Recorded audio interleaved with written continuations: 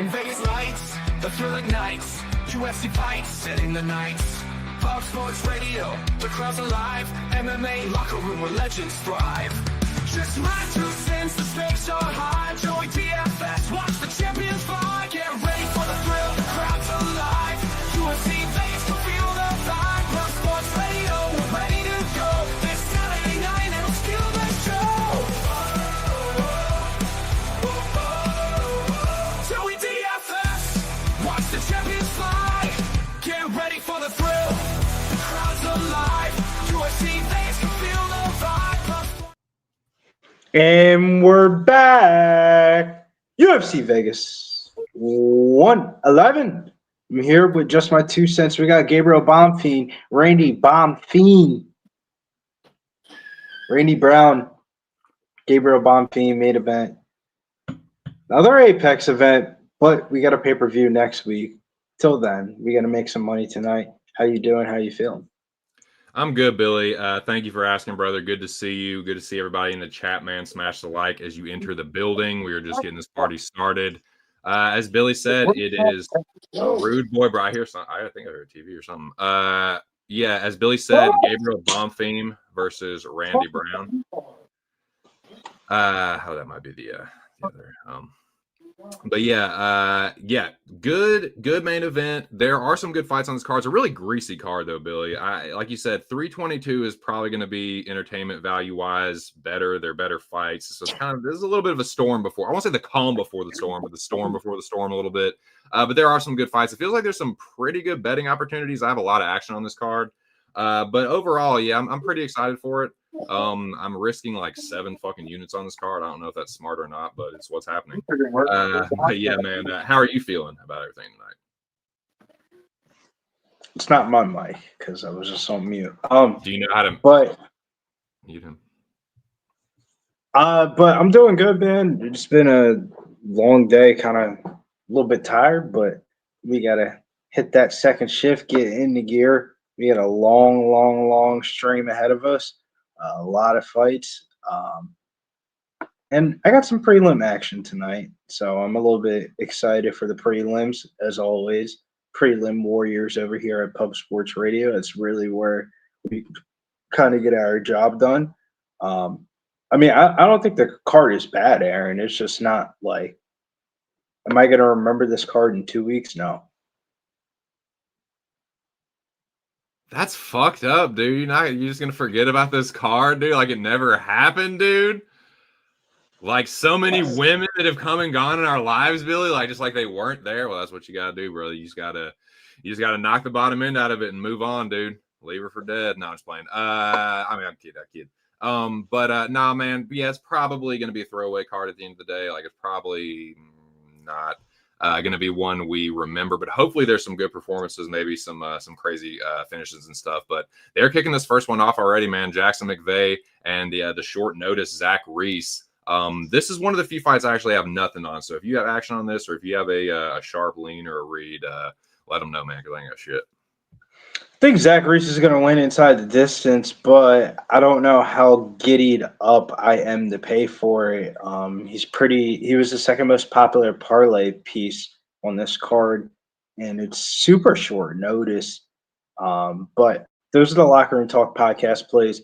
I'm on Daniel Marcos to win and fight to start round 2, minus 145. That fight is the second fight of the night here on the that's on the prelims. Christian Leroy Duncan for 2 cents. He's taking on Mr. Dumont.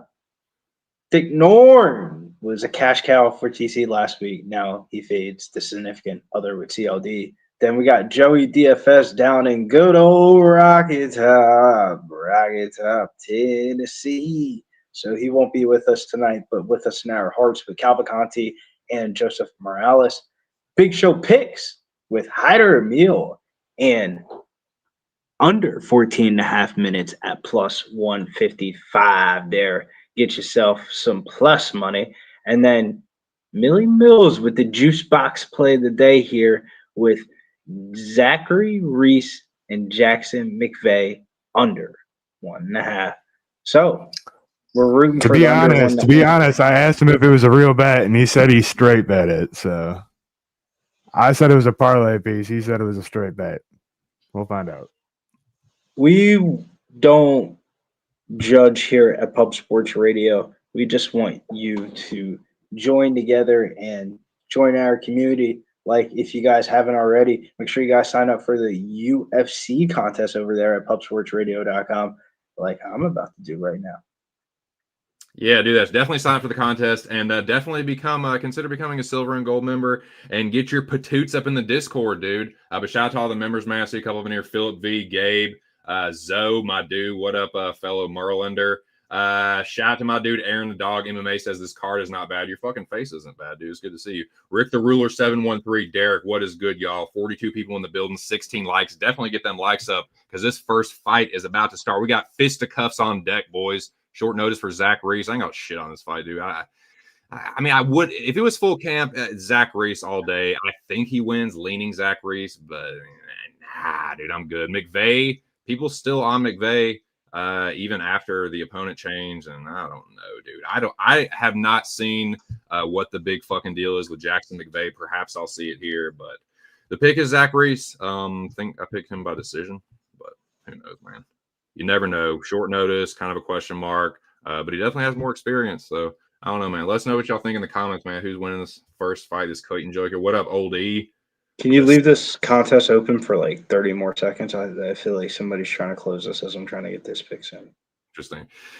Old E says, smash the like, you scurvy, bilge water drinking dogs. Scurvy having non-vitamin C malnourished motherfuckers. For real, get some vitamin C up in your systems is good for you. 25 likes, that's better. That's acceptable. 30 would be sick before the fight starts, but 25 is definitely better than fucking 18 or whatever it was. Yeah, Billy, I'm trying to catch my second win here myself, my dude. I was thinking about taking a nap before the fight started, and then time got away from me, and I was like, I definitely can't take one now. You can't take naps on the 4 o'clock card. So I feel like the pay-per-view cards. If I do it, I have to go down between 12 and 1, and I just waited too late. But I got the shit done that I needed to, as far as like re-upping and fucking, make myself a cup of coffee, all that bullshit. And here we are, gents. Jackson McVeigh, the Moose, fighting Zach Reese. What up, Joey? I see that old that old Rocky Top Wi-Fi lets you gets a little, just a ray of sunlight peeking through, just a little bit of signal. What up? Let the champions fly. This is championship level fighting right here, boys. Zach Reese, Jackson McVeigh, Houston, Texas, Herson, Third Coast. Shout out to the whole Texas, Houston, San Antonio, North Texas, Dallas, Fort Worth, Metroplex. I live in Central Texas. Awesome. Tognon is your third barrage in the octagon. This sumptuous big-titted whore is the ring card girl. She says, hey, love you, bye, I guess. And here we fucking go, boys and girls. They do touch gloves, and they get going. McVeigh in the southpaw. Left hand over the top, and then a right hook behind it from Zach Reese, who's in the southpaw as well. Double southpaw, boys, trading leg kicks here, getting going. Doing the main dance on the monster can early. McVeigh pumps the jab. A hard outside low kicks from Zach Reese. Right hand from McVeigh. They clinch up. Elbows from McVeigh over the top, and an uppercut in the clinch. Another uppercut drops Zach Reese, who pops up to his feet, trying to take Jackson McVeigh down. But the Moose is letting it rip early. Hard elbow again in the clinch from Jackson McVeigh. Single collar, Muay Thai plume, but then right hands and uppercuts from Zach Reese, and then elbow from Jackson McVeigh. They are getting after it early. Hard knee to the body from McVeigh, and then an uppercut from Zach Reese. Elbow from Zach Reese. Another elbow from McVeigh. Knee to the bodies. They trade. Left elbows and uppercuts. Left elbow over the top from Jackson McVeigh. Zach Reese fires off a 4-piece to the body. Then an elbow over the top from Zach Reese. They are still in the Muay Thai plume. Hard knee to the body from Jackson McVeigh. Chopping elbow from McVeigh. Another hard knee to the body. If he doesn't finish Reese, I don't know, dude. Reese is cut open, and it is getting testy early. What even is this fight? Moose with a knee to the body. A meme? Holy shit. Another Knee to the body from Moose, and a chopping Odie. elbow, raking elbow across the face of Zach Reese. Reese says, fuck this shit. Double underhooks. I'm going to push your fucking big Moose ass to the fence. Jackson McVeigh says, nah, dog. How about another fucking knee to the body, motherfucker? Holy shit. Another hard knee to the body from Moose. This is crumbling McVeigh. He drops down. Zach Reese pops up, but he's another elbow from Jackson McVeigh. Another knee to the body. Zach Reese somehow is still alive. Lands a right hook over the top, but Jackson McVeigh is not stopping. Another elbow from McVeigh, who's still clinched up with Zach Reese. Another knee to the body. He is expending a lot of fucking energy. Reese tries the whizzer. That one was kind of low. He's got to be careful or Zach Reese might get a breather, but he gets the knee shield in there anyway, and Jackson McVeigh has to finally catch his breath.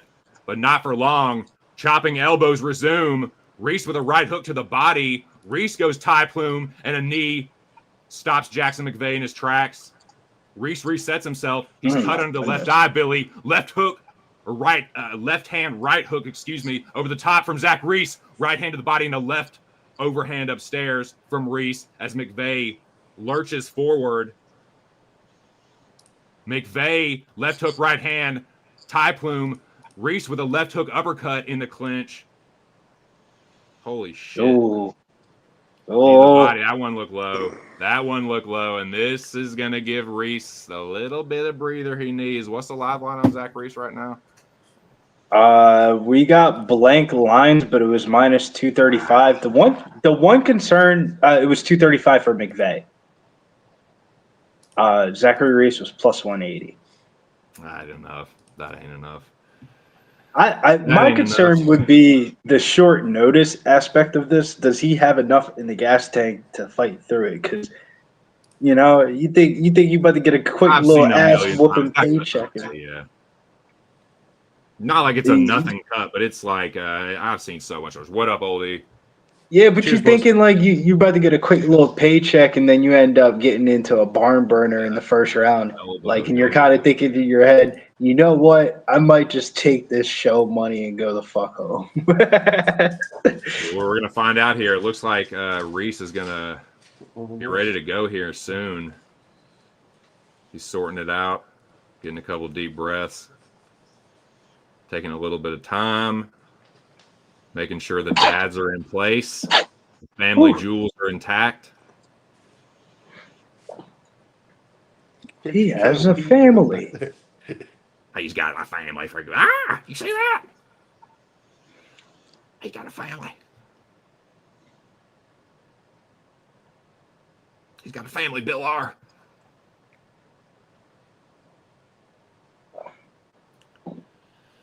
Zach Reese taking a nice reset here. I don't blame him at all.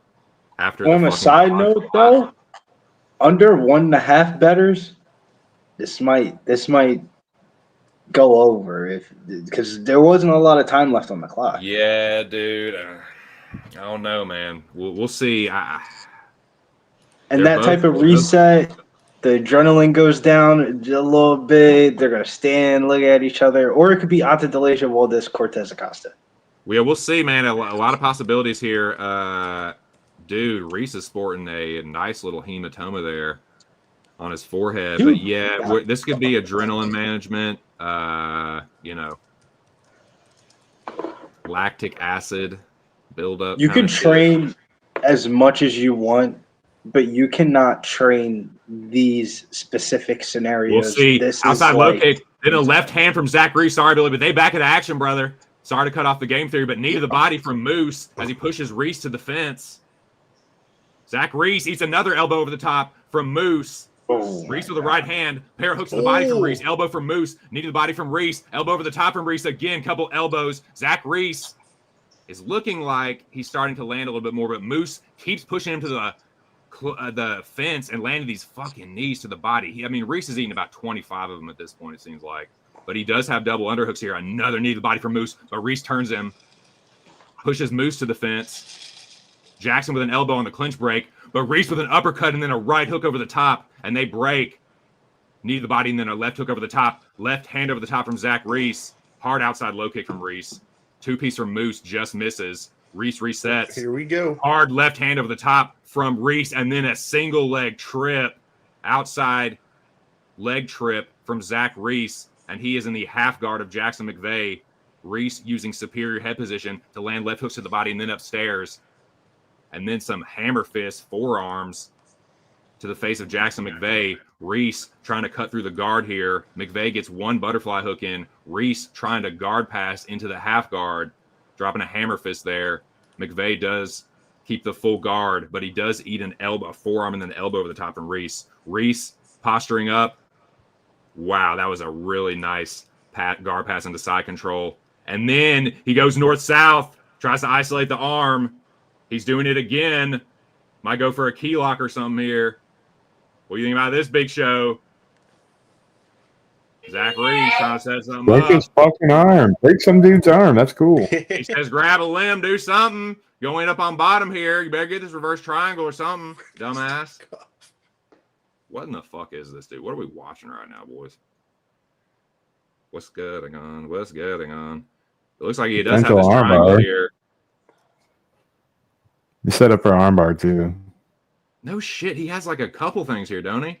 Couple options. None of them feel too threatening with 11 seconds left. That'll do it. What do you think, Billy? Old E. I'm just reading the comments. Zofi said he grabbed McVeigh for decision at plus 440. Reese by decision's a good number 2 at plus 350. Yeah, that's nice. Aaron Gaza, quick little WTA Redia. I gotta pick him right now. McVeigh is plus 120. Random Gamer said, yeah, this might go over. Damn, that's strange, bro. I to be honest with you, I stay the fuck off this. They ain't really too much. Like, I think Zach McVeigh is a better fighter, but McVeigh. I mean, I think Zachary Reese is a better fighter, but it's not he's looking on that way short today. notice. It's not looking that way today, and he got kicked in the dick, and he's already bleeding. Bro, you took the fight on 48 hours notice, dude. We'll see how Zach Reese can deal with this. We got the second round coming up. They do touch gloves to start the second round. Jackson McVeigh eats a hard outside low kick from Reese, who backs up two-piece from Jackson and then a shovel hook as he pushes Reese into the fence. Moose with an elbow. Reese blocks it, right hook to the body, and then a double leg from Zach Reese into the full guard of Jackson McVeigh. And second verse, same as the first, at least the end of the first verse there, the first stanza. The second one begins just like it, with Zach Reese on top of the Moose, Jackson McVeigh, who is in a closed full guard, as Reese pushes his fucking head into the fence and then drops a left elbow over the top. Big shout. Do you see that? I like that little elbow over the top. It's nice. Yeah, the little slicer, dicer. Left hand as Jackson McVeigh does get back to his feet, but then Reese is on a double leg and he sets him right back down, Billy. I'm shocked that he got up. Yep, he hopped right back up, and then Reese said, I'll just Isaac Newton your fucking ass. Use the laws of physics on you. What goes up must come down, as Joey would say, Joey DFS in the chat. Shout out to everybody in the chat, man. Smash the like. Oh, Zach Reese is in the full closed guard of Jackson McVeigh. Very weird position. It is like he's kind of crammed in the fence. Zach Reese does drop a nice left hand over the top. But yeah, hasn't been a ton of he's just been trying to control this position. Jackson McVeigh goes belly down, and Zach Reese hops on the back. Threatening with the rear naked choke. It might be under the chin, boys. Zach Reese re-gripping. Jackson McVeigh's fighting this off, but it is under the chin. This is close, boys. This is hairy for Jackson McVeigh. Zach Reese goes gable grip, and he gets the tap. Zach Reese with the second round submission, boys. Damn. And the under 1.5 ends up hitting. By 1 fucking minute. Jesus Christ. Let's fucking go. Shout out to MMA Locker Room, man. Shout out to Mills. Make sure y'all check out his interview with Malcolm Wellmaker. Oh, he's going to be fighting on the prelims of UFC 322. It's going to be a sick fight between him and Cody Haddon, dude. I'm really looking forward to that. And the whole thing. But Zach Reese backers, Reese inside the distance, Reese sub, second round, any of that shit. The under cash, man. Shout out to Mills and shout out to all y'all, man. Let's fucking Gary is. Speak of the devil. Hey, no, we speak of angels around here. We don't speak around that because we just blessed y'all with that premium play. Another one out the window, under 1.5. We cash it, baby. Let's go. Millie Mills of a sweaty. Better cash.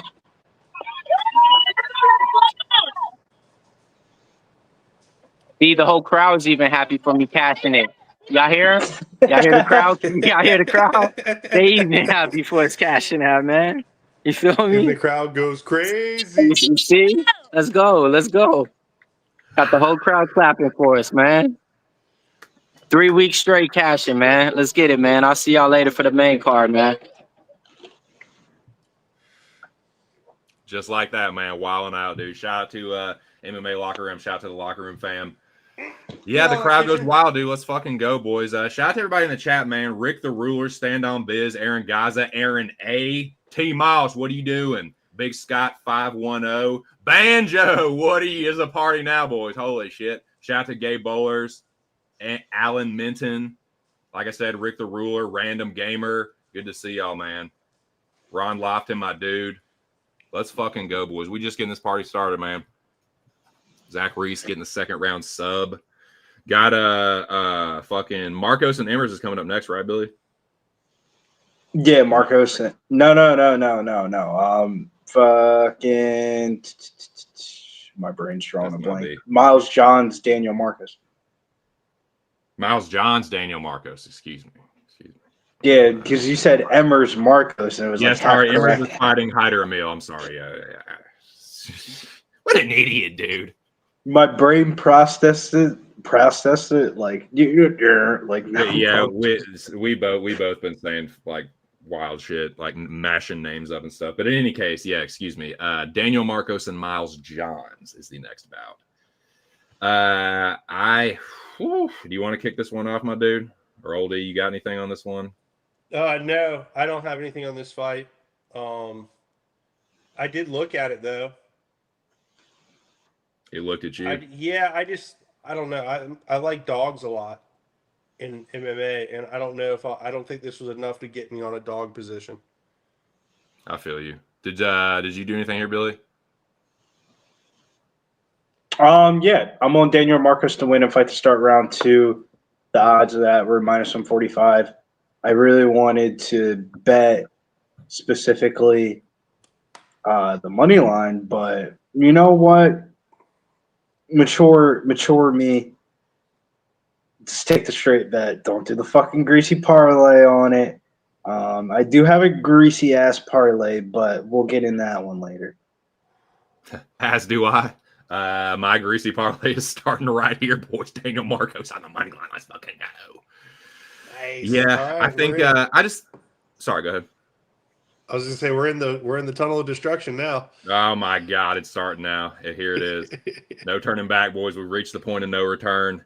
Yeah, man. I just think Marcos is going to be the better striker here. Miles Johns does have. I'll give him the power edge, and he does wing them things, dude. He will chuck them bricks. But Marcos is cleaner. I think his punches will be straighter, and I think he will be the more consistent striker. I'll give Johns the wrestling edge, but Marcos has pretty good.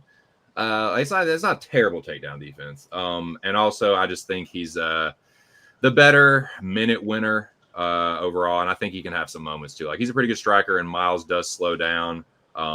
So I think if Marcos can kind of maybe play it safe early, I think he can kind of just start pulling away down the stretch. So yeah, give me Marcos to start the parlay off here.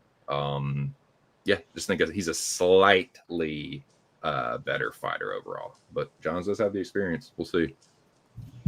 Yeah, I'm a little bit nervous because Miles Johns does have the experience, and it's like me and Paul were talking late last night, and he was asking me like what was the UFC play, and I was telling him Daniel Marcos.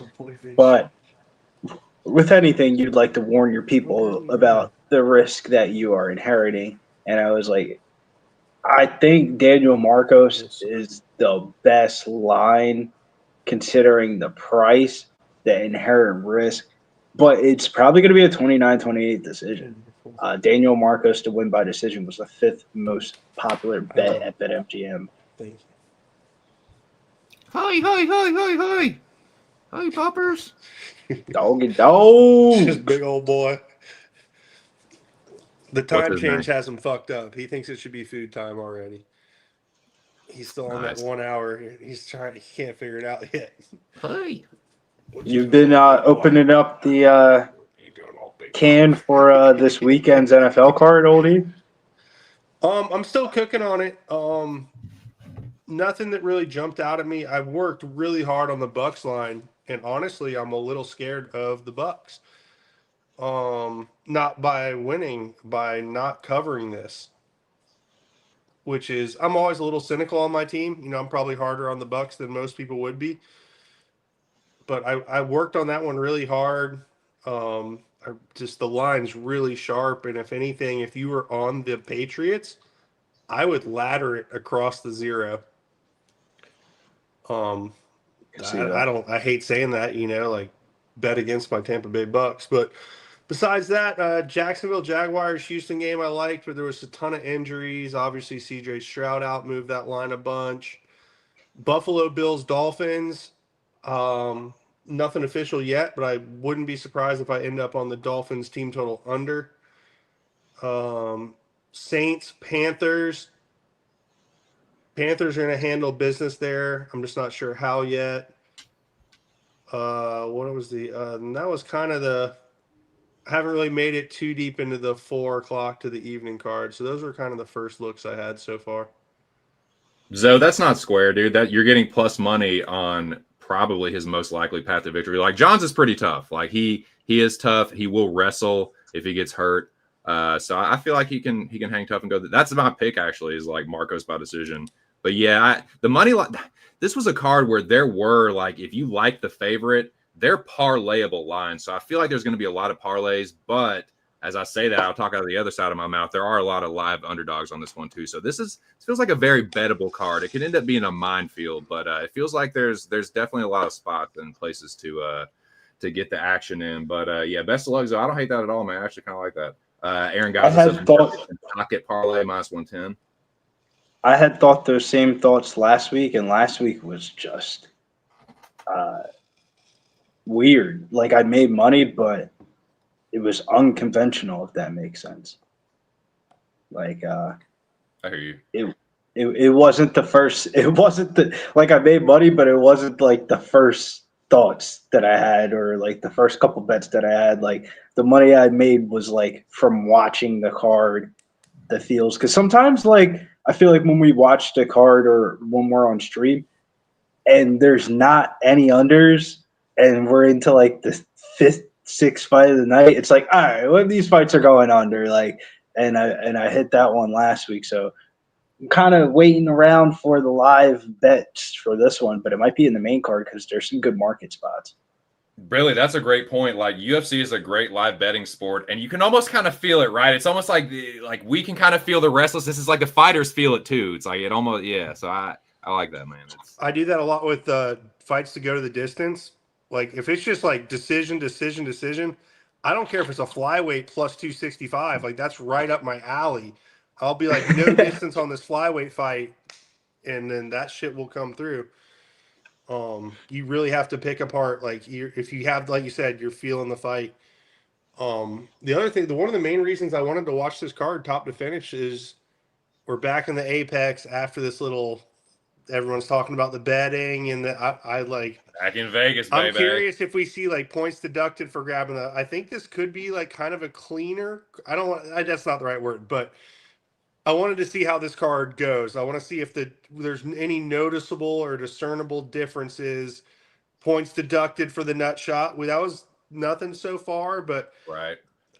If they start getting like nitpicky all of a sudden, I'm gonna be like, "Oh, you dirty sons of bitches!" Dude, these are all things to consider, man. Because people have been talking about this shit all week with like the betting scandal, and it's like, yeah, it's greasy, it's dirty, it's corrupt. But what you got to do, you got to adapt to it, and just realize that if you know you're getting this is possibility with some of these things, you got to try and get on the right side of the script if you think there is one, and use it to make yourself some money. You know, I got a theory that with the whole betting scandal thing, that they might just pay out tonight. Because remember Christmas last year, like everybody got paid out, and it was like the week before Christmas. Nobody said nothing about no fucking robbery about a week later, and everybody shut their fucking mouths. Like, if let's say like a bunch of favorites end up winning on this card, like if a bunch of favorites end up winning this card, a couple public underdogs, like people probably gonna be back on the UFC shit for next week. But if they do the scam shit again, by any means, this is the guys. Come on, we're so everything is cool. This is it's a big pay-per-view next week. 320. That's why I'm glad the water's fine for UFC 322. We'll take your fucking money there. The 322 fights are banging, but man, Madison Square Garden gets crazy when it comes to UFC. Here we go. Miles Johns, Daniel Marcos. Shout out to everybody in the chat, man. 77. Hope to see close to 77 likes. I don't expect that, but 60 would be cool. 50 would be, that would be something. But here we go. I'm very nervous. I'm very nervous. I got a lot of pre-fight jitters here. Come on, Bill. Let's get this shit, dude. Let's get this shit, doggy. Whew. See, my body's burping. I'm burping. Harry Hatley says, got one butt fever. Okay, draw back on it.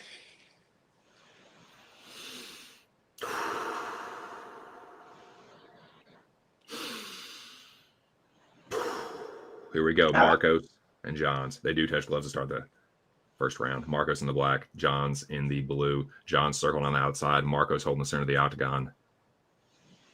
Johns pumping the jab out there. Both gentlemen in the orthodox front kick there. Jordan from Daniel Marcos. Hard outside low kick from Johns. Spins Marcos around. Marcos. I like that. Hanging back, looking to counter. Marcos pumps the jab, parried by Miles Johns. Miles pumps the jab. The second one landed, and Marcos bounced off the fence and then said, let me just reset here, meet you back in the center. So he was really good. Right hand over the top, just misses. Johns tried the counter left hook. Both men letting her fly early. Hard low kick from Marcos. Johns just got out of the way. It might have landed. I couldn't really see from the camera angle. Marcos holding the jab hand out there. Miles pumps the jab, tries to enter the pocket, and Marcos just gets out of range. Marcos fading back and looking to counter over the top when Miles Johns pushes forward. Right hand for Miles Johns, looks for the left hook, but Marcos gets the fuck up out of there. Hard low kick from Miles Johns, and Marcos has to reset. Johns looks for the leaping lead left hook, and it does not fucking land. Dude, Johns looks good early, man. He does, man. Step in knee to the body from Marcos. Johns pumps the jab to try and counter. Nice jab from Miles Johns. Marcos has to reset, meeting back in the center. A low kick from Miles Johns turned into a single leg from Daniel Marcos, and he sits him right down. That came pretty easily. Let's fucking go, Marcos. To be honest with you, 2 cents, that's a little bit concerning because that means that leg kick might have jolted him a little bit where he said, you know what? Fuck this. I'm taking your bitch ass down. Indeed, but I like how easily he got that takedown. I'll say that. I think it was because it was unexpected. Yes, I agree, but I'm going to try and look at this glass half full, but I definitely hear what you're saying. Miles Johns trying to go belly down. Marcos holding him in position. Johns does go belly down. Marcos lets him back to the feet, but then floats around to the back as Johns gets to both knees. Gets up to one, and then he is up. Marcos trying to put the right hook in. Johns not having it. Diving for a single leg now. Marcos going to have to be careful. Miles Johnson now single. Marcos has to split the legs and now defend. Marcos with an elbow to the side of the fucking neck of Miles Johns, who is in on a single. This is more of what I thought we would see as Miles Johns pursuing takedowns. Yeah, you can definitely expect that from him. He got that wrestling background for sure. But Miles Johns got his ASICs on. I'm going to smoke. We'll be here, Bo. Have a good one. Have a good sesh, dude. Get fucking stoned. Nobody leave and nobody. Yeah, please, no one leave. God, I'll fucking throw up. My God, boys. Miles Johns pushing Daniel Marcos to the fence. Elbow to the side of the head of Johns. Marcos with the wizard, Johnny. The wizard's huge. Marcos breaks from the clinch.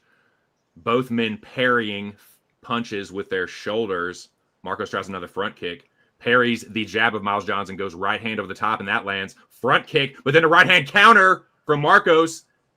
Marcos cracked Johns with something, and then Johns said, fuck, dude, let me try and wrestle your ass again. But Marcos showing good takedown defense thus far. 137. Sorry about the time. I'm horrible with that, Gabe. Gabe said something about that earlier, and I apologize, brother. I'm really bad with that. You got to try and see your blind spots as much as you can, boys. The Wizza, Johnny. The Wizza, Billy. It's keeping him upright. Greasy first round. I feel like you would have to be real MMA fan to understand what's going on in this fight. For sure, but that was a nice knee from Marcos, and I like that he's showing a good strength, and then a nice knee to the body, switching it up, changing levels, going from striking to grappling. I love that. I love that, baby. That's a great thing for this. There's a lot of chess going on in this. Mm-hmm. Under a minute to go here in the first round. Knee to the body from Marcos as Miles Johns tries to reach around and grab a single with it. Marcos said, I'll just knee your fucking ass on the side again. Knee to the head from Marcos. Johns tries to drop down. Put your hand on the mat, buddy. Nah, don't do that. That shit legal now. Oh, my God. That was a devastating knee to the thigh, boys. It ain't that devastating, but it might win us the round here. He's doing enough control right now. Oh, yeah. No, don't stop round for sure. Well, he took over the round because he was definitely losing the beginning 2 minutes of the round up until like the 3-minute mark. He was losing for sure.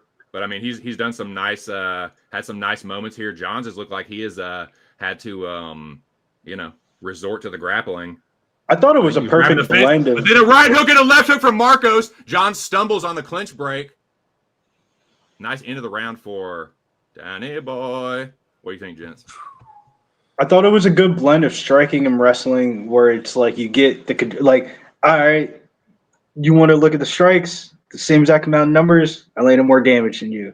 Control time, I got that too. So, I mean, we gotta have won that round, right?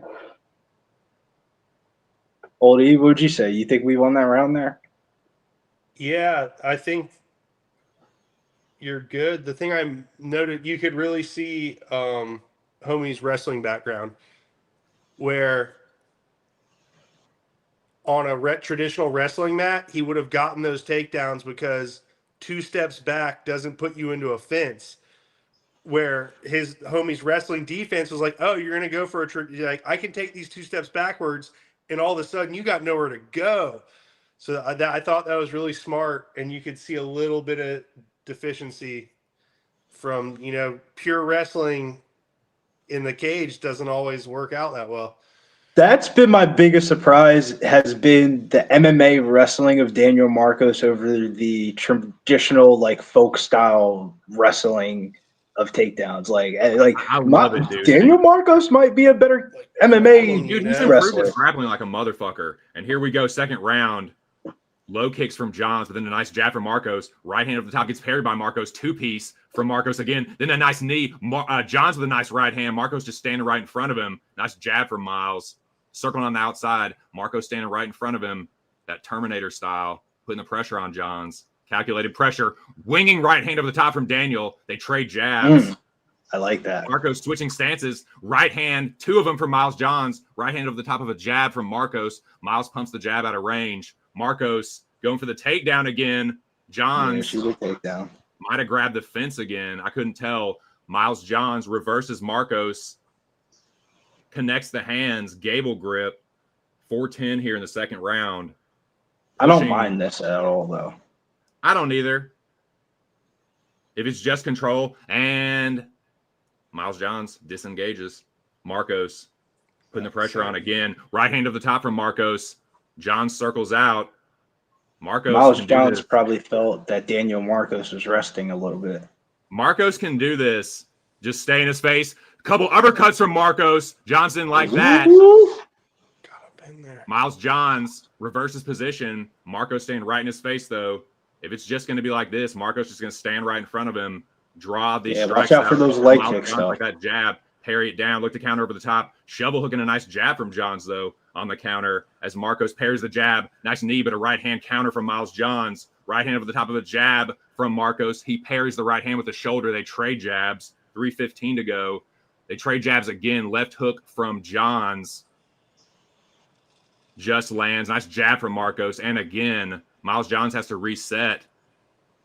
We're almost to the halfway point of the fight. Johns lands the first jab, misses the second. Marcos right in his face. He was getting tired first. Oh, Marcos with an easy. God, that single leg came way too easy, Billy. I was gonna say who's getting tired first because both of them is breathing heavy as fuck right now. But Marcos will pressure him. Marcos will, and Johns is just disengaging. Like Johns is starting to get tired. But I think it's important that Marcos stay on top here. Marcos with a hammer fist. I got 232. Johns kicks him off. Do you think he's capitulating? I love that he's kicking and shit, doing all these big moves. Marcos almost gets around to the back here. Does float around to the back. I think Miles Johns is starting to get tired. Marcos with the body lock here. Capitulate. He gets up to one knee, but then Marcos drags him right back down. I love this. Just sag on him, Bobo. Yeah, just soften him up a little bit. Couple right hands. That's right. All right. Marcos. These boys be Division I at any fucking place, dude. Miles is cuffing his fucking the Morgan and Morgan. Yeah, Harry Hadley, gotta watch that shit now, boy. How clear is that he's holding the fucking fence right there, dude? What is holding our hands across the fucking head? Knee to the body from Marcos as Johns does get back to his feet. Marcos still has the body lock though. We'll see what the chat's saying. Puts the left hook in. Knee to the body from Marcos. Or it might have been a devastating knee to the thigh. What up, Jacqueline? Beautiful butterfly in the building. Shout out to all the ladies and gentlemen in the chat. We got Daniel Marcos and Miles Johns here. 81 people in the chat. That's fucking tight. Johns, dude, don't you grab that fucking fence now. Game is funny. He said, we're synced up, TC. Now it changes my viewing experience. I hope so, man. I'm sorry. I wish we could all be synced up here. But Daniel Marcos is throwing Miles Johns around, and he throws the left hook in. Speaking of throwing shit, he was threatened with a rear naked choke there just under a minute here. Daniel Marcos on the back of Miles Johns. He throws one hook and he throws the other hook in. He's threatened with a rear naked choke. It might be under the chin.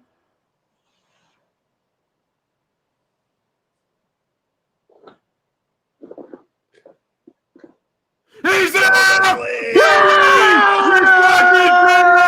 Marcos with the submission. He fucking squeezed Miles Johns. Good night, sweet prince. Good night, nurse. That will be all for this evening. The triage Whack him, Billy. Triage him, Billy. Let's go. Money, money, money. Woo, money. Love that. You know how you sell somebody on a Daniel Marcos pick? You tell him he was undefeated and he lost his last fight, and now he's minus 200. Come on, man. We'll take the minus 145. The first round, I was not going to lie. I was a little bit nervous because it felt like he had the advantage enough on the ground where he was going to get could have gotten the finish. I would have said decision. But you know, when it's the fifth most popular bet on BetMGM, they said we ain't paying that out, Bubba. Let's fucking go. Big show picks. What up, Justin? He says, my name is Call Me in the Morning.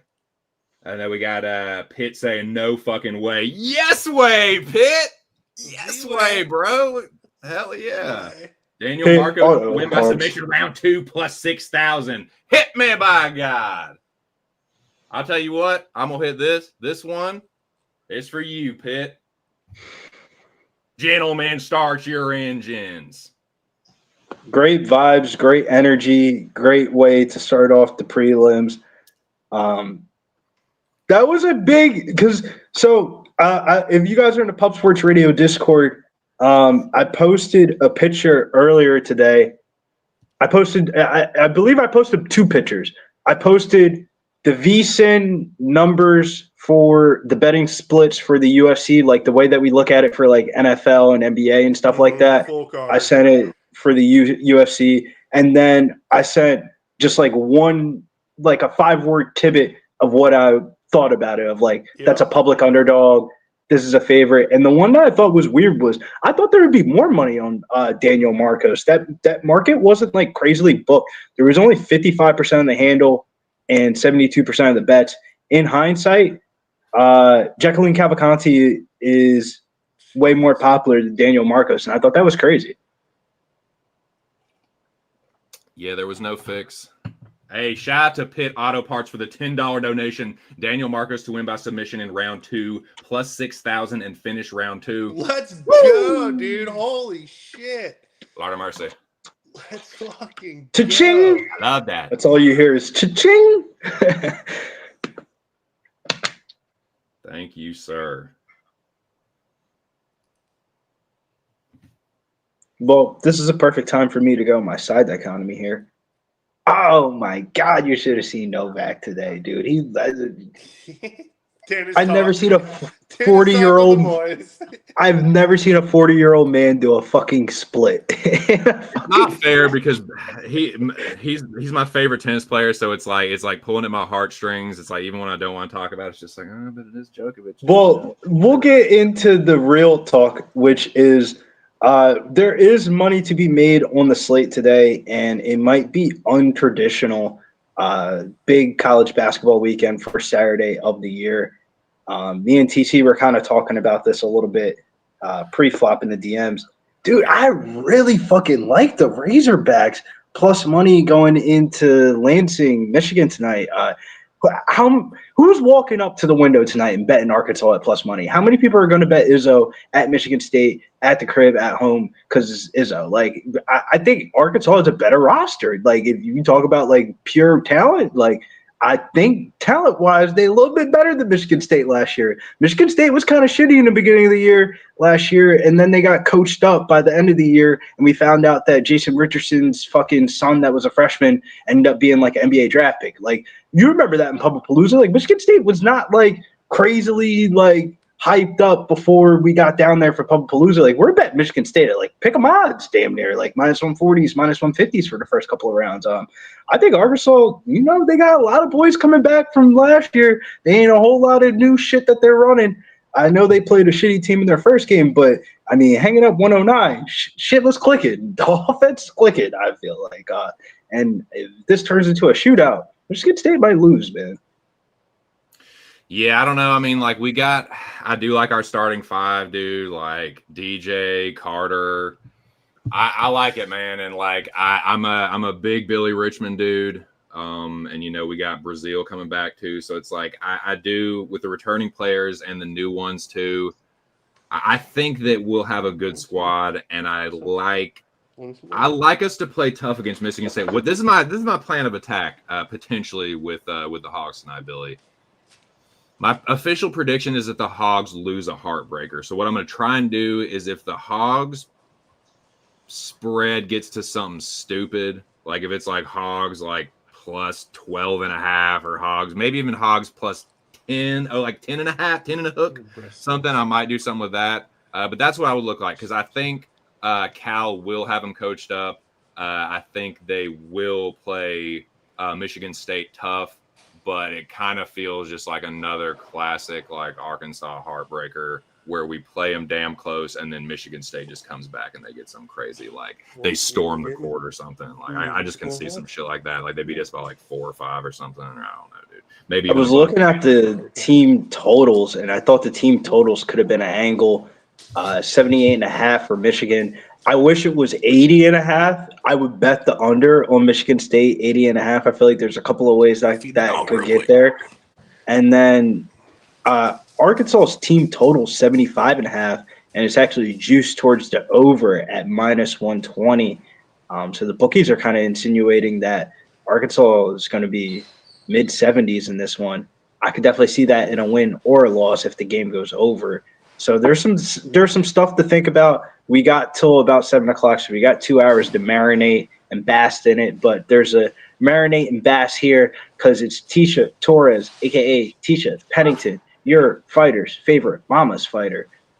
She's taking on Denise Gomez, partner of Carol Rosa, top 15 fighter. This is going to be a banger, man. This is one of those type of fights where you see the age gap and you think, you know what? The age gap might not fucking matter because for the lack of fight IQ moments that Denise Gomez has in critical moments, that's what Tisha Pennington has made a career on. Never been knocked down across 18 UFC fights is a pretty good record. Denise Gomez, I feel like a lot of the times that she wants to win these fights, it's by bullying these girls. I know a lot of people are betting MBS as like the girls' dog of the week. Shit, I think Tisha gonna surprise some people in this one. She's gonna come up just close, but not close enough. Well, brother, I hope she surprises some people, and I hope she does not only come close enough. I hope she wins the whole damn thing because I have bet Tisha Torres, better plus 154. It's not simple, but like it just kind of feels like a 50-50 to me. Like, yeah, I guess I get Gomes being favored because she's younger, but I think Tisha still might be a little faster. Gomes definitely hits harder, and she, like, again, has the youth advantage. Tisha does have the experience advantage, though, and I think she has the footwork advantage. Grappling, I guess I would – I don't know, man. That's why I don't really know. I don't know how the grappling is going to go. I'm not as confident on that. But the experience and who I think is going to be the cleaner striker and probably put out more volume, I'm always going to take that, man. I don't think Tisha is washed. And I think Gomes, like – I won't say she's overrated, but I think that Tisha can kind of like out-skill her, like out-finesse her a little bit, and kind of just eke her way to a 29-28. But I do see it being a decision. I do see it being a split. She could definitely lose a split. She's lost plenty of those. But Gomes, like, most of her wins are not the level of Tisha Torres or Pennington, excuse me. But I feel like, yeah, she has the power advantage. She might just kind of bully Tisha, but I don't know, man. I think Pennington's going to be a little too crafty for her. So give me the bet lesson here for plus 154. I have Pennington straight up solo bet. Let's go. Let's go. I could easily see Gomez, especially. I watched the weigh-offs yesterday, and she's gangster, man. But I think there's enough value, especially, like I said, I'm on the dogs. Pretty much, I like chipping away at these dogs. And again, I'm expecting to see clean fights this week. I don't think we should see any fuckery. Maybe even possibly point deductions, which was definitely enough to like get me more to the Pennington side in a clean fight. Like if it goes to decision or a split decision, in theory, we should see slightly less fuckery. We'll fire that old center console up, old E, and let's ride. Dude, that's like fucking go. You don't even have kitchen knives in your house when you live with a chick like that, dude. Fucking get stabbed. Well, her girlfriend's a top 15 fighter. She'd probably beat her ass. Carol Rosa and Denise Gomez get into a fight. Carol Rosa's beating her ass. Am I right? Like, if they got into a UFC fight, she'd be like minus 250. Yeah, she'll fucking backwards grip that thing on you and fucking dice you up. Fucking like judo toss you and shit. Flip you. The Denise Gomez thing that has me spooked about betting on her, or the reason why I would say picking against her, she'd be losing to a couple of vets in a couple of situations. Like the Angela Hill one was like, man, you lose to Angela Hill, you get Dr. Stoppage beat by Angela Hill, and I don't know, man. She's bounced back. I like Denise Gomez, but I like betting her when she's an underdog. Like I'm not one of those type of people that say that too often, but damn, I like betting her as an underdog. She's a great dog. But Denise Gomez as a favorite, nah, I'm good. I'll pass. The power of Christ compels you. The power of Christ compel you. Well, the line continuously has came down all week, so they're like, damn, we ain't getting Denise Gomez and no parlays. Fuck it, bring the line down, boys. And then they bring the line down, and people still aren't playing it like that. I can't imagine, like, fuck the ticket count and the numbers on this. How many tickets are really on this fight? 175,456. Exactly. I'm no sure. I know I'm nervous, though. That's what I do know. Oh, that throat tat's fresh, too. Yeah, dude. Usually like betting on girls with throat tats. Come on, Tisha. But not anymore. Show her lesbian strengths. Her arms are fucking jacked. Come on, Tiny Tornado. Whoop her fucking Brazilian ass, dude.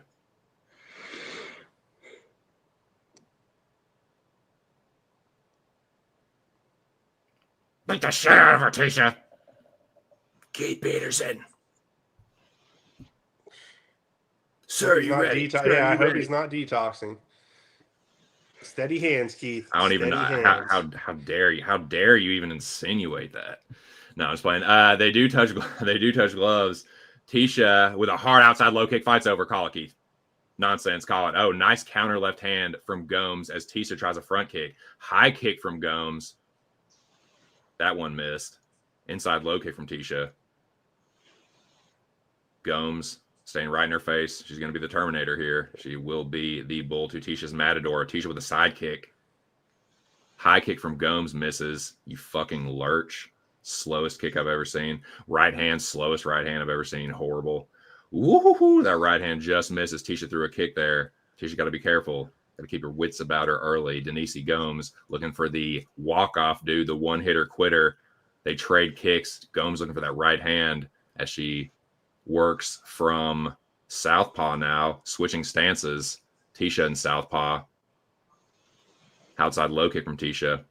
Gomes looks for the question mark kick. Hard right hand from Gomes. She catches the kick of Tisha, but Tisha keeping her balance here on one leg. Gomes gets her to the fence, and she does get the trip, but Tisha pops right back up to her feet. Combos from Tisha and a left hook on the end of it, but Gomes cracked her with a right hand. She got back to her feet. I do believe it might have been a left hook. I can't remember. I'm sorry, boy. A bit of a stoner. Outside low kick from Gomes finds the mark. I got 338 for anybody watching. Tisha misses with the outside low kick. Nice side thrust kick there. She missed the hook kick. Missed the Uromawashi, but she does eat an inside low kick there from Gomes. Staying right in her face, working from the orthodox. Gomes looks for a spinning hook kick, but it's slow as fucking grass grows. 319 here in the first round. Both of them switching stances. Thrust kick to the shin of Gomes. Head kick misses from Gomes. Hook kick just misses from Tisha. Gomes parries it just out of the way. Inside low kick from Denise. Tisha with the side thrust kick, parrying the jab hand down of Denise Gomes, who stays right in the face of Tisha. Inside low kick lands for Denise. Denise misses the right hand. Tisha does not miss hers, but she gets single leg tripped by Denise Gomes. Tisha pops right back up to her feet, though, eats a low kick, and then misses a spinning back fist by about a country fucking mile. But we got 242 as Tisha just evades the left hand of Denise Gomes. Spinning back kick to the body lands for the Brazilian. Outside low kick lands for Denise as well. Halfway point of the first round. Shout out to everybody on panel and in the chat. High kick misses again for Gomes. I love that she's throwing all these kicks, dude. I think it's going to wear a fucking dumbass out. Front kick there from Gomes. Tisha, thrust kick to the shin again. Denise sporting a mouse.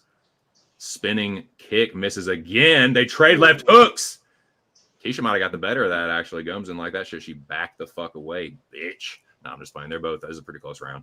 Outside low kick from Tisha. I just have money on Tisha. Sorry, I'm super biased. Oblique kick again. Nice check left hook from Torres. I'm sorry, Pennington. Pennington looks for the two pieces. Then Nisi looks for the head kick. Nah, call her Torres. Torres sounds cooler, but you know, I ain't gonna disrespect Raquel. It's not a disrespect. It's just more Raquel Pennington. I said, woman, man, Rocky. Bill, you trying to get my ass? Well, you trying to get me fucking beat up by Rocky Pennington? Dude, I ain't trying to. Rocky's the homie. No. It's more of like her fight career. She's Tisha Torres in her fight career. Yeah, hard right hand from Denise, but Tisha lands back right hand into left hook from Torres. There you are. Inside low kick just misses. Both ladies landing right hand over the top from Torres as Denise looks for the left hook. 111. Denise pumps the jab. Torres from the southpaw switching back into orthodox. Head kick gets blocked by Tisha. Just over the minute mark here. Tisha misses plus 275 live. Or Torres. Back kick, right hand over the top from Gomes. What's the live line, Z? Plus 275. For who? Pennington.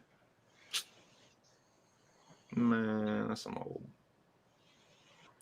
I mean, to be honest with you, TC, That's better than what I saw. FanDuel had minus 650 plus 440. I mean, I can't really say anything. I'm super biased, so it's like I'm looking at this through Tisha color glasses, but I feel like it's a these pretty are fucking close these lines round. are obviously That does not seem like it seems like about a 50-50. Outside low kick from Gomes. lines Front locked. kick from Obviously 10 Denisi. seconds. But Tisha does fight pretty close. Tisha pumps the jab out there. Body kick from Gomes. Tisha looks for the takedown. The single leg almost gets around to the back, but the Kimura trap from Gomes keeps Tisha from advancing. She's looking for this Kimura, but she ain't going to get it, and that's the first round. What do you think, boys? Maybe pursue the grappling a little bit more, in my opinion. Mm-hmm. I think Gomes won the fight. I think she won the first 2.5 minutes. I think She definitely won the round. Yeah, I think she won the round. Tisha won more parts of the second half of that round than I think she won the first part. Yeah, it was a round where it's like, yeah, Gomes won it. I scored it for Gomes on my scorecard, but it was like I gave it to her because she was the one with the aggression and like the pressure and more of the octagon control, whereas like Tisha was having to react to her. But it was still pretty close. They both had their moments. Tisha's counter's been on fire though. Tisha's been landing some nice left hooks, dude, and she's kind of busted up Gomes's right eye a little bit. She's a couple she snuck her real close too. She stuck her. Yeah, but the problem is the initial speed advantage that Gomez has. She's taken advantage of that, but Tisha is able to counter off of it. But it's like, I don't know, man. Like Gomes is not faster than Tisha. She is way slower on the kicks and shit. But she's more. No, I'm not talking about kicks. Just she did trying to grab that Kimura lock pretty easy though. That Kimura lock. That was a nice front kick, inside low kick from Tisha. Here we go, boys. Second round. Kick those legs. Inside low kick from Gomes. They've both been kicking each other's legs. Tisha's been throwing these oblique thrust kicks. Gomes been throwing a lot of high kicks. Outside low kick from Tisha spins Gomes around. I got 237 for anybody listening along. Tisha on the back foot again. She throws the high kick, lifts the knee. Gomes pushing forward. Gomes with an inside low kick. Grazes the body of Tisha. Thrust kick from Tisha. Outside low kick Denisi. Denisi misses a two-piece. I can't believe these are two ranked fighters. What the fuck she just look at? Fucking looking for. Yeah. 405 body kick there from Gomes. Nice jab from Denisi. Tisha with an outside low kick there. Gomes steps in with the right hand, but Tisha with a counter right and a low kick. Gomes just hops in with these big moments, and even when she like gets cracked and exchange, it looks like she's doing all this like big. She makes a lot of big movements and shit. So it looks like even when she doesn't land or gets blocked, it looks like she's just getting the better of it. But yeah, she's with the forward pressure. You know, you gotta say she's up. And that was a nice right hand, but Denisi, but a nice counter like hook from Tisha. Shovel hook by Gomes, but then a left hook right hand over the top from Pennington as she works her way back to the center, trying to get some respect from Gomes. That was a nice front kick, dude, to the titties, dude, right between the chest of Tisha Torres. Inside low kick from Denisi. Tisha leaking from the nose, I think. Gomes pumps the jab out there. Tisha parries. Inside low kick from Gomes. Counter right hand left hook from Pennington. Gomes looks for the left hook and the high kick, but Tisha with a nice kick to the upper thigh. Knocks Gomes just off, but then a nice outside or inside low kick from Gomes. Two-piece for Denisi, just misses. Denisi thinks about the front kick again, switches to southpaw. Nice straight. I think it was a jab from the southpaw from Gomes, and then a right hand to the body and upstairs from Denisi. She needs to wrestle. She needs to wrestle. Front kick from Gomes. She got a nice front kick, man. Gomes putting the pressure on Tisha, got it behind the black line. Gomes looks for the spinning hook kick that Tisha just parries over the top. Gomes with the right hand. Tisha parries the left hook. Inside low kick from Tisha. Gomes is starting to march her down a little bit. She's not really hurting her, but she's definitely putting the pressure on and like edging out this round for sure. Just over 2 minutes to go here. Yes. Tisha with the jumping switch kick to the body. It's going to take more than that. Gomes pumps the jab. It's not like she's like murdering her or anything, but she's just getting the better of this. Spinning back kick gets messed with a spinning back fist. They're both doing spinning shit. Tisha with a thrust kick, but she's going to have to go back to her combos more. Where's your jab, Tisha? See, Gomes hit her with a jab and a body kick. Tisha getting a little outworked by the pressure of Denise Gomes. Body kick gets blocked, but Denise is throwing a lot of these head kicks, man. Outside low kick from Tisha. Hard right-hand counter over the top from Gomes, who is definitely winning the second round. Gomes with a spinning hook kick. Tisha misses the high kick, and that was a slow kick, too. Tisha might be getting tired. Left hook from Gomes gets blocked. That right hand misses as Tisha throws a low kick. There's a jab. Gomes looks for the takedown. Tisha with the overhook or the headlock. Nice takedown defense there. But Tisha going to have to do something to take this round back. Going to have to hurt Denise because this is definitely her round. High kick misses for Gomes. Tisha bouncing but not really doing anything. Hard outside low kick from Denise. Tisha looks for the overhand right and then another right hand behind it, but it's just not enough. Inside low kick from Pennington. Denise with a back elbow that lands, but Tisha hanging tough. Left hook on the clinch break from Tisha. They trade jabs. Right hand to the body from Gomes. She tries the takedown, but Tisha with the whizza, Johnny. Stays upright. 22 seconds here. Gomes pushes her into the clinch, into the fence. Right hands from Tisha at the end. She misses the left hook. Tisha trying to get something back, but it's just too little too late, man. This is the Gomes round. These car crashes with these females are kind of fun watching. I mean, it has been some car crashes. And that's the second round, boys. I thought Tisha, knowing she was going to lose that round, the last minute, she should have tried to get a takedown back or something. Try to get a stat back. Yeah, She should have done a little bit more. What she was trying to do, lose the round, try to get some stats back. You know, you should have been doing that. At the I said the same shit. Bro, I said the same shit. Like, yo, you're not getting better with the striking exchanges. And try to get one of them back. So now you're on that, you know. You're not getting better with the striking exchanges. You got to shoot for a takedown because, like, what the fuck else are you going to do? If we're just doing this Olay bullshit at distance, bitch, you about to lose. She is, man, because she's outgunned. The pressure of Gomes is making her completely reactive, and she's just waiting to counter, and she doesn't have the firepower to really hurt Denise.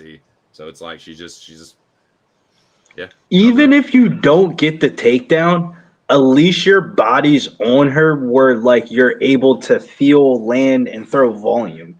She's just landing when she's in the pocket, but Gomes is like standing in front of her and forcing her to back up, and so she's just like running out of room. And then Denise's just like she has a good kicking game, and like there's no jab whatsoever out of Tisha either. I've seen one jab like the whole round.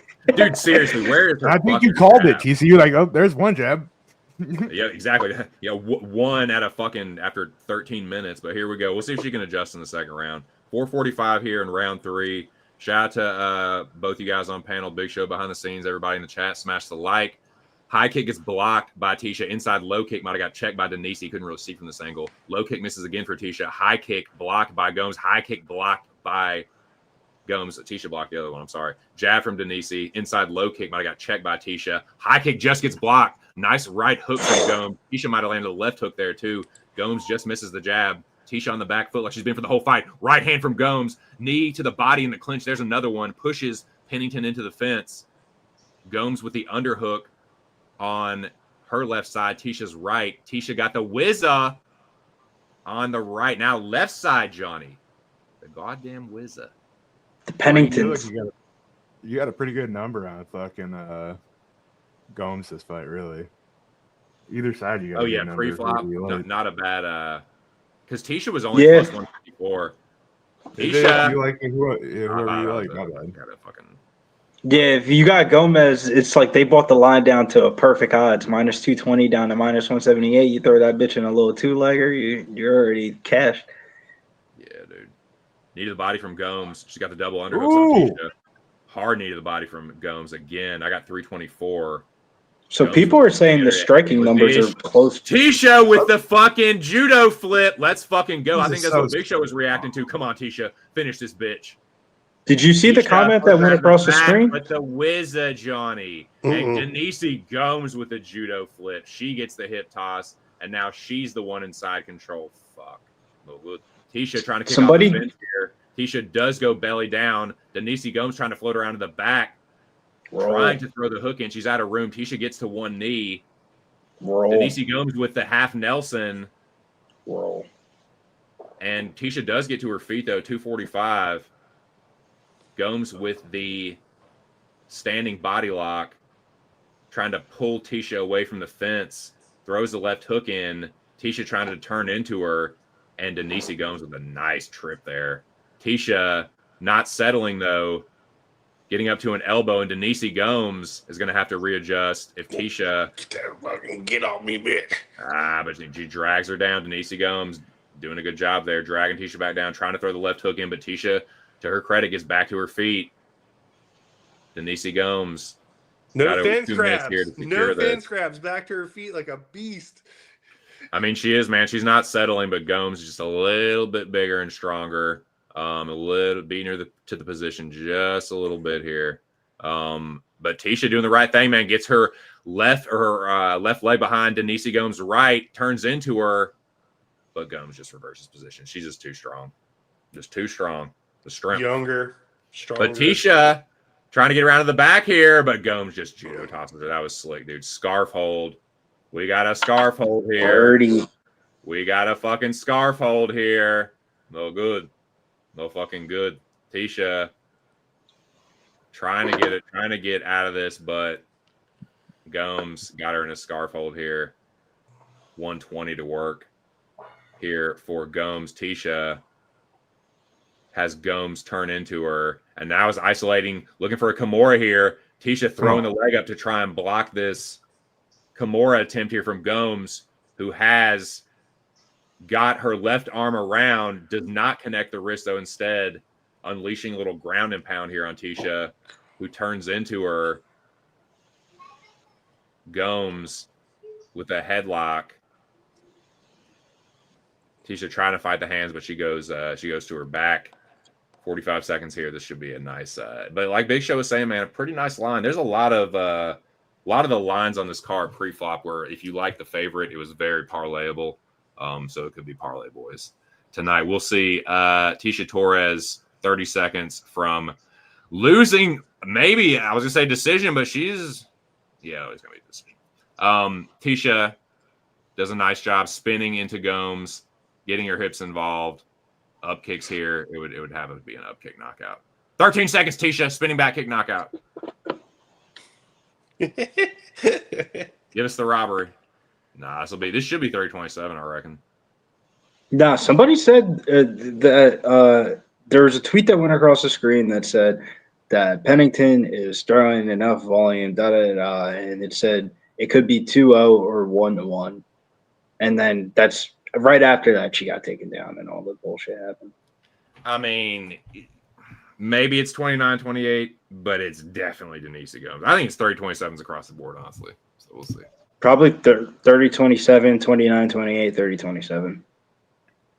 Yeah, 230s and then 129. I mean, you could give maybe the first round, like I said, if you thought she won more of the first 2.5 minutes, but how do you beat the 2 takedowns in the first 2.5 minutes? Nah. You know, and then she finishes the round in a fucking Kimura almost. I mean, dude, I had money on Tisha, and it was 30-27 Gomes on my scoreboard. Not that that's worth but anything. you have a disappointed post-fight ticket. I had no skin on either side. I mean, I could see 29-28. If I get this robbery, I will. 29-28. That's not. No, that'd be wait. Not after this week. Not this week. Yeah, It's not gonna happen, but 29-28 feels like 2025, that would bro. be honestly pretty fucking insane. 30-27 unanimous decision. I think that's what it's going to be. All 3 judges. I don't see how it's not unanimous.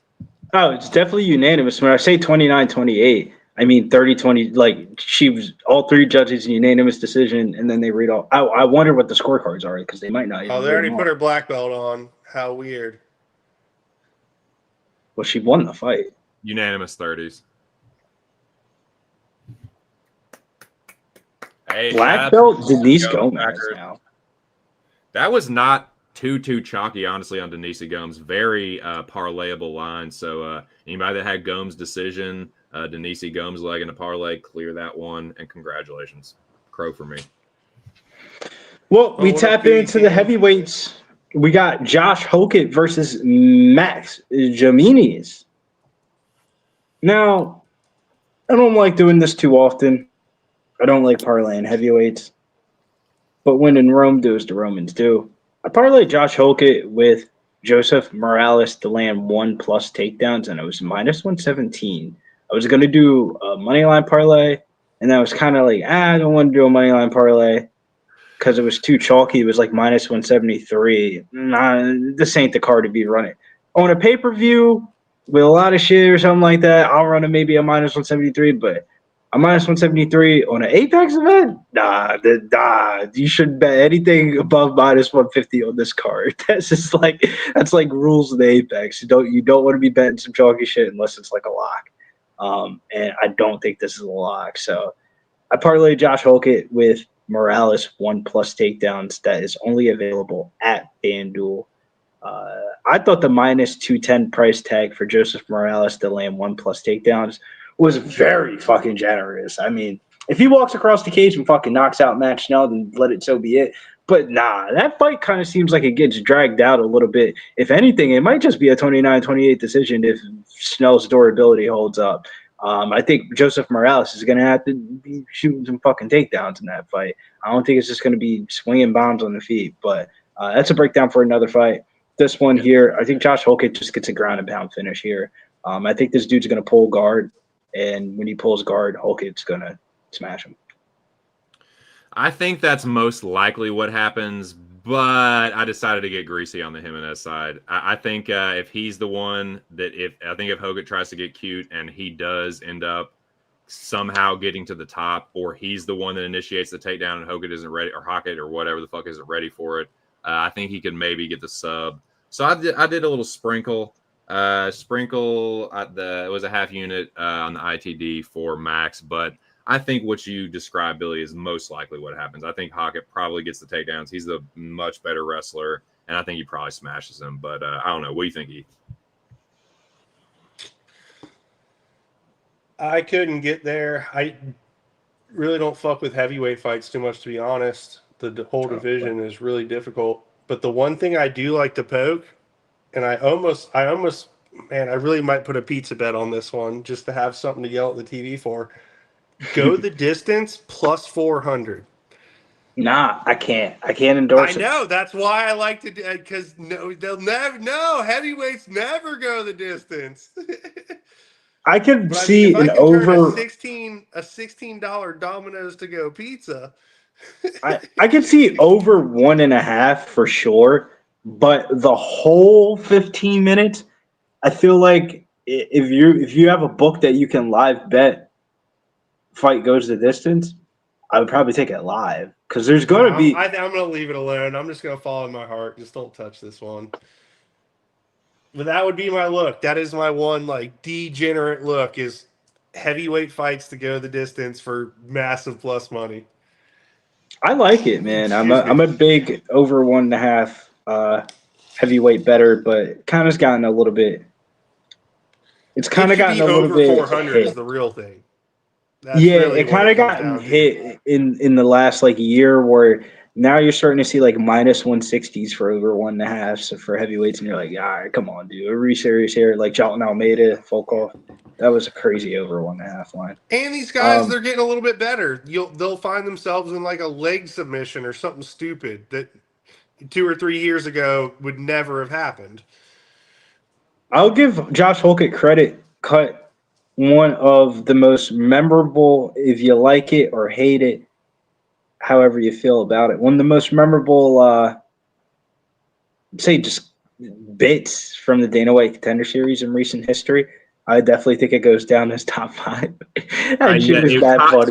corniest promos ever in UFC history. Yes, but I think it was original. So like when Kobe Covington would do shit, I thought it was so cringe that it was actually somewhat funny in like a weird way. but I actually really think this is just Josh Hogan. Like, you know what I'm saying? Like, if you ever watch his like his videos and stuff like that, he has his Instagram video where I think he's just fucking corny like that. Like, I get it, dude. He's No, a no. voting member of the population. No. So which is there's an why- Instagram I'm video, pretty right? goofy, like, I get it. Like, he's fucking corny though, dude. There's an Instagram video, and he's like playing basketball in the hood, and he was like, "What you think, white boy can't shoot? What you think, white boy can't shoot?" And he shoots the shit, and it's like a Curry range shot, and the shit like cashes, and he's like, "Oh, what you gonna do?" And that shit, it was kind of like a good like wholesome moment of like, you know, you kind of see like the you know, the vulnerable side of these athletes. I feel like the MMA athletes are the ones that we don't get to see the most. It's not like NBA or NFL where like, Yeah, for I don't sure. know, they're being publicized. A bunch of meatheads just beating the shit out of each other.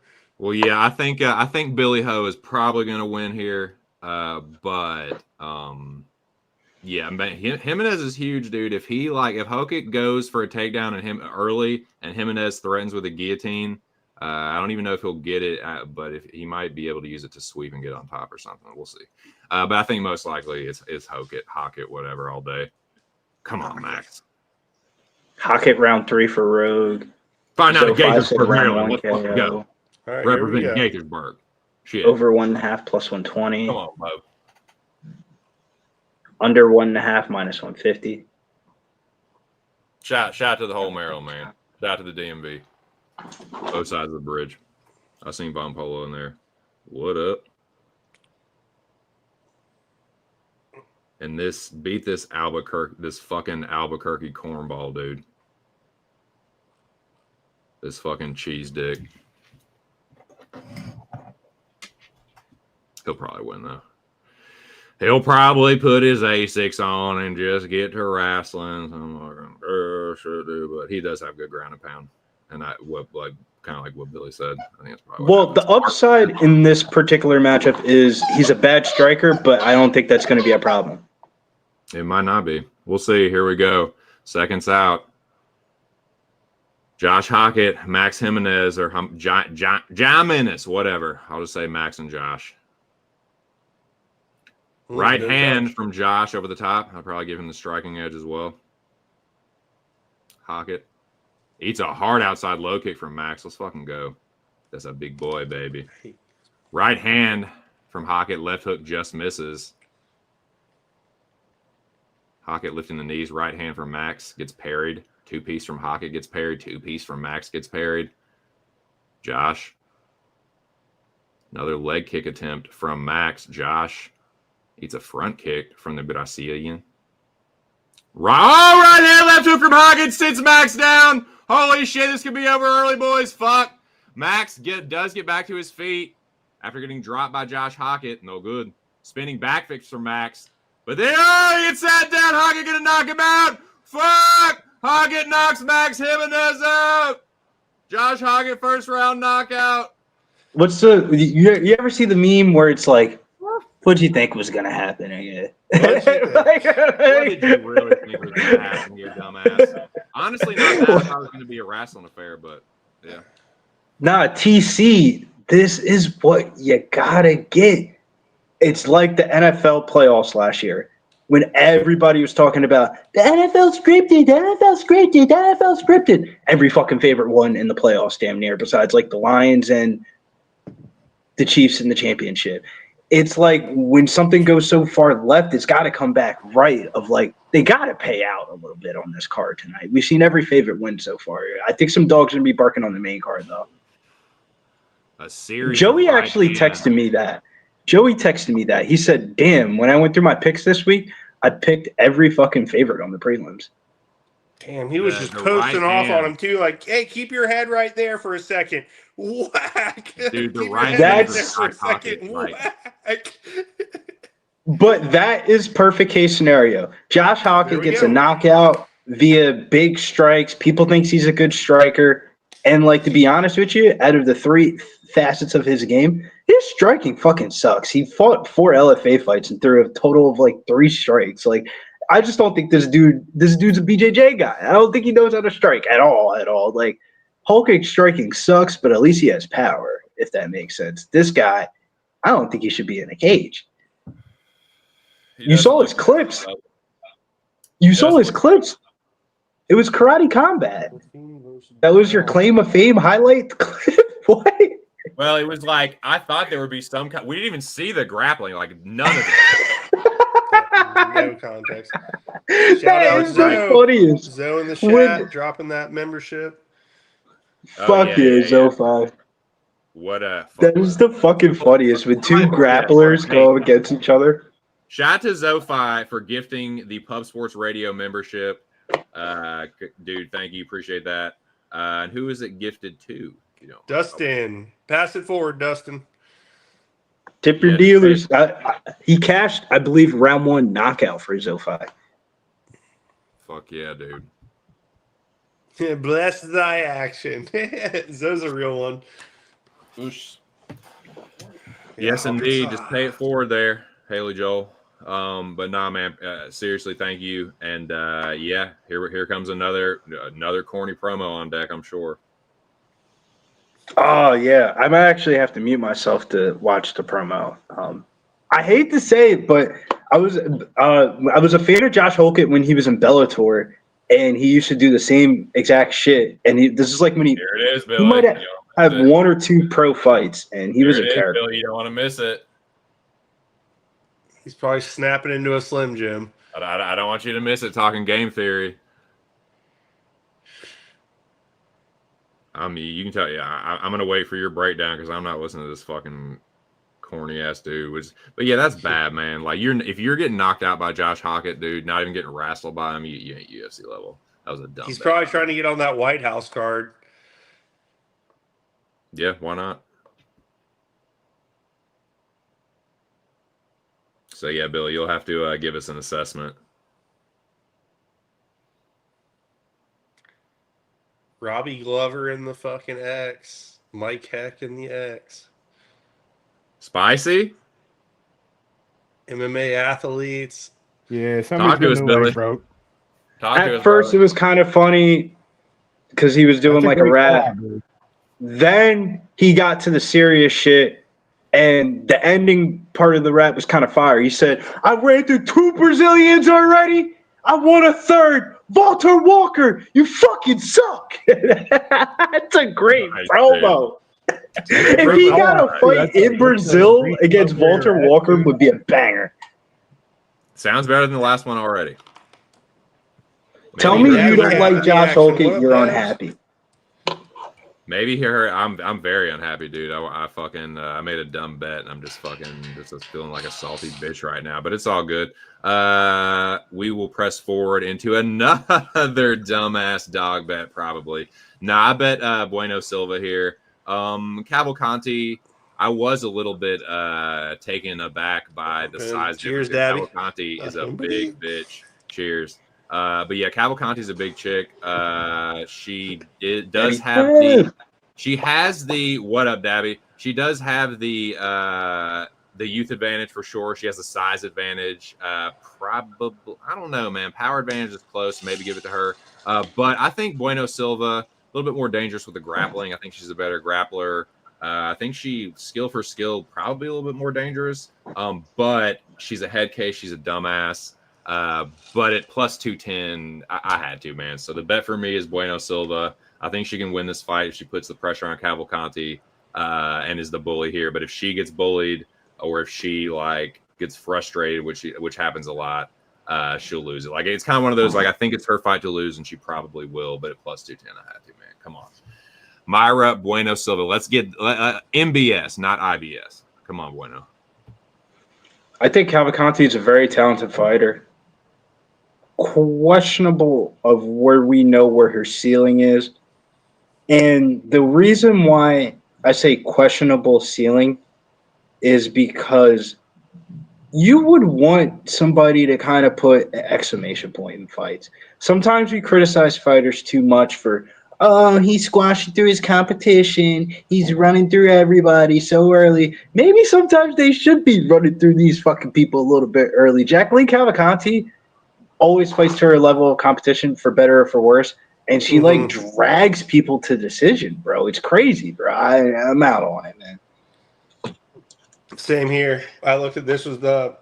I like picking on female fights too. I usually can find like a little value here and there, but especially after watching the face off, I always like to watch the face off, unless I'm trying to beat line movement. And I'm in MMA, I'm not really good enough to like really beat line movement too much. So watch the face off highlight footage yesterday, and man, I just got same thing. I really didn't want anything to do with this one. If something happens live and we can maybe add to like a crazy plus position. Like who was that last week? Nathan Wood? Is that Daniel, who we hit? yeah. Oh, Yeah. Nathaniel Wood If was we can do something like that legendary again, like cash. plus 400. Yeah, I'm Yeah. all. Live This is a bet, fight. doggy. This would be a fight that could happen. That was the So- perfect live bet. We had enough time to Yes. like marinate, think, and be like, all right, I'm taking plus 400. Shit, I think Dan Doherty, because he has to call in his bets, he even got like plus 150 or something like that. Yeah. Dude, and it's like if I already bet him pre-flop at like whatever it was, plus 124 or something, I'm gonna take the plus 250 or whatever the fuck that was. So yeah, that was tight, dude. Oh, that was a good one. I thought that's one thing that we've done better in the last quarter of the live streams this year has been taking ourselves out of the moment a little bit and going back to making money live a little bit about like there's been a couple of times where like we'll ask you to see who do you think is winning the fight, and you'll be correct. Like Curtis Blades versus Naimov. I thought Ramazan was winning. You're like, I don't know, man. Curtis Blades is kind of doing a little bit more, and I just blindly bet it at like plus. It was like plus 250. I just like clicked it. And he ended up getting the scorecards right off for him. And sometimes I am right, but sometimes I'm right, but it's like it still don't go that way because of the judges. So it's like it's some jank one of those shit. where, like they might be winning the fight, and then they just don't get the fucking nods. But But why at a certain MMA level of breaks. plus value, Buyer beware. Know what plus you're gonna- value, it offsets. Yeah. For sure. And that's why I For like sure. to bet plus money, is because it's like, yeah, you're giving yourself a little wiggle room value-wise, where it's like, if it's chalky, you're going to have to cover. Sometimes they'll win that fight, but it's a sweat, man. So it's like, I'd much rather sweat an underdog than a fucking chalky-ass favorite with MMA. What up, Jojo Rabbit? Jumping in the chat. I see you, gangster. I mean, that's obvious. You'd rather bet plus money than a fucking minus money. I'll But give the dog a plus treat. money, He's ready for treat time. Hold on, big guy. plus money kind of don't exist as much as it used to in the UFC. Like as blind, like 2-3 years ago, you could fire off some shit and like really feel confident about it. Like nowadays, like the underdogs that be winning be like some random bullshit happening, like fucking motherfuckers getting knocked out before and then coming back and winning, or somebody, or like the market being overbooked one way and the underdog wins. Like it's not conventional like X's and O's. I think this person's better than the other guy and he's gonna win. Like it's usually a lot more complicated to get towards an underdog pick than a favorite. I mean, you're singing my song, brother. I mean, I definitely, with favorites, like parlays, it's a greasy sport, so you're going to lose. And when you do lose, sometimes it's so frustrating because it's not really like a read that was bad. You're at the hands of the judges sometimes. So that's where it's like, if I'm going to get screwed, I would much rather like it be an underdog where it's like, nah, I was on the right side. Like I can live with that more than where it's like a chalky parlay that gets ruined because of like a bad scorecard. So that's where it's like I always try and look for plus money, and especially something like UFC. But Billy's right. Like this year has been tough because I feel like I've had some pretty good bets that have definitely not gone my way. But I've also made some really dumb bets that probably shouldn't have cashed, so I can't bitch too much. I'm down over 5 units right now, but it could be worse, man. It could be a lot worse. And I feel like adding a little bit of volume to my slates like I have recently has kind of like I've had a couple of decent wins, and it's also mitigated damage too, because it's like, because some of it, I'll hit an underdog better too. So it's like I'm not totally discouraged from dogs, but it's been tricky this year. 2025. I feel like for next year, when you tweet out your bets and stuff like that, you should put the average line, because you might be down 5 units, but your average line's got to be like plus 200 something or something like that, where it's like, depending on what your average line is, if your average line is like fucking minus 120 or something like that, and you're down 5 units in there, you down some bread. But like, if your average line is like plus 200 something, and you're down 5 units, I mean, that's just a couple of swing bets. Yeah, for sure. And I've been trying to look at this glass half full, and it's been better because I feel like you're gonna lose. Like you just fucking are gonna lose gambling, especially if you're doing it every week or every day, like a lot of us are. So you're gonna lose. But I feel like kind of like you're saying, like I can, I can live with losing a bunch of underdog bets, knowing that when I do hit them and I do have a good night. You see, if it helps you up, you're up 1.4 units over everybody on the podcast the past 6 weeks. That's because I feel like I've changed it up a little bit. Like I'm not betting scared anymore. If I like something, boom. If I like an underdog, bam, I'm putting a unit on it. So it's like some of them aren't going my way. The hardest part about what I see you're doing is you're getting the dogs. It's just hard. It's like the Kuiper contest. When we got to go through there and pick the Kuiper contest, it's hard to narrow down the 1 out of the 4 to put in a play. Yeah. So like if we were going to do the Kuiper contest and we had to guess all the games, a lot more people would get a lot more right picks. But since you got to dumb it down and pick 5 of them to pick, it makes it a lot harder on yourself. Right.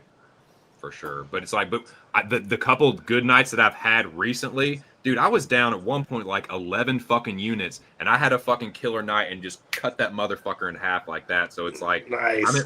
I'm at minus like 5.85 or something. If I have a big night tonight, all that shit is gone. So it's like, we'll see what happens, man. Come on, Bueno, get this motherfucker started, dude. She's crying already. MMA is a weird sport, her though, face looks crazy.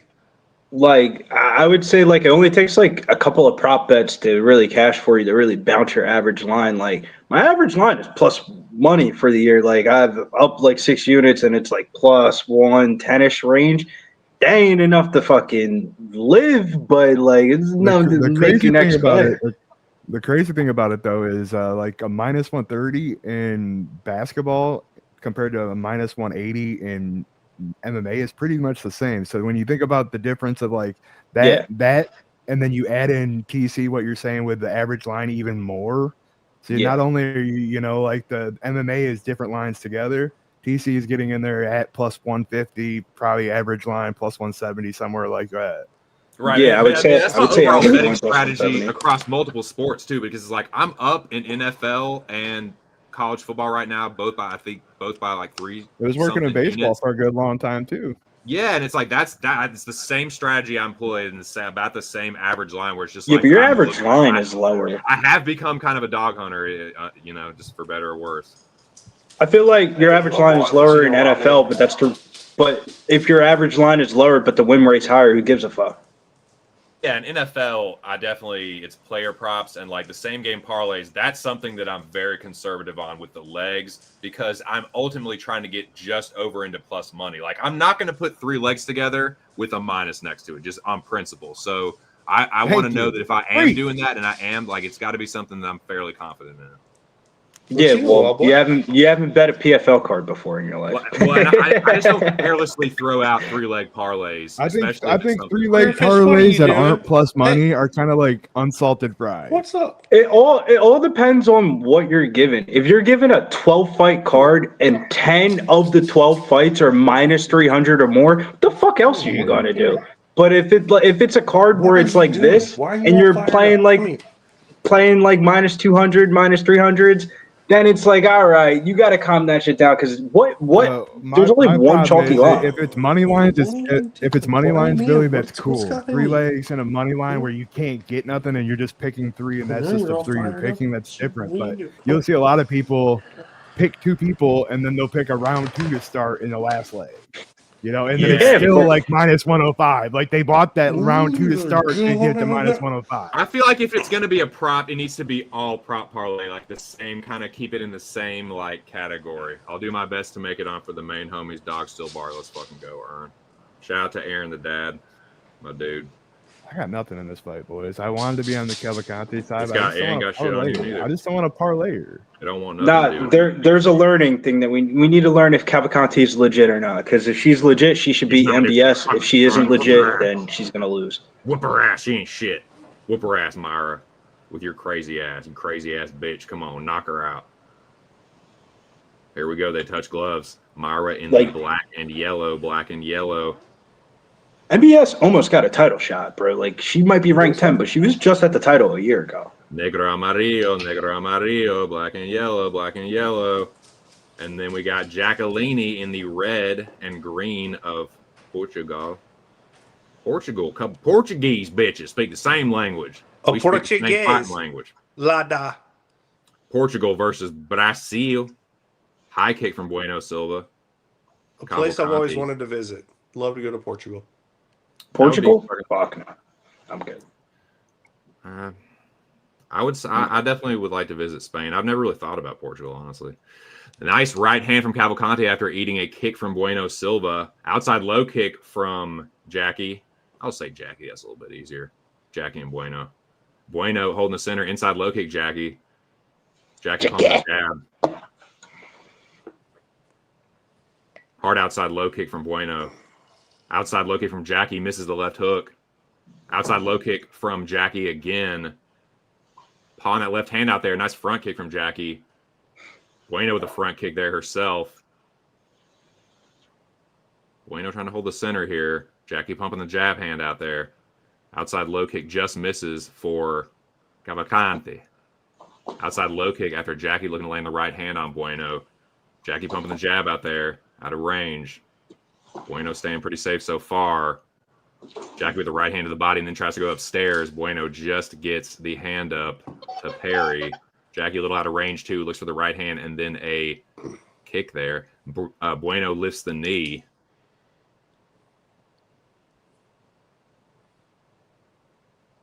Inside low kick from Jackie. I'm looking at 304, boys, for anybody listening along. Double jab in the right hand. Minutes.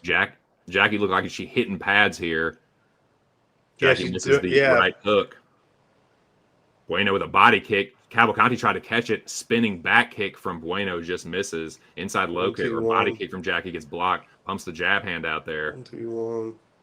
Misses the right hook. Straight left from Jackie. 1, 2, 3, 4. Bueno pumps the jab out there. Low kick from Jackie. Bueno answer by Bueno. Right hand from Jackie. Outside low kick from Bueno. 2:30 in the first round.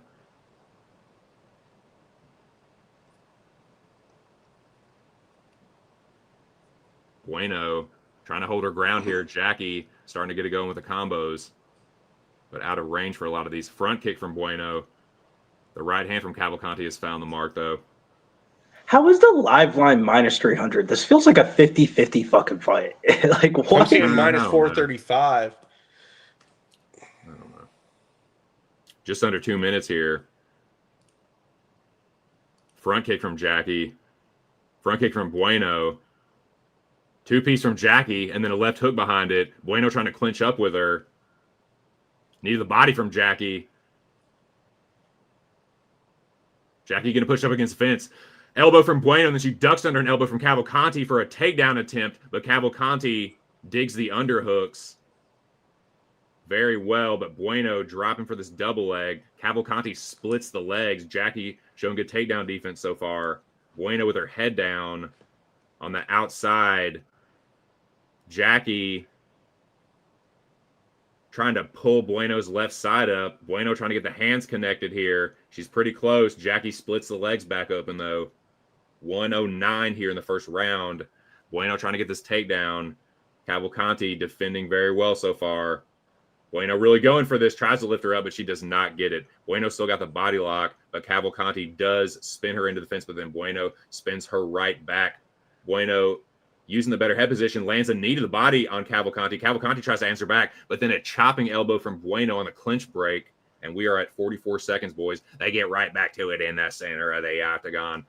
Jackie pumping the jab hand out there. Bueno pumps the jab, gets it parried, though. Bueno pumps the jab again. Where the hell has that thing been all around? Outside low kick from Bueno. Jackie looking for the right hook over the top. Bueno circles back to the center. Jackie looks to meet her there. I'm so fucking wet. Why did I bet on this fucking weird bitch? 20 seconds left in the first round. Jackie putting the pressure on Bueno here at the very end. Front kick from Cavalcante. Bueno ducks under a right hand. Jackie lands a right hand. Myra, what the fuck are you doing? Front kick from Bueno, and that's the first round. She is such a fucking dumbass. I don't know. What do y'all think?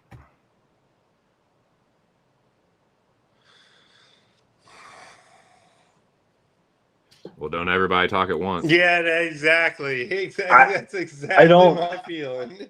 It's another Jacqueline Cavalcanti fight. Like, is she Yeah. winning? Yes. Am I impressed?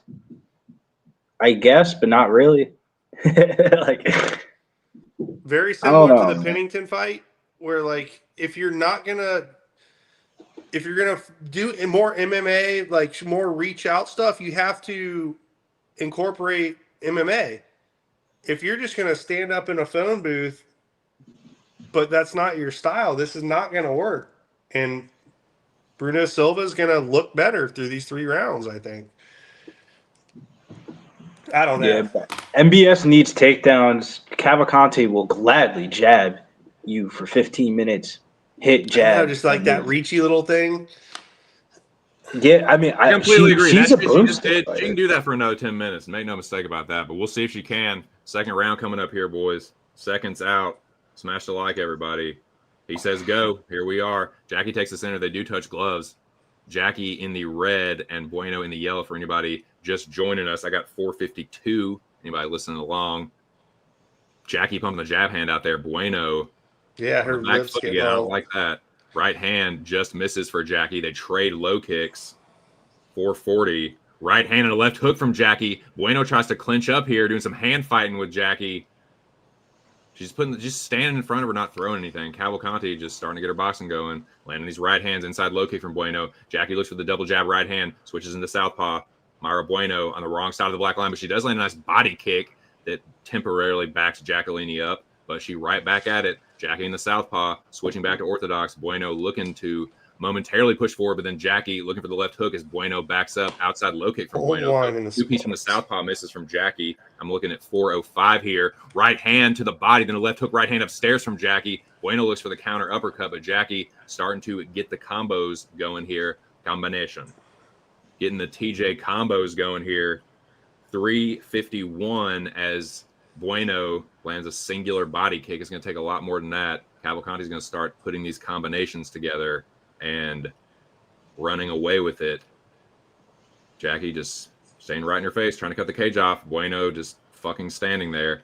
Outside low kick. Jacqueline looks for the right hand. Knee to the body as Bueno tries to clinch up. 327. Inside knee to the thigh. My God. For Jacqueline. Using superior head position. Nice knee to the fucking fupa there.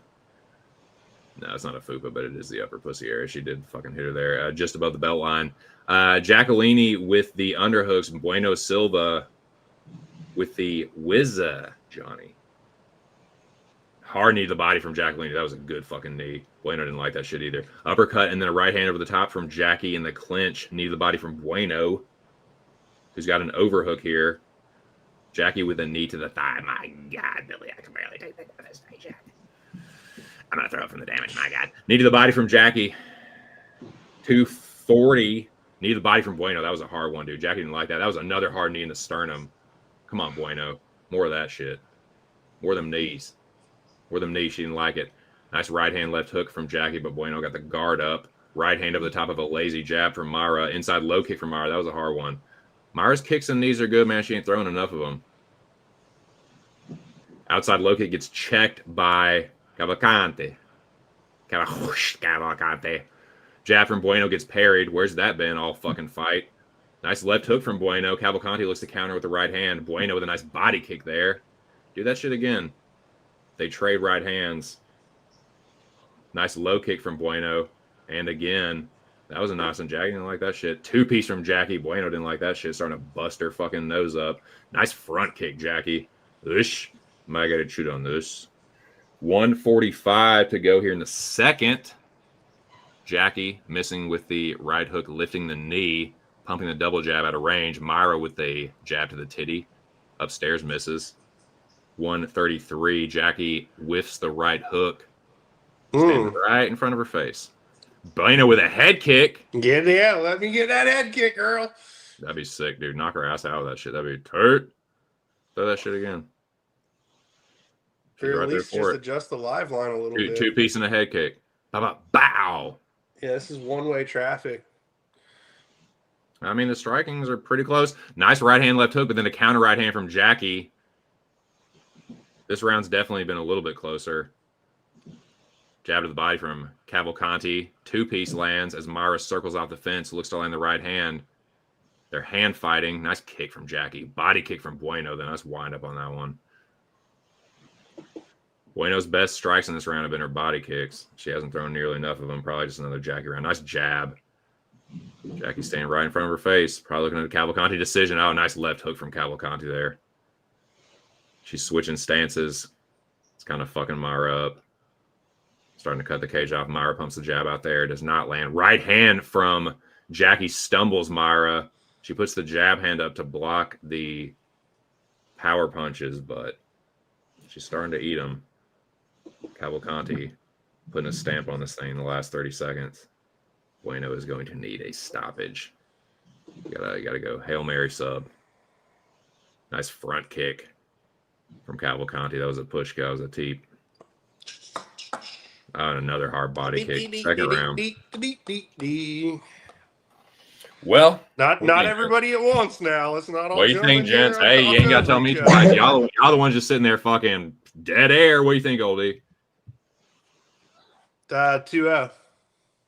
Yeah, 2-0. Billy Briz, yeah, I think so. I mean, This is feeling like one of those type of Jones that we get. Jones meaning cards that we get. I don't think there'd be a whole lot of underdogs. If Ronnie Barcelos or Jamal Emmers don't win the prelims, I don't think there'd be a whole lot of underdogs on this bitch. Padilla, Bonfim, pick them now, -108. Padilla favored it in some places. Yeah, I'm seeing that line even on both sides.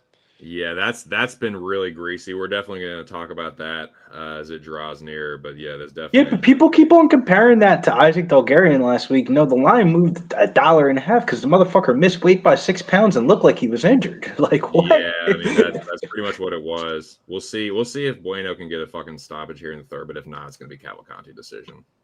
No, this is cooked. MBS is on some bullshit. Oh, dude, for sure, man. She's just gonna fight not to get knocked out. Nice right hand from Cavalcanti as they trade. But yeah, you just got to go out on your shield, man. She's a fucking idiot though. She'll just stand there and get beat up for another 5 minutes. She'll stand there, get beat up, cry in the fucking post fight while Cavalcanti raises her hands. Left hook to the body from Cavalcanti. Bueno dives in for a takedown. Left hook, right hand, and another left hook from Jackie, and she stuffs the takedown attempt. She might knock Mara out, honestly. Nice front kick from Bueno. The only way she can maybe stop her is get a body kick. Nice straight left from Jackie. Stops Bueno in her tracks. Knee to the body, and Bueno diving for this takedown attempt. Single leg attempt from Bueno Silva. Jackie can't see where hard elbows to the side of Bueno's head. She backs away from the takedown. Jackie can maybe knock her out. Bueno got a hematoma just above her right eyebrow. Yeah, she's split now too. And she's busted open, dude. Yeah. They trade jabs. Nice jab from Bueno. Nice hard right hand from Myra. She's fucking trying to fight back, but she's getting fucking toe up, dude. She is getting toe up from the flow. Dude, her right eye, her left eye starting to swell up too, just under her left eye. Jackie's starting to paint her. That's a nice front kick, dude. Bridge said something earlier. It really looks like Cavalcanti's on the bag, and she really is. You can see her counting it like 1, 2, 3, 4. She's like literally doing like she's 2 to the body. Dude, she's snaring the bag, man. She is. Yeah, she's just doing the numbers in her head, and it shows. Yeah, but like the one thing that kind of makes me 1, 2, mad. 3, 4. She's just literally doing it. I wish you would knock somebody out, man. Knock somebody out. Make me feel like I want to sit in front of the TV screen to watch you fight. I don't get that from Cavalcanti. Oh yeah, she's just she's gonna secure the victory. I mean, and Bueno's a good fighter. She knows she's a tough out. Yeah, there's the 5. The 5's the leg kick. 1, 2, 3, 4, 5. 5. Wow. But you can't be mad at it because it works. She's very technically sound. It reminds me of what's that girl's name, Natalia Silva? Like she does the little like crazy jitterbox type of movement. She's really athletic though. Like she's 1, 2. She's very dexterous. Oh, nice right hand over the top. Yeah, she snuck one up the middle there. They're trying to fight back. She's gonna take a lot more than that. 2:16 here to go. Cavalcanti lifts the knees, does not throw them. Myro getting painted up. Nice jab, though, from Bueno Silva. But, yeah, Cavalcanti just going to tune her up to a decision, it's looking like.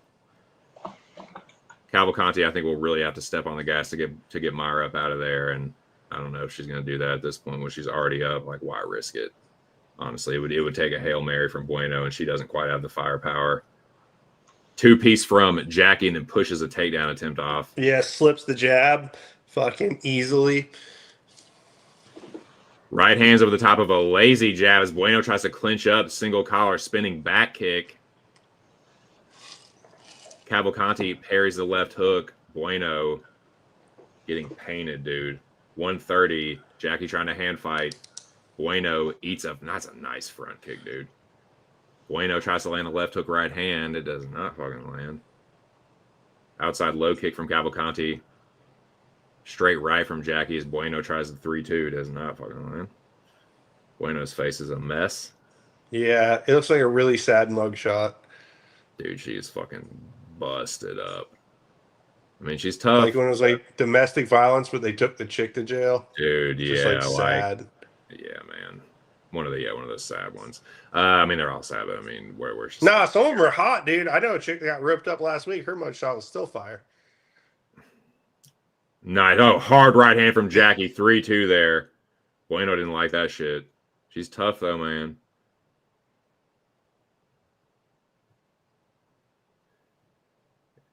He letting us know how much he likes the the busted up chick look. Like, oh, dude. That fucking Cavalcanti 20 seconds away from a 30-27 easily.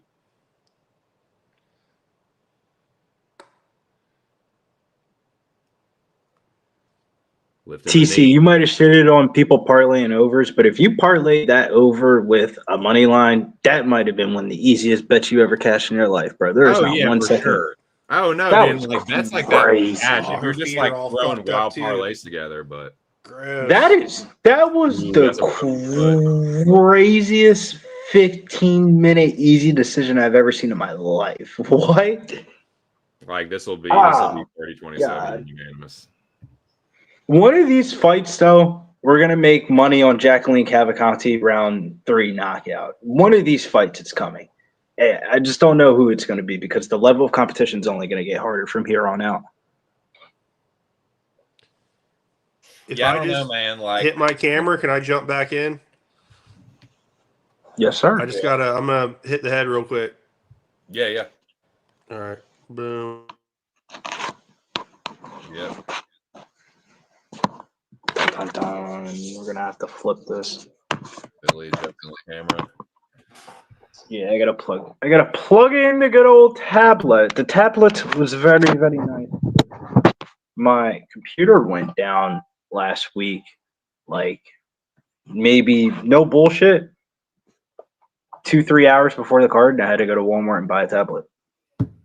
Like That sucks, bang. dude. Fuck. Yeah, it kind of sucked because I was thinking in my head as I was like buying the tablet, I was like, damn, some of these UFC bets gotta hit. And I was thinking in my head, I feel good about that Isaac Bulgarian parlay. This is the pay for my fucking tablet parlay. I was thinking in my head when I like placed a Bulgarian bet, yeah, this is gonna give me the parlay. This is gonna give me the tablet money back. I was thinking in my head, yeah, no, the fuck, it's not, motherfucker. You paid double. Oh man. Come on, Cole. Let's get him through for the tablet. Fuck, man. I like Ronnie Barcelos here in this next fight against Ricky Simone. One thing I thought that was weird about this card, right? Listen to the handles and bets from Josh Holkett on. 61% of the handle, 87% of the bets were on Holkett. 64% of the handle, 77% of the bets were on Cavalcanti. Reasonable, probably what you would expect. More money is on Ricky Simone, that's 74% of the handle and 78% of the bets. More money is on Hyder Amil, which is the fight after that, 82% of the handle, 78% of the bets. For example, there's the same exact amount of tickets, or I should say the handle percentage is the same for Hyder Amil and Chris Padilla, which is pretty fucking crazy that Hyder Amil and Ricky Simon are the two most bet money lines on the prelims on this card. I'll tell you what, Billy, I have a parlay. Nuts. Bro, that's crazy. I have a parlay with Hyder Amil in it, and that is the leg I'm worried about the most. And I have Uroš Medić as the anchor, and I'm more worried about fucking Hyder Amil. Uroš Medić, we will get into it, is a really good market. Though I explained to my brother about this not too long ago about how the sports books book markets differently than what they used to, where sometimes they book these markets where they actually make money on the favorite. Prime example, Uroš Medić and Muslim Salikhov.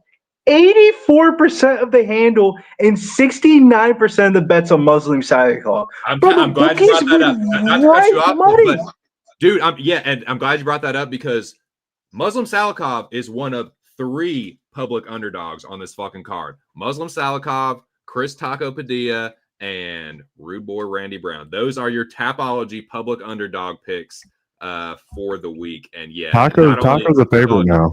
Money wise.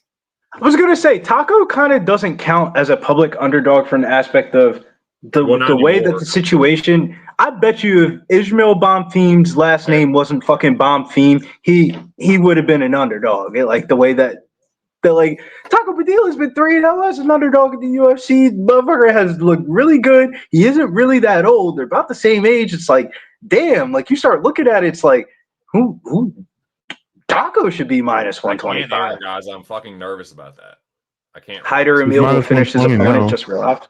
But what I'm getting towards is Hyder Amil and Ricky Simon. I don't think they pay out both of those markets. Those are 2 overbooked markets. One of those have to fall. Where like, unless they just pay out everything. As of right now, they're just paying out everything. But there hasn't been really like any bookie killers. If anything, the parlays would be alive. Most popular parlays were Joseph Morales was number 1. Week really after last week. I said that too. I think it's get back week after last week. I think they actually pay out the public underdog. They pay out the parlay legs because the most popular parlay legs this week were Joseph Morales, Josh Holkett, Zachary Reese. And then it goes to the money line pick'ems of Hyder Amil, Ricky Simon tied. And then Daniel Marcos was right under that. The market was very interesting this week because the Randy Brown, Gabriel Bonfim fight, I ended up switching my pick on. The Randy Brown market is overbooked. And then the Uroš Medić Muslim Salikhov fight, I ended up switching my pick. The Muslim Salikhov market so overbooked. I don't think they pay. I don't think that's the public underdog that they pay out. No, I think he's getting knocked out. I think he gets knocked out. I think Medic's gonna knock him out. But we'll see. That could. If they really wanted to scam, Uroš Medić by decision would probably be the biggest scam of all scams. They would get all the knockout money, all the under money. And Uroš Medić ends up winning still. Like, it would be the most fucked up scam, but I actually don't think they can scam a knockout. Dude, Medić is like, he's one of many very bettable lines on this card if you like the favorite, like very parlayable lines.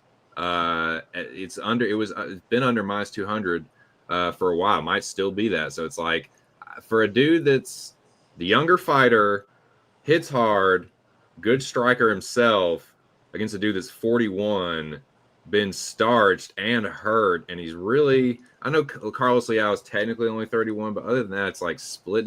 I just think it's funny that everyone thinks he's just going to fucking kill Medić, but he can't stop Ponzi, who's way chinnier, been knocked out way more times. Like, I don't understand that logic, but I mean, I know people love fucking Carlos Leao, so I think it's a little bit of that. That's why I think that is like, oh, dude, he knocked out the great Carlos Leao. Dude, he's going to destroy Medić. And it's like, okay, we'll see. I think Medić knocks him out, but, we'll see. I mean, word fight. We'll get deeper into the layers of that one. But This is where I think the market for the MMA card tonight is really determined here in the next 3 to 4 fights. There's no way that Ricky Simon and Hyder Amil damn near two of the most bet money lines of the whole entire fucking card. What the fuck world are we living in? Of like, I get it, Ricky Simon's probably the most talented resumed fighter on the card, but damn, dude, that's a way overbooked. When's the last time we saw Ronnie Barcelos in an overbooked market against Peyton Talbot? It was like 95% of the fucking handle, You better be 99% betting of the bets. Marcellus after this fucking tirade. I think Ronnie Barcelos is live. I think so. It's like this. I think both of these markets are overbooked, but like Jamal Emmers, I just can't. I just don't know how the Jamal Emmers win happens. I can see how Ronnie Barcelos could win this fight. Let this fight go 15 minutes, bro, and we don't know who's throwing more volume. Right, well, I just don't want to hear all this game theory and then you not bet it. I'll be pretty disappointed. But no,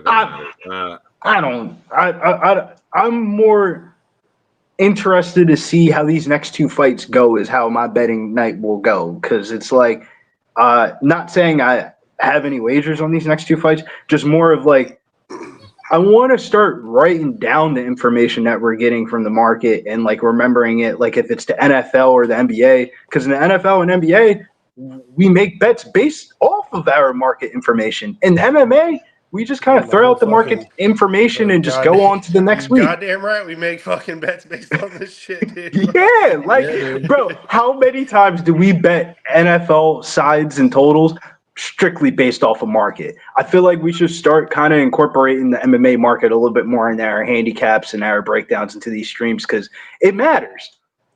Everything matters.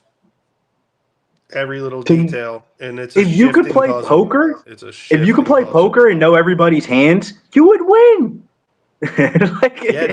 Chauncey Billups did, dude. Shout out Chauncey to a real one. The problem with the market, Mr. Big Shot. The problem with the market in MMA is that sometimes it really doesn't fucking matter. It doesn't matter. It's a cage fight. It does. Sometimes the dude just gets sparked the fuck out, and so all your market movement. Oh, the market is dictating. It don't fucking matter. Sometimes it just don't fucking matter. No, but sometimes what I'm learning is we have to look at the ticket handle a little bit of like the line will be moved. So, like, for example, Verna Jandaroba and Mackenzie Dern's a prime example. Verna Jandaroba was minus 210 and went to plus 160, and it was like a 50-50 book market. What the fuck? But and I do think it's important to look at the market in MMA because of shit that happened last night. So I'm not saying don't look at the market, but it's like sometimes it's don't let that be the end all be all, man. It's a really volatile sport. The value of the possession. So, like, you have a value of a possession in football. What's the value of the possession in a cage fight? Right. You know, like any strike is the value of a possession. It just can be. It's like it's not a whole game. It's like one punch can end the whole contest. It's a very volatile sport.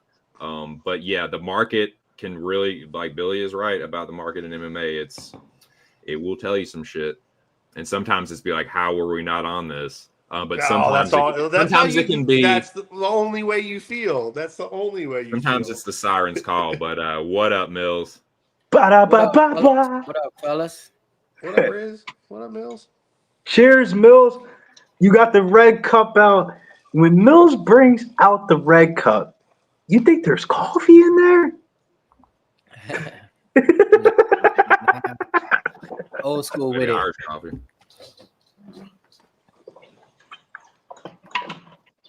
Who you got here? Ricky Simon, Ronnie Barcelos. I ended up staying off. I wanted to bet Ricky Simon, but I ended up pussying out.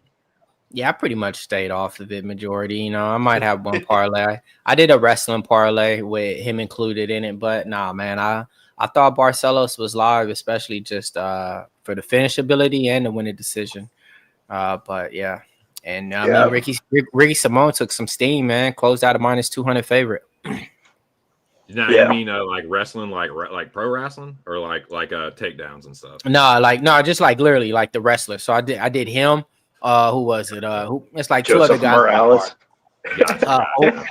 Hokit, Morales. Yeah, shit like that. I like that, dude. Like this is the red. I see what you're saying. I did the same shit, Mills. I did that, dude. I just wasn't invested. Like, you know what I mean? Like, I couldn't believe in the price tag at that price to parlay it or play it straight. So I was gonna bet it, but it's a right hand over the top that could have been a walk-off home run. He does chuck bricks, man. Ricky's yeah, money. Barcelos, I think he could crack him. Like, man, like, I don't know. Ricky been knocked out before too.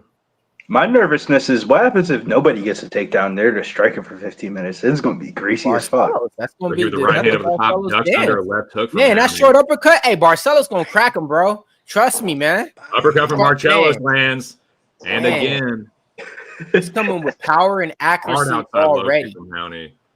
Counter left hook from Ricky. Pretty Ricky with the platinum blonde Pretty mini Ricky. mullet. That's Mini a game mullet. plan uppercut Double there. jab from mini mullet. Jab from That's, Howney. that uppercut is serious from Barcelos. Bro, is, that man. shit will catch you. You think it's a jab, and he's going. Ricky ducks under the left hand for the first takedown, but then Howney says, "You're not taking me down when I use the wizard." We got a good Right fight, hand though, from boys. Ricky. Howney Good didn't like fight, that. boys. Uppercut from Ricky. Right hand, left hook from Ricky. Howney gets rocked. Uppercut from Oh! Ricky. What's good for the goose is good for the gander. Say, I can do that shit too. But an uppercut from Howney stops Ricky. But then Ricky with the tie plume, and he just slips a left hook, ducks under that motherfucker after landing a knee to the clinch. In the clinch. Right hand over the top from Howney. Ricky says, fuck, let me clinch up here, dude. Mini mullet eats a right hand, but then pushes Howney Barcelos off of him. And it's getting real spicy now, boys. Oh, Holy shit. Let's Howney turn to a Barcelos greaser. says, I can wrestle too, dumbass. How about I double leg your fucking ass? You're the wrestler. Barcelos takes down the wrestler. we'll see What about that. happens Ricky now? Simone says, fuck, I can wrestle, dude. Rips a single leg and then ends up on top. Ricky Simone showing the wrestling chops, boys. Dropping elbows and hammer fist on Howney Barcelos. Holy shit. we got a good one here, Wow. boys. I didn't think this was going to be He's that back. explosive. Yeah, if you have overs in this fight, I'd be that sweating. Cavalcante shit See was that, like, JR? Holy fuck. Multiple cashing right it, hooks but to that the was body from hard to Ricky watch. Simone.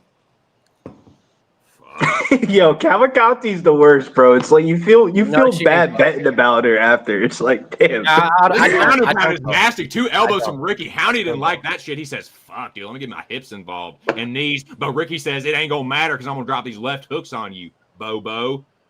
Left hands from the bottom from Howney. He kicks Ricky off, lets him back to the feet, does Simone, however the fuck you pronounce his name. I know he's from Washington State and he has bleach blonde hair. How about you say his first name, Ricky? That never changed. Ricky. Hey, that never. That's, Right? You feel me? that's Like, using hey, your head. Ricky no, there you with go. the 1, 2, 3.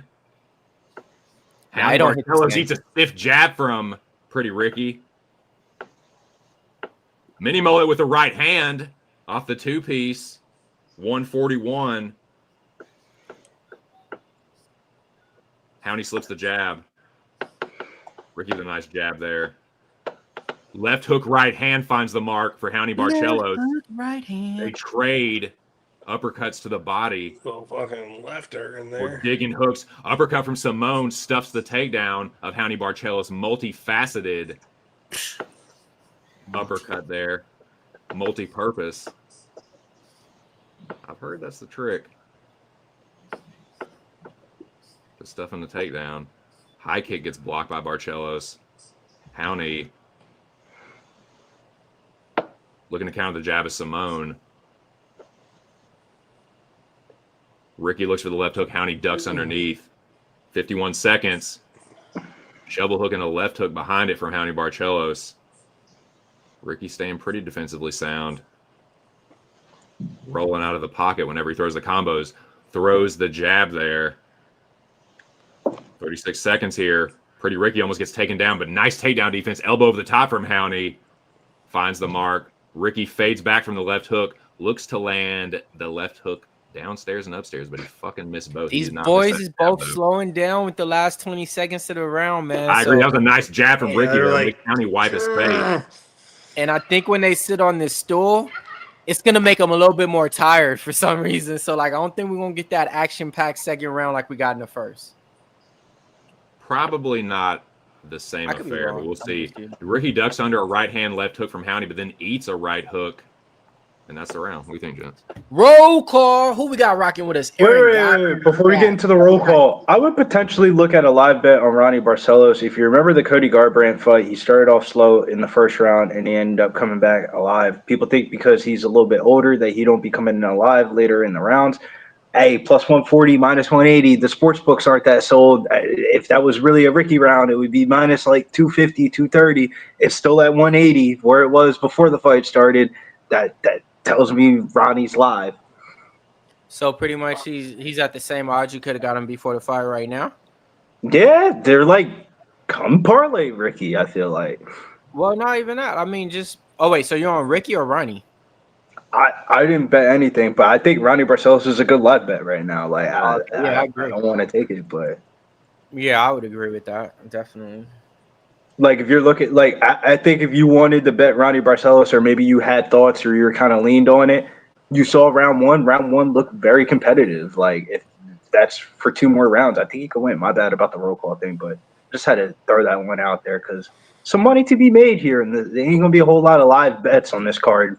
This might be a live bet if Ronnie Barcelos wins this round. They're back in there. Some big shots from Pretty Ricky. Ronnie doing the jitterbug dance, trying to get inside range. Oh, big shot. Appreciate you, Billy. What we got here? Anything crazy happen? Just Ronnie getting inside range and landing that stepping jab. He's ducking under. These punches, too. Ricky with a nice knee up the middle, though. Howney with a nice jab to the body. Outside low kick from Howney. Ricky pumping the jab. Looking for that jab. 3. Ricky looks for the counter right hand. It lands on Barcelos. He's slipping the jab, but then coming right back to the center, and Ricky's cracking him.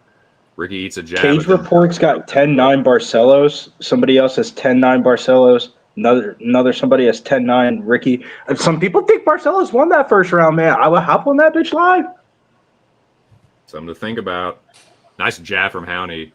Ricky slipped that one. Hard right hand from Barcelos. Ricky eats it pretty well, though, but nice uppercut again from Howney, the one Mills was talking about earlier. Knee from Howney, but then Ricky says, fuck, dude, how about a high crotch single attempt here? Ricky says, let me get the Asics on, start wrestling, dude. Fuck. Howney Barcelos with double underhooks.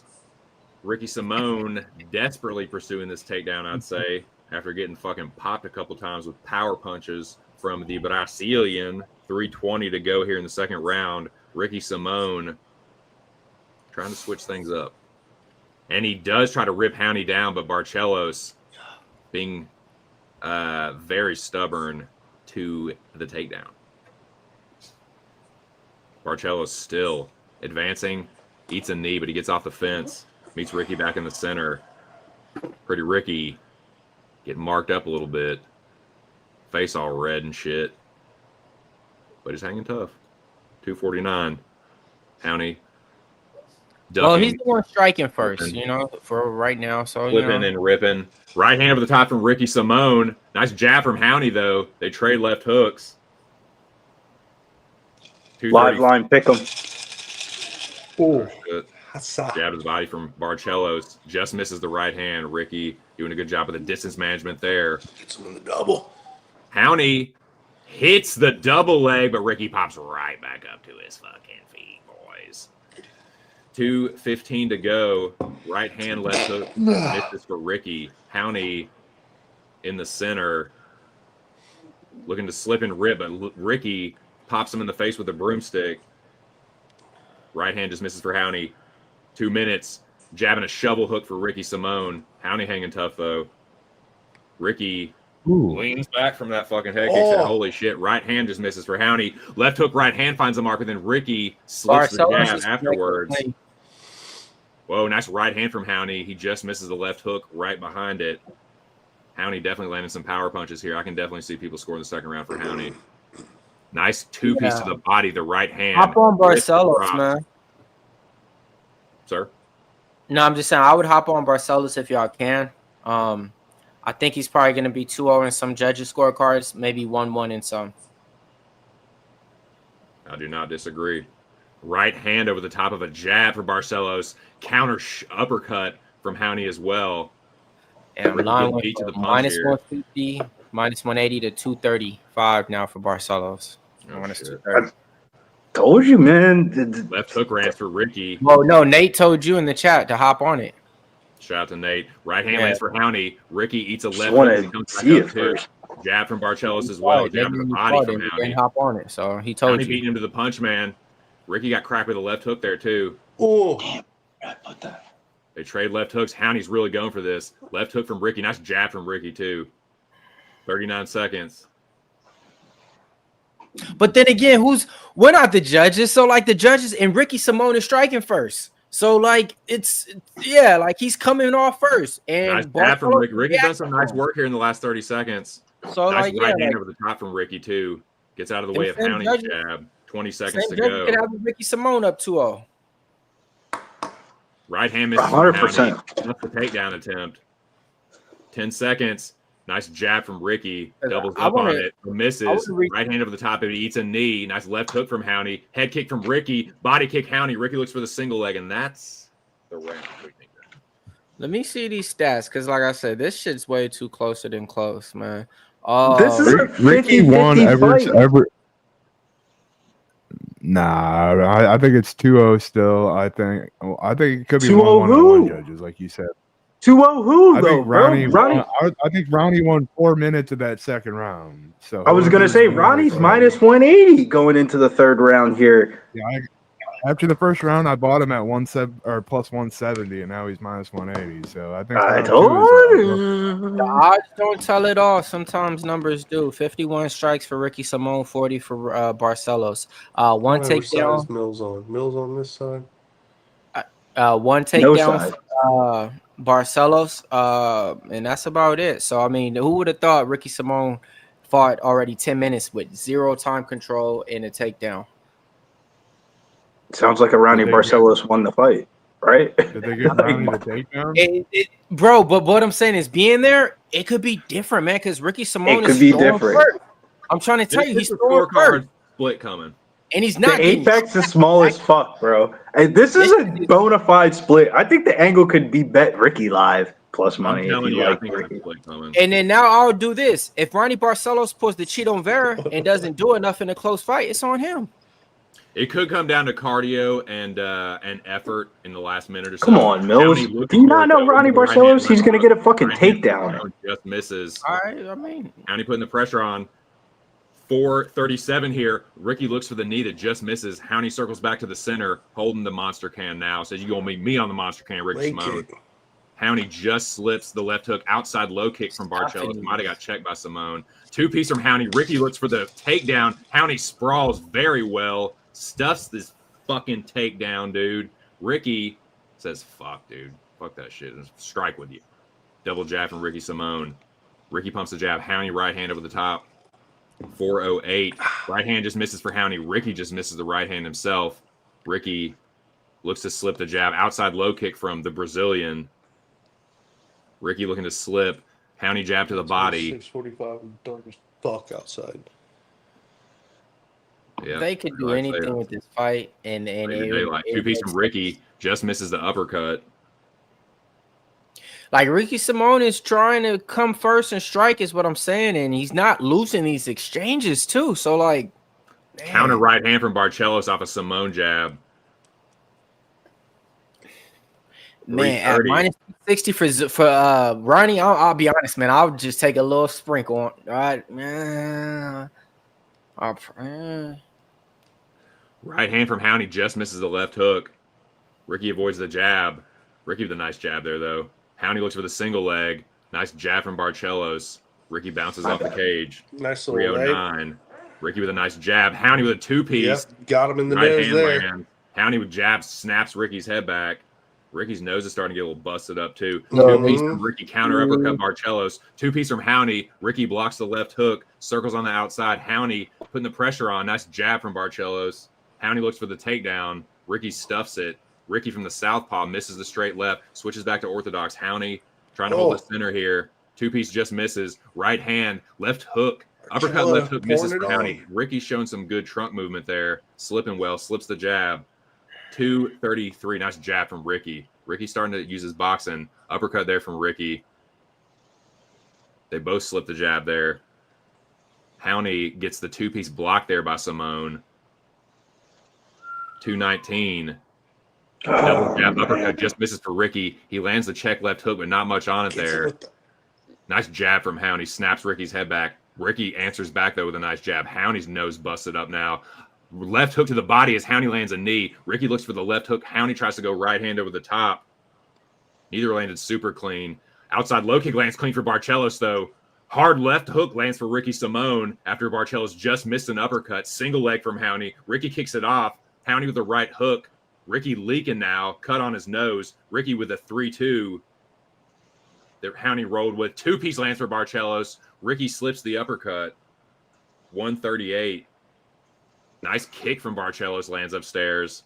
Two-piece lands leaking for the Brazilian. Howney's winning this fight, man. He's busting Ricky up. Yeah. I wish I would have bet Ronnie Barcelos for sure. Howney Barcelos turning. I mean, sometimes you should trust your Ricky gut. goes right hand over the top. Nah, sometimes it's about getting to the right bet, which is Ricky's not loaded betting up Ricky Simone. Like, he's like loading up on the punches. You can see it coming a fucking mile away. Howney with a two-piece. Howney's starting to box him up, man. Because I almost bet Ricky Simone, Mills. That's why I'm glad I didn't bet fucking Ricky early in the week and then be spooked out by fucking Friday and then end up flipping the pick. Ricky with a left hook to the body, but Howney goes counter right hand. Howney with a nice step in right hand. Jab to the body from Barcelos. Dead even in the third round for punches, but Ricky's eating more damage, I'd say. Nice elbow over the top from Howney, switching it up a little bit. Left hook right hand. Howney just misses the 3 on the end of that. Ooh. A nice left hook from Ricky. Ricky might need a walk off here. He feels the pressure. Howney with a single leg attempt. Ricky with a back elbow there. Ricky will need a nice right hand from Ricky, though. Counter right hand from Barcelos, so Ricky is really winding up on these fucking hooks, dude. 10 seconds left. Uppercut right hand. Left hook misses for Ricky. Howney with a right hand over the top. Step and knee from Howney, and then he circles out, and he's going to win this fight. Pretty good fight, though. Get off my back, bitch. 29. Yeah, Ronnie with the power shots won that. I think Ronnie with the power shots won that one. I mean, everything else is pretty much even. I really think it's like probably 9-2 power shots. That looked like a Ronnie Barcelos win. Yeah. That didn't look like a Ricky Simone win. Ricky Simone be doing all that. What'd you say? Did you ended up getting to the Barcelos side? No, I told you I wanted to bet Ricky Simone. So the fact that I didn't bet Ricky Simone was like the win for me in the fight. Was like I didn't bet a bad side. Like it was more of like. I thought you were saying you wanted to bet Barcelos, and you're like, this is looking like a Barcelos market. And then no, I wanted to bet. If you remember on the podcast, I was very giddied up about Ricky Simone, and then the later on it went in the week was the less I liked it. To be honest with you, it came down to Daniel Marcos or Ricky Simone for me. Like at the beginning of the week, I ended up going with Marcos.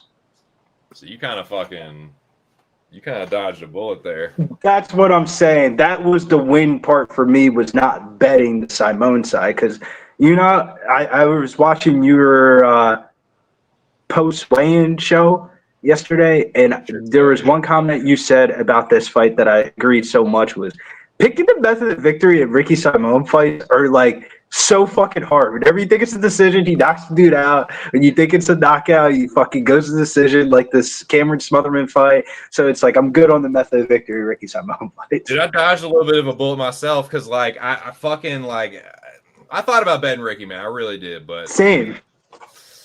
Yeah, got lucky there. I really, so the hard part about betting sometimes is like, are you going to just bet off the information that you know, or are you going to bet a little bit off of your gut? And my gut tells me I should wait for the Hyder Amil fight because that was Hyder Amil and Ricky Simone both weren't going to get paid. Shout out to everybody who made money on Ronnie Barcelos out there, man. Yeah, that's one favorite whose line got steamed, and it kept taking money on later on in the weekend. Definitely was money on the wrong side on that one, man.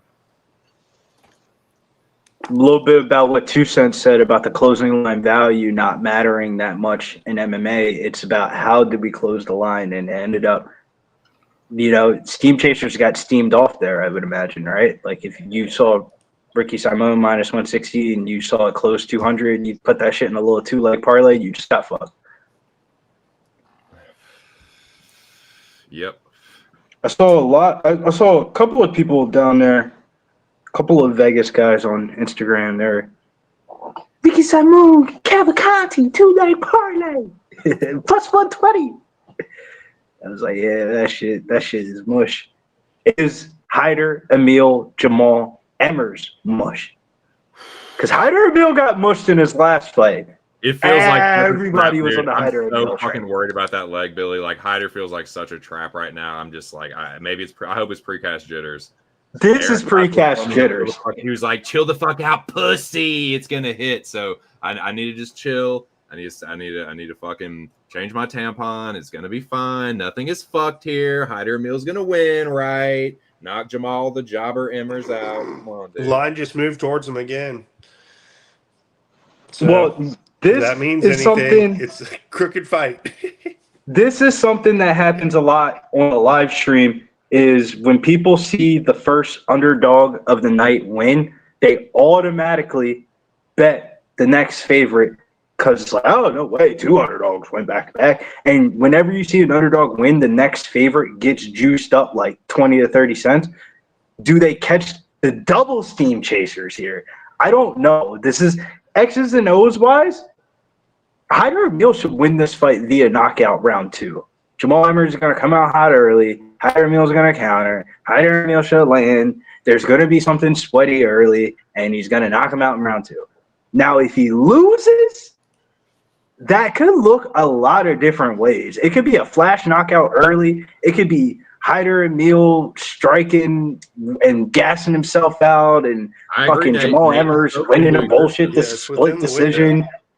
It's a weird one. I don't think Jamal Emmers wins this fight as clean. So if Jamal Emmers wins this fight, I don't think he wins it as cleanly as if Hyder Amil wins this fight. If Hyder Amil wins this fight cleanly, he's smooth knocking Bobo the fuck out. If Jamal Emmers wins this fight, I think it's going to be a little bit greasy, like, if that makes sense. Like, I like, the inherent risk is a lot of volatility in this fight. You wouldn't think this fight would be that volatile, but the way these two boys fight, hey, man, I think he should take fight to start round 2. That's what I noticed. Yeah, it was such a narrow line with, like, so it could go either way. I thought that was kind of weird. No, but the market is overvaluing the finish. If you just saw that come across the screen, Minty bets fight not to start round 2. I'm going to get cute. Nah, bitch. Fight to start round 2. I think if you're Hyder Amil, the game plan is don't go ape shit in this fight, and you'll probably win. I have Hyder Amil in a parlay. It's the second leg of my parlay. Let's fucking go. Hyder, knock his fucking ass out. Come on, bud. What's the other leg? The anchor, I will tell you after this fight, if this hits. I mean, can't we just go? No, I'm just kidding. I'll tell you what, you can find out what the anchor is if you go listen to the latest episode of the Locker Room Talk podcast, which premieres every Tuesday right here on Pub Sports Radio, 6 p.m. Eastern Standard Time. The episode for this fight card was up on Tuesday. It was a great episode. Shout out to everybody that was there. And I have Hyder Amil, and then the anchor, since you asked so nicely, is Uroš Medić. I like it. Shout out to University of Miami, Mills. I know you're always on the U. Slow start because they put on them points late. You should be stoked. Mills is a KU guy. Mills likes that Miami. Kansas State. Nah, he be on that Kansas State shit. Hyder, I see you're him only 1 year representing younger than Miami. this dude. Come on, man. Remember the bro? I don't. Come on, bro. Hyder Amil somehow younger at 35. Especially Hyder against Amil's Syracuse. Hyder Amil is such an interesting character. He's been so devalued by the betting market. Better win this fight. Yeah. That's all I'm gonna say. They keep on that. The market said, you know what? You won 3 times in a row as an underdog, bro. We gonna make you a favorite nowadays, sir. We are done losing. How much money did those books used to lose on Hyder Amil at plus money in his first couple of UFC fights? Shouts to Big Show Picks. Big Show Picks would be like, shit, Hyder Amil plus money? I don't give a fuck who he fighting. Like, those days are gone. He'll put it with anything, bro. He like, wait, Hyder Amil, just Hyder Amil. That got Hyder Amil's fighting this week. Yeah, that's the play. Oh man, the days of No, I trust you. the days of getting him at plus money are He's long about to put gone. on, though, man. Yeah, he's about to put on, bro. Like he's about. I want to bet it, but I just want to make sure he doesn't get knocked out in the first round. If he gets the knockout in the first round, then let it so be it. Then I wasn't on it. Are you guys seeing where ESPN's still putting the props odds on the screen before every fight? Oh yeah, Yeah. I mean they're not gonna look for everything that happened. It don't matter. They're not gonna stop. I was like, damn. Yeah, pretty bold, they're not boys. gonna stop Pretty what bold. they're doing. Emmers For has one the little most hiccup. experience of any. You know, they fighter got on way the too planet. many billions and millions invested in time and shit like that. Like, But to go right back to props, like you could have dodged props for like 1 week. true. But no, then again, hell no, because they paying for it every week. They're so making a what, you bunch of gonna tell money. They're like, nah, boys, props are safe. Go back to the props. You're good. Nothing to see here. Yeah, the Move on. water's just fine. Come on, Yeah, man. everything's good, boys. Everything's good. Look for these props. them? Right. Come on, Hyder Amil. Hyder Amil, Jamal Emmers. Let's go Emil. Emil. Immediately. Hyder, you a 35-year-old man. You better win this fight after doing all that fucking corny Gen Z dancing shit. Come on, dude. 5'9". He's a tiny little feller. Come on, Hyder. Come on, Amil. What are you pointing down for? Represent for the Satan? Philippines. Going to Satan? Lord have mercy. He might. We'll get into that another day. Emil. He had a lot of fucked up shit. One Yeah, love. Neil. Oh, One Hey, love, we got a bros. good fight to kick off the main card. That Ricky Simone. This should be another action-packed one. I do think we see round 3 starting in this wait a one. minute, that bitch. Interesting. Yeah, I kind of wanted to bet fight to start round 2, but I just didn't have a lot of conviction. That was sneaky. That was a sneaky glove touch. Like forced him off the center line for the glove touch. Yeah, it was. Hey, we're going this way, but yeah, we'll touch gloves. Inside low kick and then a body kick from Hyder Amil got checked by Jamal Emmers. The low one did anyway. Hyder Amil in the southpaw, Emmers in the orthodox. Emmers with a high kick. Right hand, left hook lands for Emmers, but then he got kicked in the panis.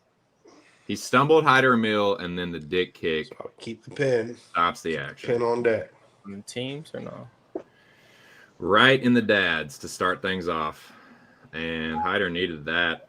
Bam. The right hand missed, but then the left hook, pow, right on the chin. Stumbled Hyder Amil, but he did land in the nether region of Jamal Emmers. So we got to stop things, boys. Got to make sure Emmers is good to go. It looks like Emmers is going to be okay.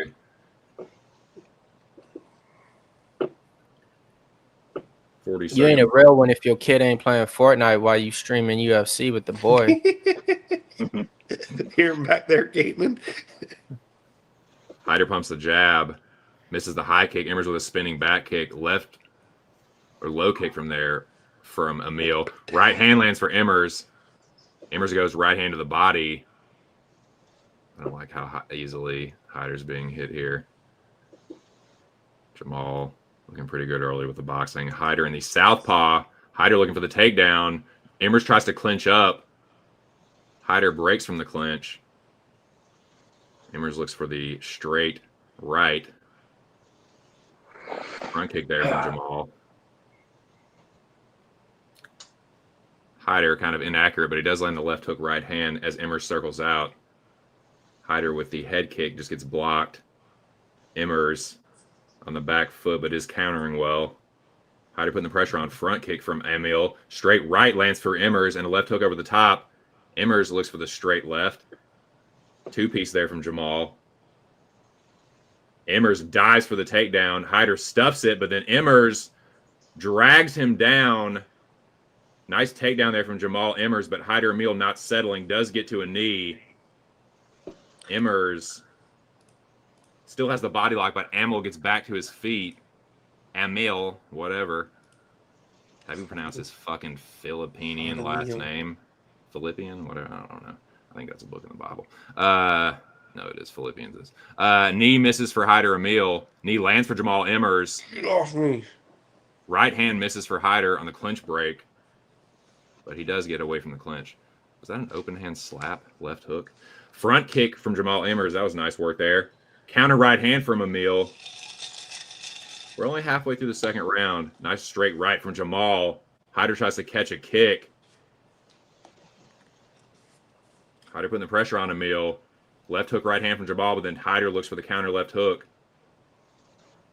Hyder doing a good job with this pressure. Got to be careful, though. Emmers misses the left hook. Hyder with a nice right hand to the body. Yeah, keep going to the body, dude. Nice jab from Amil.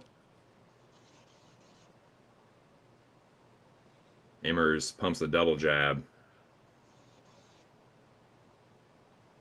Hyder looks for an inside low kick.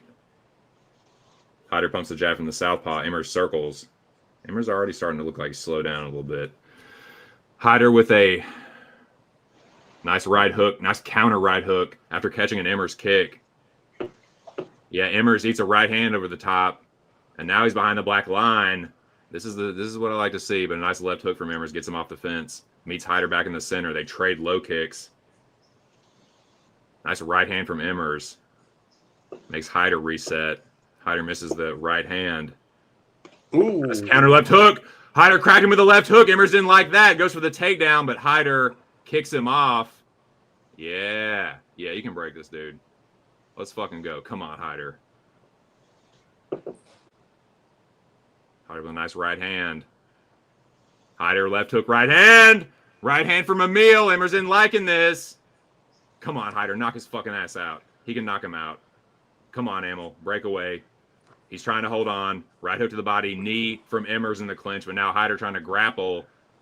Nah, dude. Break away from this and knock him out on the fence. Emmers in the over-under. Nice knee to the body from Hyder. Nice Emmers trying to turn him. Uppercut in the clinch. Nice elbow in the clinch break from Emmers. Hyder resets. 45 seconds. Counter right hook from Hyder. Uppercut. Left hand from Amil. Left hook right hand from Hyder again. Hyder goes right hand over the top. Jamal with a sloppy counter. Hyder blocks the double jab right hand. Hyder catches a kick and then lands a right hand. Left hook almost lands. Emmers circles off the fence. Hyder with the uppercut after landing the left hand. This round starting to turn towards Hyder Amil, but he's busted up and tired too. But he's landed. Oh, man, left hook right hand lands for Emmers. 10 seconds left. 3, 2. Hyder cracked him. Left hook right hand lands. Emmers is tired. There's the first round. I wish I would have bet it pre-flop. I'm not going to be able to lie about this. Dang it. What do you think, Mills? I mean, Amil's looking like a mill out there, you know.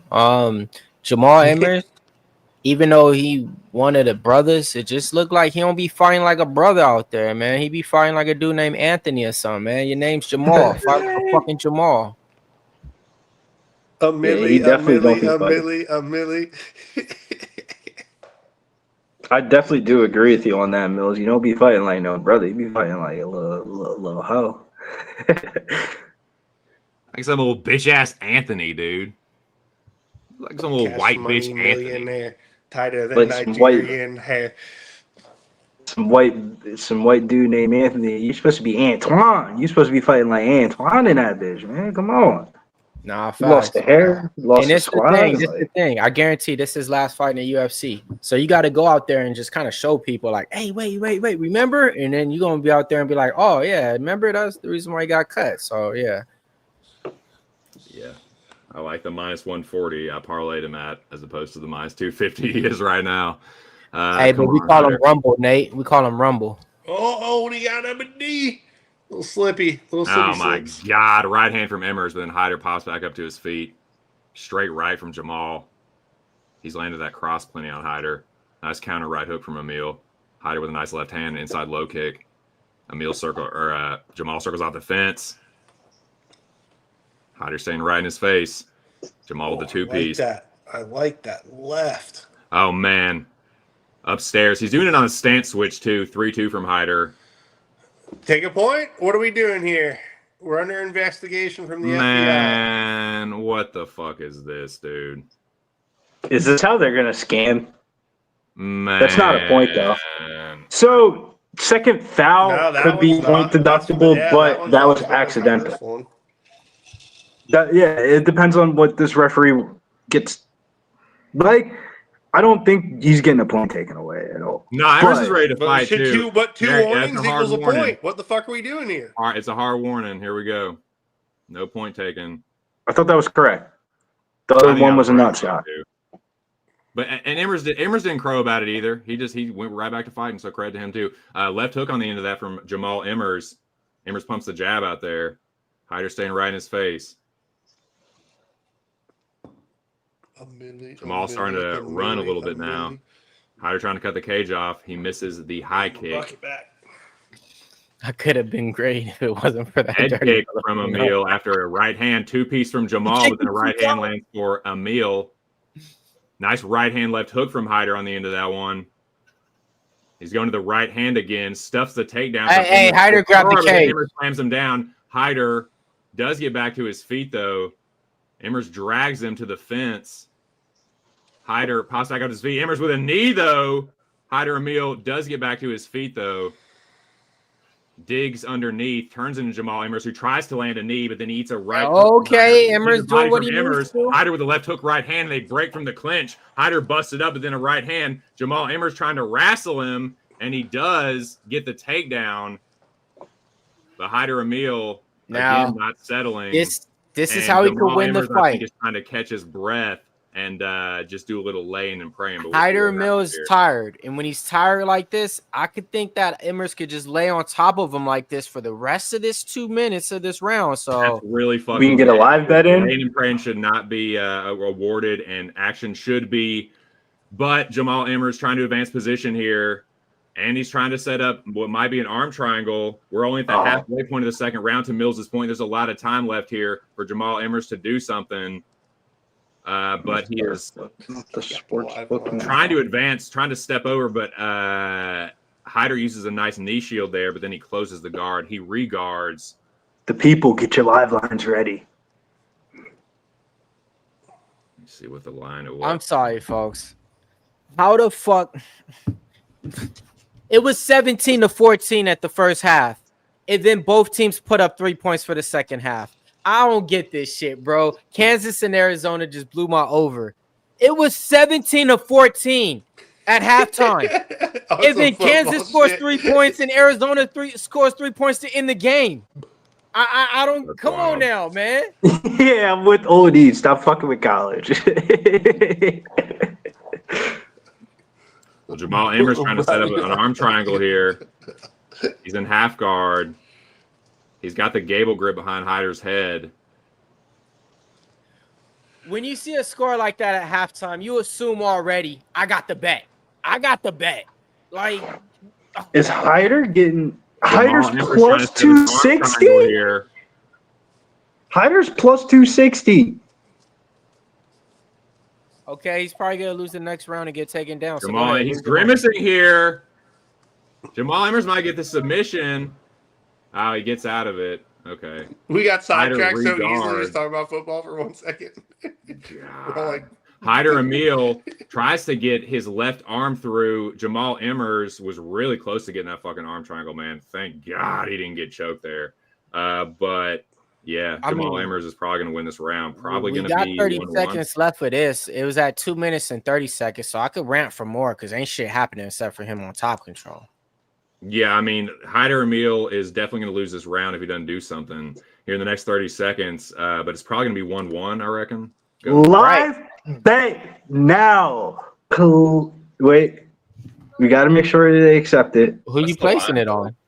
plus 230 on Hyder Amil live. Now this is 1-1, man. And he's about to lose the next round. He's deader than dead. I think already have him in my parlay, so I'm just gonna Wait. This kid gives even out wanna get up. Barcelos He to don't bet even wanna live get up. to the chat He don't and doesn't even bet wanna it, get up. but then bets this bet. Bro, never mind. It's plus 250. Wow, bro.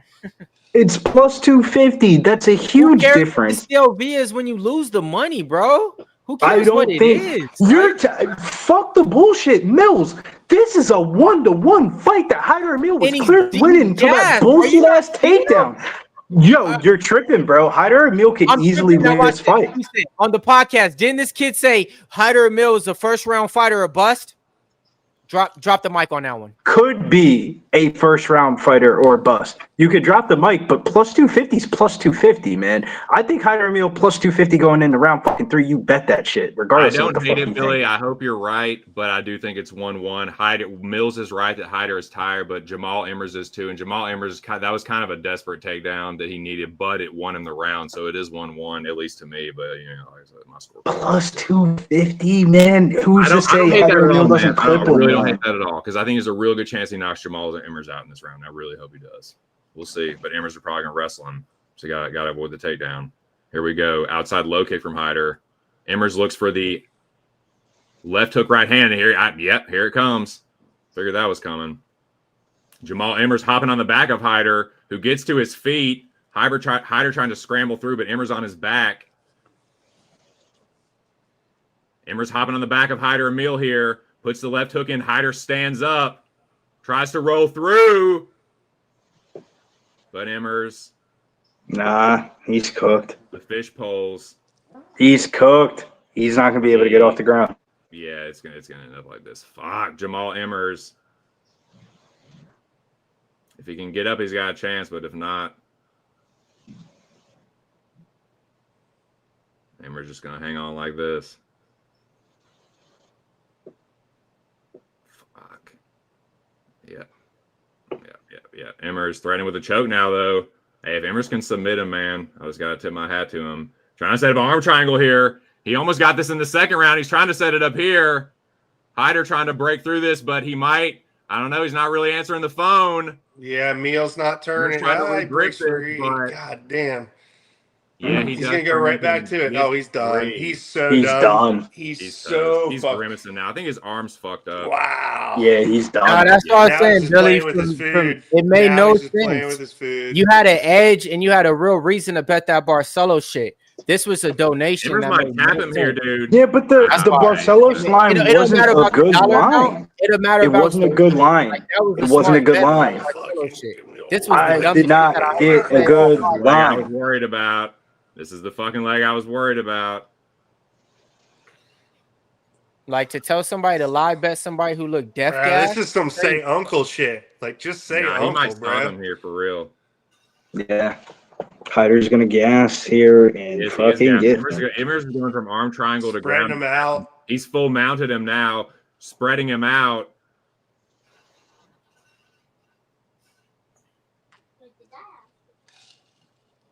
Nah, Emmers is one step ahead.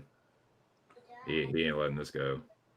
Yeah, Emmers isn't It letting this would go. be the biggest bag fumble ever if Jamal Emmers let Hyder Amil get out of this. And he's not going to. He settles And him this is the right back reason down. why, Billy. When he had him like this, Oh, at man, 2 hard minutes, elbow from 50 Jamal left for the Emmers. second round, he couldn't get up. What makes you think he could get up for 5 minutes of this shit, man? Come on, I didn't man. think he was gonna get taken down as easily. Come on now, man. How- Parlay is done. I could only do so much, my man. I can do so much. Jamal Emmers collects the far side wrist and takes the back of Hyder Amil, who's trying to get back to the fence. But yeah, Jamal Trying to Emmers snipe fights some hard. plus.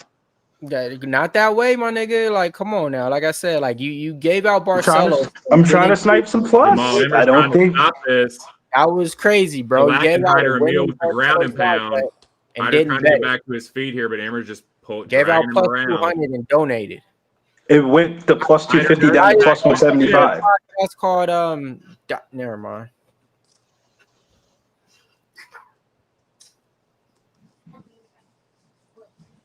Jamal Emmers looking for the arm triangle again. He's got a minute 28. But I was definitely on the wrong side of this because I had parlays with Amil to close. Oh, So- yeah. I have no parlays, That's no what I was bets. worried about, I just man. took a plus 250 flyer. Like, damn, motherfucker, you yelling I this have shit at me. I I have no parlays. I have no action. I took a Oh, plus yeah, 250 dude. flyer. Hey, Jamal Emmer like top, y'all. But he keeps going for this arm triangle. Dude, I'm not trying to mislead anybody. I'm just trying to make some If money I'm on some coach, I'm plus. screaming at him to just hit the fuck, punch him. This is looking like who had props to go to the distance. Just saying. People are about to be pissed because back-to-back dogs win. CLD ain't winning that fight against Tulio. Bullshit, Billy. Don't you talk like that. Not when it's my play for the podcast. He's gonna knock that motherfucker out. Just saying. I mean, I will be pissed if it doesn't hit, obviously, but Man, this fight sucks. Well, Jamal Emmer's decision win is going to suck. Jamal Emmers trying to put a stamp on this. He should have been doing this 30 seconds ago. He could have stopped. Right. He's looking at everybody like, what should He I kept trying to do? go for this fucking arm triangle. Now he's going for the rear naked choke. It is under the chin, but Hyder's going to be stingy to it. You could have stopped him with ground and pound. That's going to do it, though. Help him. Jamal Emmers. Oh, get up. Oh, we're friends now. Peace Right, let me and- pull him up off the floor. I prosperity. should have knocked you out, but no, let me pull you up. Oh, I could have hugs got and kisses. I could have got a 50K bonus because there's not that many finishes, but no, let me pull you up. UFC still ain't gonna re-sign your contract, man. Unfortunately. Hey, shout out to everyone who's that on shit Jamal weak. Emmers. Hey, yeah, who's the 29, jobber 28. now, True Sense? You fucking idiot. So I'm the dumbass. I'm going to go eat my dinner, though, and I'll be right back shortly. Enjoy 29, that dinner, 28. TC. 29-28. 6-7. Nah, it's just frustrating when you see a fighter get the better of striking and then just give up the takedowns. Like, dude, that's not the way you defend a takedown. He was just like going with it. Shouts to Jamal Emmers, though. Well-rounded fighter, can mix it up on the feet, can wrestle, durability, look good in this one. People call him Hurricane Amil, and there was no hurricane tonight. There was only a black cloud, and his name was Jamal Emmers. Oh, fucking hammers. Back-to-back dogs, though. 2 back-to-back overbooked markets for the favorite. What is the market holding for CLD Tulio? 58% of the handle, 37% of the bets, 42% of the handle, 63% of the bets. So a little bit more. I feel like it's more straight bet action on CLD. Like 58% of the handle on underdog is pretty high. Like, for example, I mean, money's coming in on him, man, because Tulio was a way bigger favorite earlier on in the week. Now money's definitely coming in on CLD. Tulio really hasn't fought too many good people that we've seen, and he's not the most active fighter. CLD, it seems like they've been trying to kind of push this guy, you know. So it's gonna be a close fight. but he might not have it though, bro. Yeah, that's what I mean. I like the over 2.5, man. I didn't get there to the window to bet it, but I can see the over playing in here. I can see Tulio pulling off a decision. I can see CLD getting it done too, man. Like my pick was CLD though. I like Tulio, but I think, man, I just think CLD is a bad matchup for a lot of people. You know, like so, and I think Tulio really hasn't been tested yet. You know, so yeah, man, I think CLD could get it done. If CLD would mix, so like the one thing I would say that's been frustrating about the UFC run for CLD is when I watched him fight on Cage Warriors, he would mix it up a bit. He would wrestle, he would strike, he'll try to submit you a little bit. Like he blended it all in. And the UFC is just like him strike. It's really just striking delay type of fights are the ones that he's in. Like bro, you getting clinched up and taken down by Armin Petrosian, bro. Who the fuck is Armin Petrosian, man? We bet on a fucking one-eye pirate to knock that guy out. Like, you know what I'm saying? Like, you shouldn't be losing those type of fights, man. And then to run it back, it's like, all right, fool me once, shame on me. Second time you still in it, I'll bet you against RoboCop. And the RoboCop fight was like the realization of like, that might be your peak, bro, is like 8 to 10. Like, I don't think CLD touches the belt in the UFC. I think the peak that he'll ever be at is like 8 through 10. I don't think he's a top 5 fighter in this weight class, bro, unfortunately. Not saying that Tulio is, but Tulio's closer to 5 than 25. And you get into a fight with CLD and it's anybody in the top 25, that shit gonna be sweaty. The Eric Anders fight, bro, it wasn't like he was blowing away Eric Anders in the beginning portions of that fight. Like, he just caught Eric Anders with some shit, and Eric Anders was like, all right, yo, fuck this, I'm about to be done. Like, it wasn't like he like was dancing up. Like, you see the result and it says knockout, but in reality, Eric Anders was live in the beginning portions of that fight. Like, they were striking punch for punch until he got clipped with some shit that hurt him, and that's only because Eric Anders is getting older. Like, let somebody come in here young, hungry. We saw Tulio last week in the corner for Norman Dumont. He looked like he was jacked off of steroids and ripped up. Like, you talk about physicality, bully, the scare factor, shit. Anytime somebody matches the scare factor, as I call it, against CLD, he don't look like CLD anymore. Like, it's like he runs into a reality, he turned into a bitch, man. Like, he looked like one of those kids growing up that act all hard and shit like that, and then when some shit really hit the fucking fan, you see his true colors, and you think, this nigga's a bitch, man. That's how I feel about CLD. You can still be my homie. We can still smoke and shit like that, but that thought of you being a bitch is gonna run through the back of my mind, man. Like, I don't want to lose a friendship over this. Everybody knows that friend in the friend group growing up. Like, you always think, man, this dude a bitch though, man. All right. Yeah, Hyder Amil's definitely unfollowed, man. I just look, I had like 3 or 4 nice ones to close out with him and Salikhov. Man, I just look up right now and it's like, man, I'm over here about to reconfigure and make some more parlays for this main card, because, man, I ain't going out like that, man. I still got some other plays on this card, but, man, it ain't nothing like them parlays, man, when they all just add up and hit, man, too. Like, especially when you catch like 2 or 3 and you got like 1 left for the main event. So, yeah, man. Those are the best. Was that a pay-per-view a couple weeks ago? It was.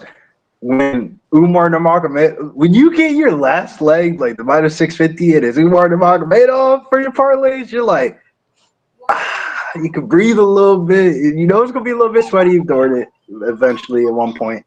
But it's like, those are the best parlays to catch, where you just need 1 leg on the main card. Hopefully, I think this is going to be a little bit of the flip of the script, where I think we're going to see some favorites win on the main card, unfortunately. There's a lot of overbooked underdogs on this card. The public kind of got hit with favorites on the main card last week. Like, they bet favorites and they lost. So the overreaction has been public underdogs. Chris Padilla, 85% of the handle, 57% of the bets. Muslim Salikhov, 84% of the handle, 69% of the bets. We just talked about that. I couldn't get there, but that was one I looked at. We talked about Ricky Simon being an overbooked market. There's more money on Muslim Salikhov than there was on Ricky Simon. I took the other side. I'm on the Uroš. You got Uroš Medić? Yes, sir. Those are the 2 fights that I'm kind of waiting for. If I cash Chris Padilla, I'm going to bet Uroš Medić. If I don't cash Chris Padilla, I'm just going to chill the fuck out. That was another one I waited for the face-off. These dogs, I mean, the money It's crazy, man. The amount of money came in on these dogs as of late. Muslim Salikhov is all the way down to a plus 108. Randy Brown is down to a plus God damn, 130. I'm fucked. Chris Padilla went from plus 145 to minus 115. Christian Leroy Duncan went from plus 150 to plus 135. Usually, in all the cards, once they start going, the favorites get bet up and parlayed. Okay, you don't see all type of movement like this going on the dogs, but this been going within the last like day or two though, so it's not just one thing. And to me, these are the right shits. Like when we did this podcast, man, I had like 6 picks that I said is dogs. So it's either gonna be one of those weeks for me to where I'm either gonna make money and look good, or it is what it is. But to me, it didn't matter about the numbers and the lines. Like when I say like these certain dogs have like 50% of the chance to win, I think they're all 50-50 fights in a lot of these. They're all 50-50 fights, in my opinion. Muslim Salikhov not the favorite? What? Like, what are we doing? When I first looked at that fight, no bullshit, when we do the little Locker and Talk podcast show sheet, and I was like typing up the odds, I said, "Hey, Muslim Salikhov is an underdog. What have we not learned? How many people does he keep on knocking out?" But it's just like maybe that's what they want you to think, and the real bet is Uroš Medić. Because if Uroš Medić knocked out Muslim Salikhov, would you be shocked? No, if you just saw those two people, I told you nothing about the resumes, and you just saw those two people, you would pick Uroš Medić and not even blink an eye. You'd think Muslim Salikhov wouldn't even be a fighter until he does the spinning back kick. Yesterday on the standoff, like the Muslims looking up at him. Yeah. I mean, he could start Muslim earlier in that first round. That's how Medić does. That's how Medić does. For me, I would take under 1.5. I would take under 1.5 and just say, hey, forget picking a side.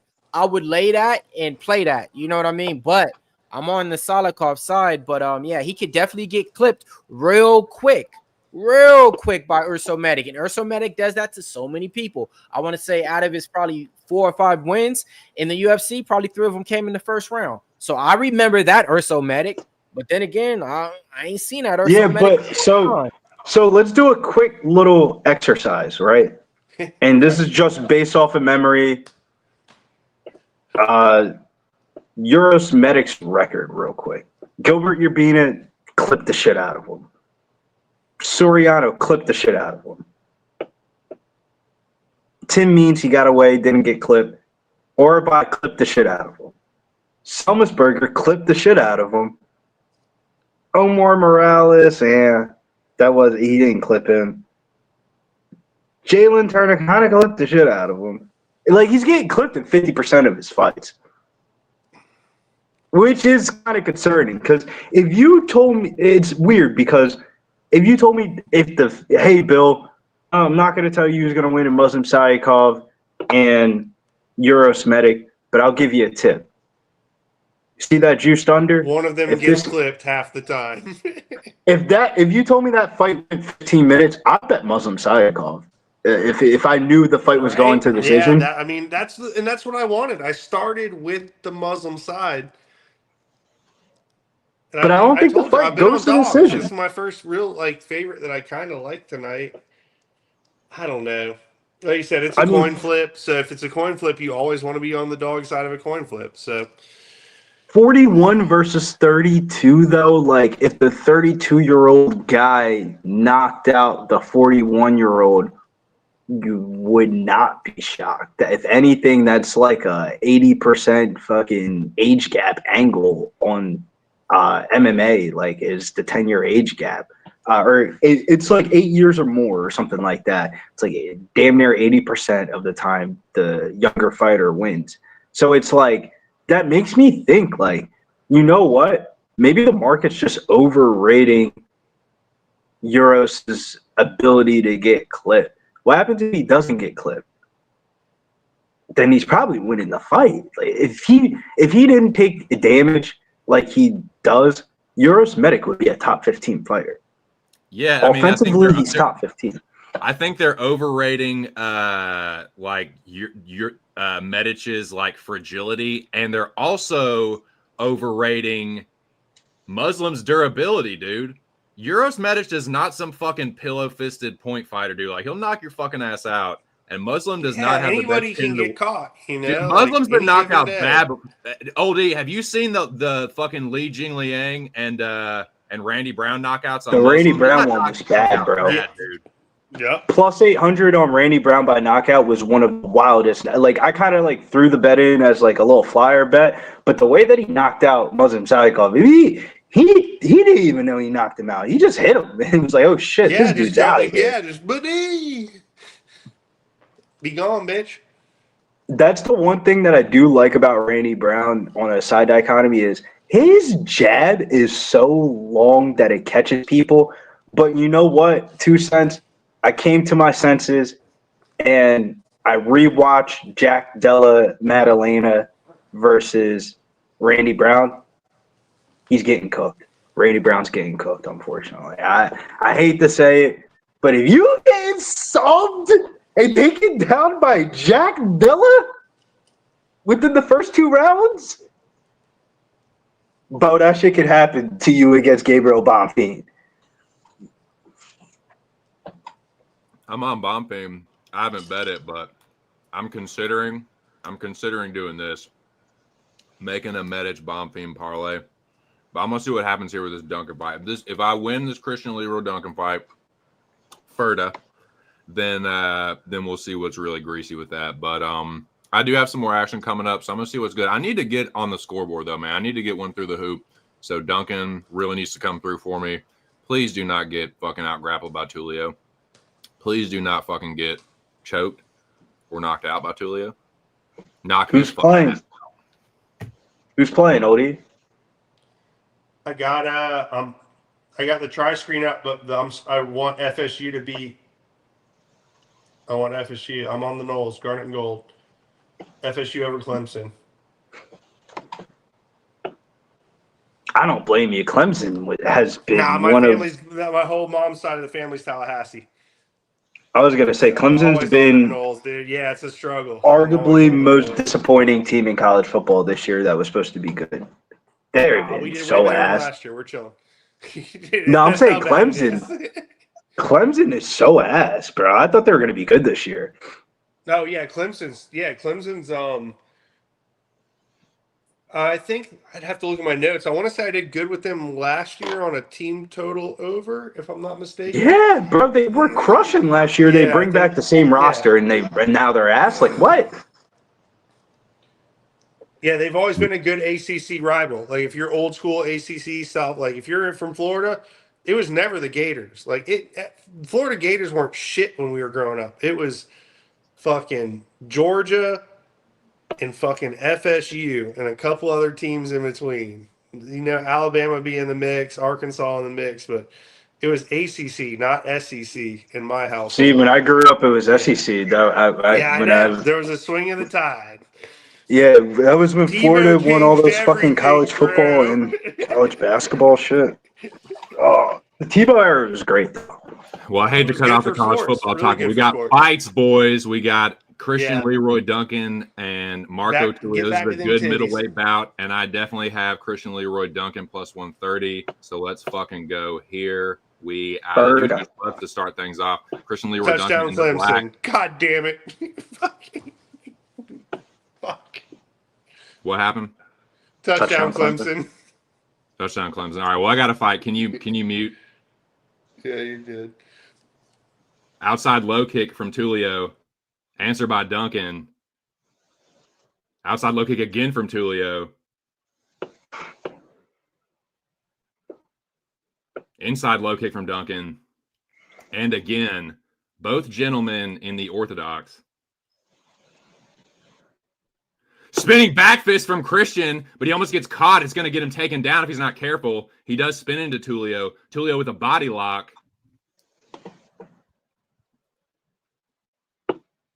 Christian Leroy Duncan with the body lock himself in the 50-50 here. Tulio got him up against the fence. Oh, please don't let that be a fucking... Oh, nice knee up top from Tulio. Trying to get the single leg trip here on Christian. Doing a good job so far. Eats a knee to the thigh. Duncan with a little rabbit punch around the back of the head. Don't want to do that too much. Tulio is trying to get these sneaky trips, and he does trip Leroy to the ground. Christian doing a good job trying to get back to his feet, though. Or not get further dragged to the mat. But Tulio steps over. Duncan does get to a knee. To one knee, anyway. Gets back to his feet. Trying to break the grip of Marco, who's already busted up on the nose. I think Duncan busted his nose with that spinning back elbow. That's the only strike he's throwing. I can't imagine it's from anything else. Oh, yeah, cut him right on his eye. Spinning back fist from Tulio, but they're off the fence now. Left hand from Duncan on the break. Oh, nice right hand. Elbow from Duncan. Body kick from Tulio. Nice right hand from Christian. They are getting after it, boys. Tulio with a head kick. This is getting wild. Right hand from Tulio over the top. CLD. Spinning back fist in the left hand. And now a knee from Christian. Now he's trying to get the body lock takedown. I don't know fucking why. Big ass dudes, man. Dude, they are, man. And they are fucking winging them. Trying to fucking grapple him. Tulio trying to drag Christian down, but CLD doing a good job staying on his feet. 2:15 here in the first round. Tense moments early. Very tense moments early. 2:09. You make one wrong mistake, you might be going on the ground or getting knocked out. They trade low kicks. Christian Leroy Duncan tries to body lock. He needs to get off the fucking fence, dude. What the fuck? Like what? Under 2 minutes here. Dude, there's no way you're that tired. All right, now you body locked him. Now get the fuck off the fence, dude. It's that fight IQ. Shoulder strike. All right, McGregor. 140 here in the first round. Another shoulder strike from Christian. And again, God. Just determined to take Tulio down like a fucking dumbass when he should be striking. Oh, my God. Tulio trying to get this trip. What the fuck, Christian? Christian with an overhook here. 50-50 position against the fence. Tulio with an elbow. God. And they're off the fence. 1:05 to go here. Christian with a front kick. Inside low kick from CLD. He's such a dumbass. Spinning back kick gets him taken down by Marco Tulio with 55 seconds left. He is such a fucking moron.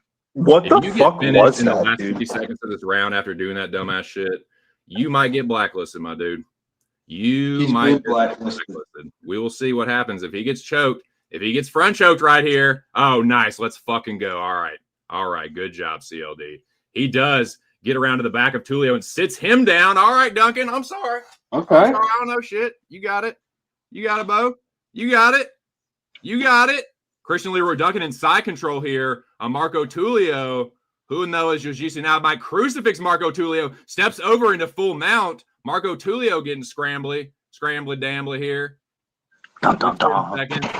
Holy shit. Back elbow from Christian Leroy Duncan. Going for this rear naked. This is insane.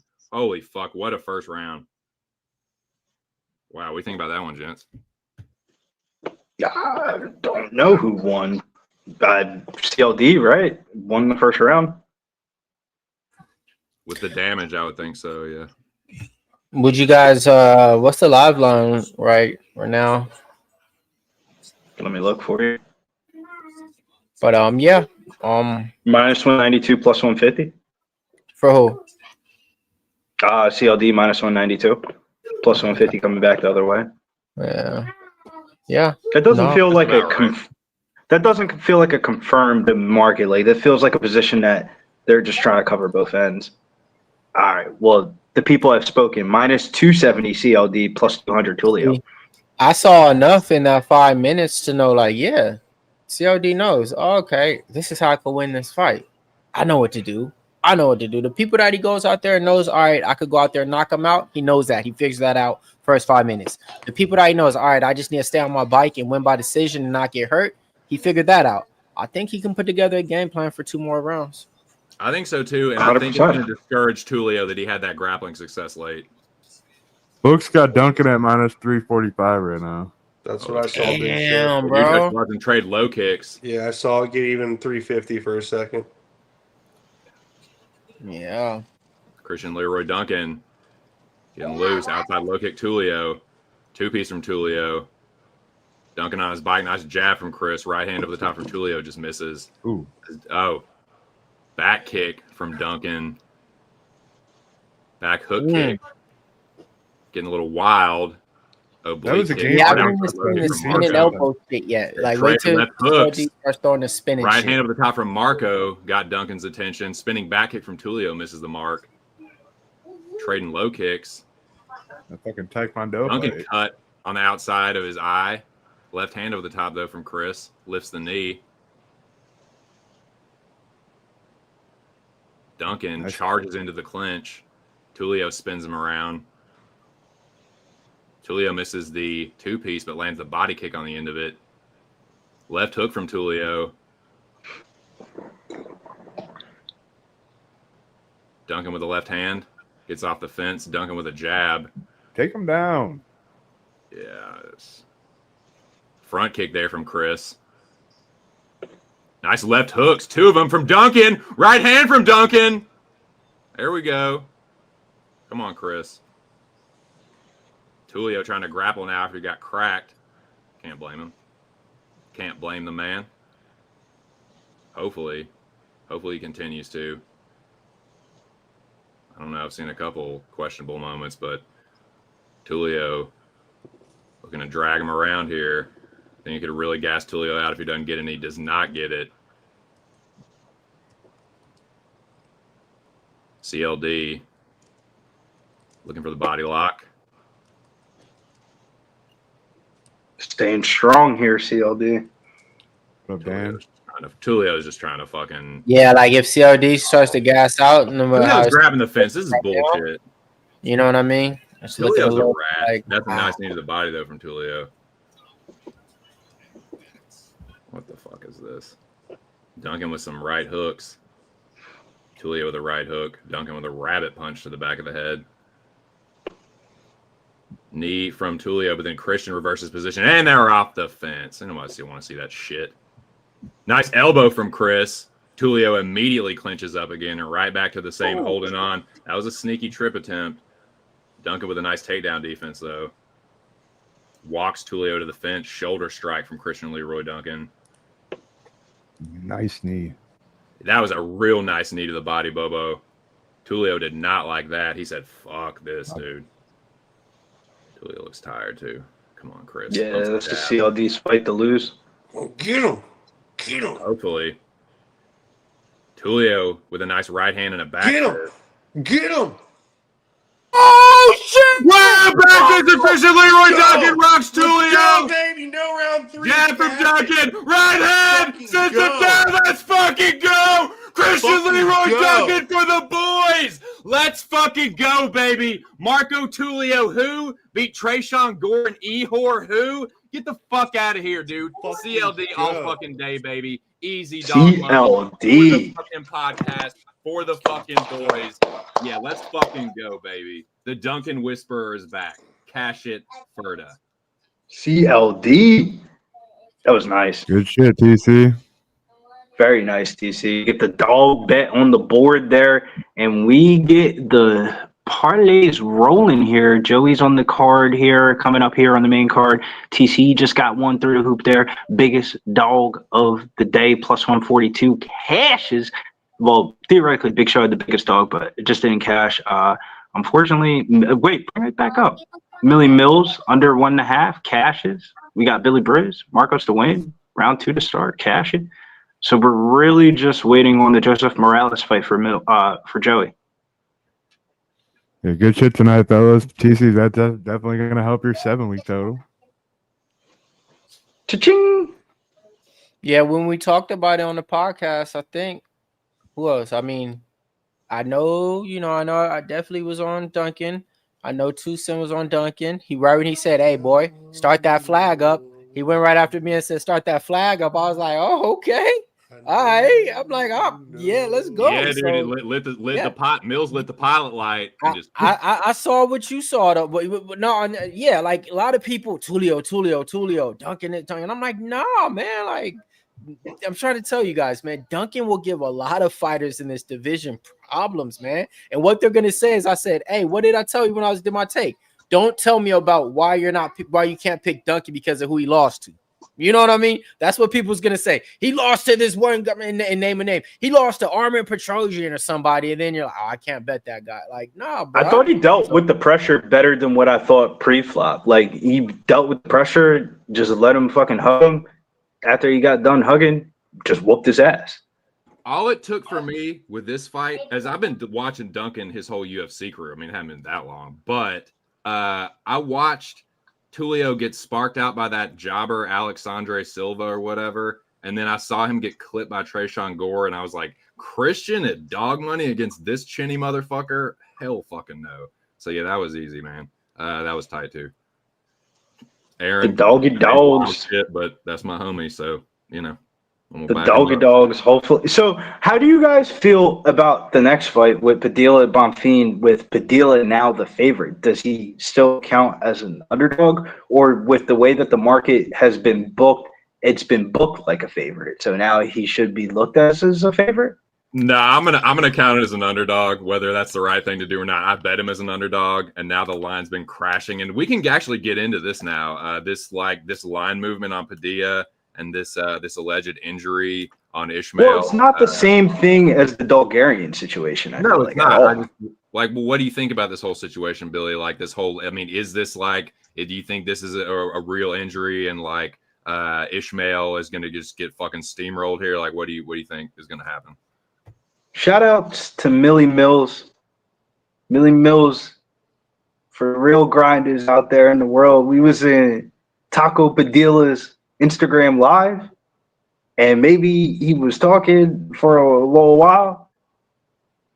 The smoking I didn't appreciate too much prior to going into fight week, but the words that was coming out of his mouth was money in the bank, and it kind of convinced me a little bit that he knows what the fuck he's doing in this fight. And I'm gonna take his word for it, bro. I'm gonna take his word for it. I hopped up on. I was late to the party, yes. But I did get plus 108. I'm on the Padilla train. I know, public underdog, but hey, man, Mills sold me on Taco Padilla when he beat Lion Top. I can't deny what I have seen, and what I have seen has been development from Taco Padilla, and what I have not seen from Ismael Bonfim is the ability to fight back when he's not the hammer. There's been a couple of times where, like, I don't know, man. I've been left to be desired a little bit more with Ismael Bonfim than Gabriel Bonfim. I like Gabriel Bonfim a lot more than Ismael, but I thought Ismael had the easier matchup. But you show up 6 pounds overweight, you're kind of like betting on yourself that you're going to win the fight. And it's kind of cheeky because he's probably going to go for takedowns. I was actually shocked to see the takedown lines on this fight.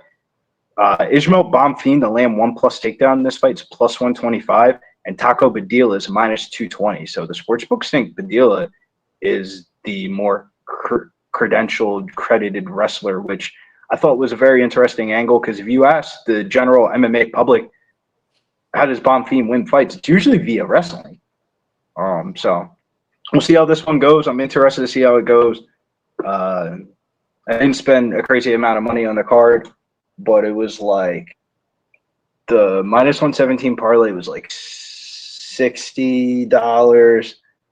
The minus 145 was the $60 one. The parlay was like 55, and then Padilla was like 40 and some change, like 41 something or whatever. And those are I didn't want to spend no more than $150 on the card, and I like just got it right there at 150. So this is kind of like, if I win this bet, I should be good for the night. If I lose this bet, I might be sweating that Joseph Morales one. But when I placed those bets, I didn't place those bets with the idea of like, Oh, I placed those bets because I wanted to go 3-0. I didn't want to add a bunch of shit on the fucking card. Be spraying the board. This is not a spray the board type of card. This is pick your 3 spots on the Apex and get the fuck up on out of here. Let's get ready for this pay-per-view next week. And this is one of the spots that I ended up picking. Yeah, I got a unit on Taco plus 164, and then I added half a unit, Chris Padilla inside the distance plus 170. Taco, let's fucking go, Bo. Kick ass.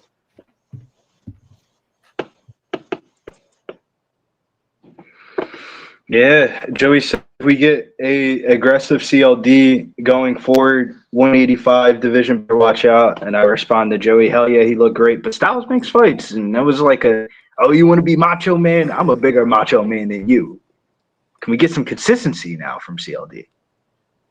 That'd be nice. Tulio might as well move up, I think.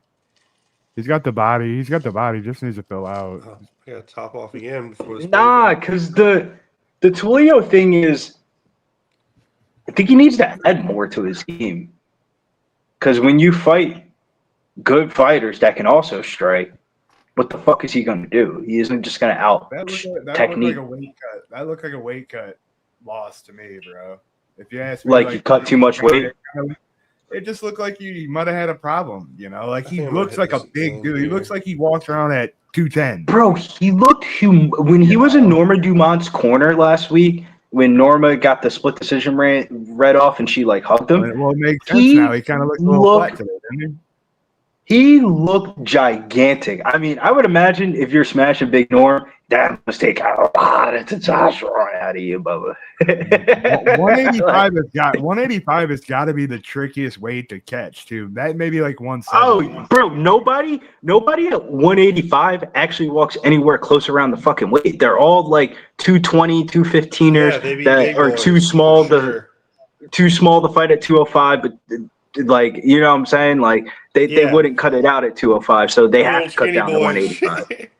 Like Tulio definitely walks around 220, 225, and probably cut about 25, 30. Yeah. So Oldie, are you gonna get greasy with this here Chris Taco Padilla and Ismael Bonfim? I'm with you guys. Well, here's what I might do.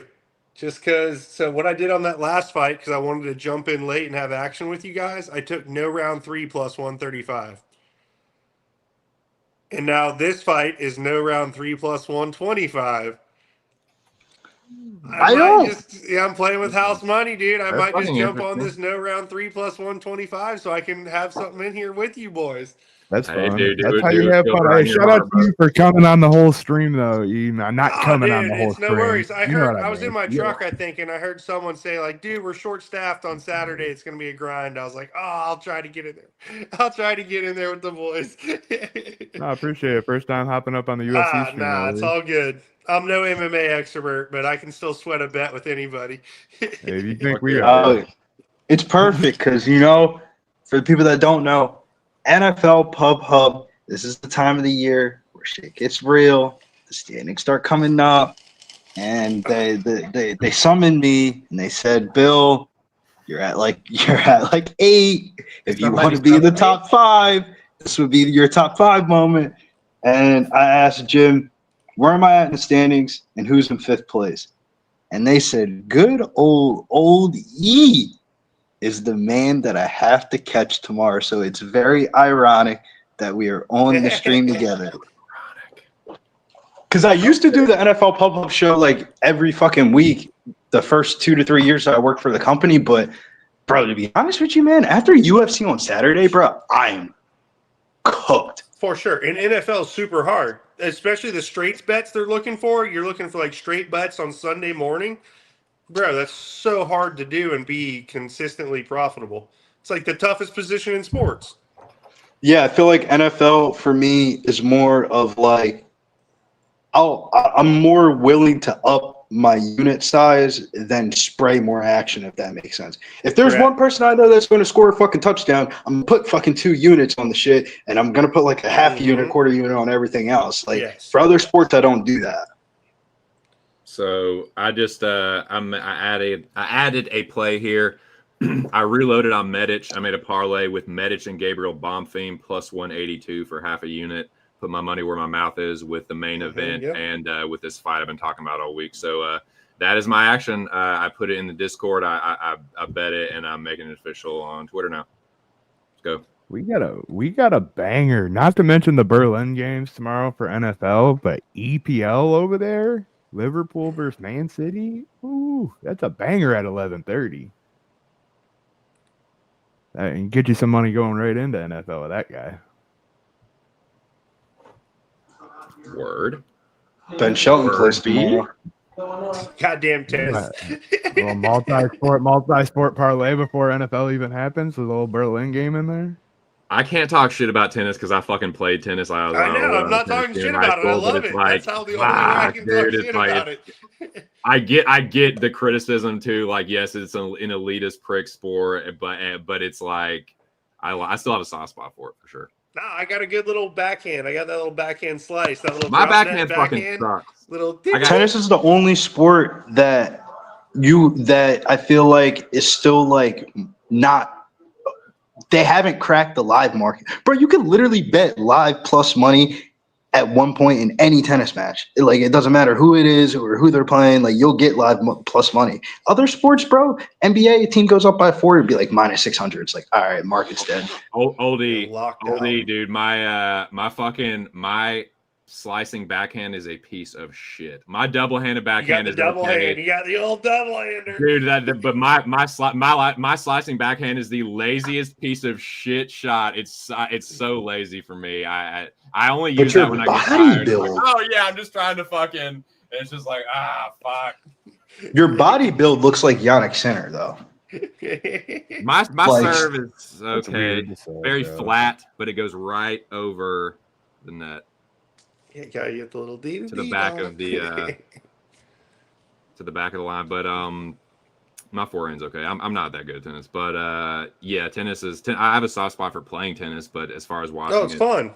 Only the slams. Fun. I can only get excited about the slams. But dude, speaking of slamming, dude, let's slam some more fucking action, boys. I have that parlay, but yeah, Taco got a unit and a half total on Chris Padilla. So shout out to him. Shout out to Mills for the interviews he's done with him and bringing him on to chill and stuff. And yeah, let's fucking go. The homie for the homies. Are you around, Dan?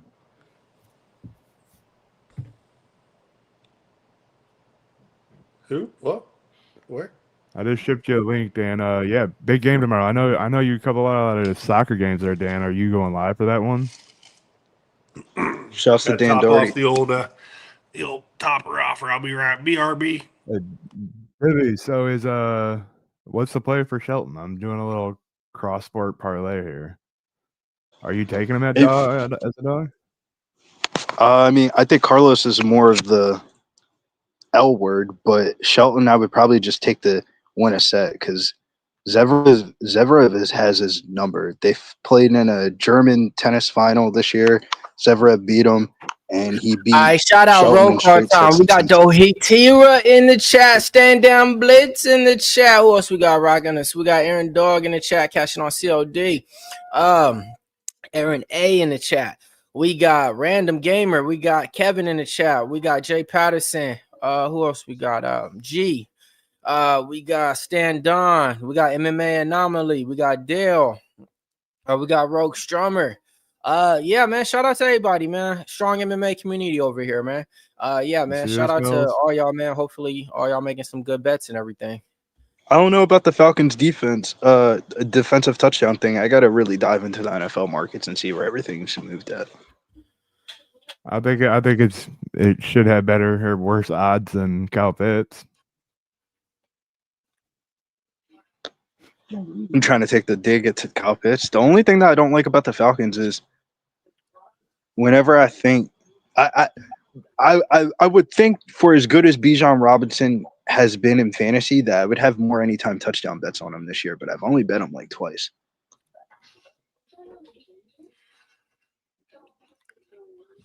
Man, this line crashed so much. Not really when you consider where it went from to where it went from, considering that other lines move like hundreds. You know what I mean? Yeah.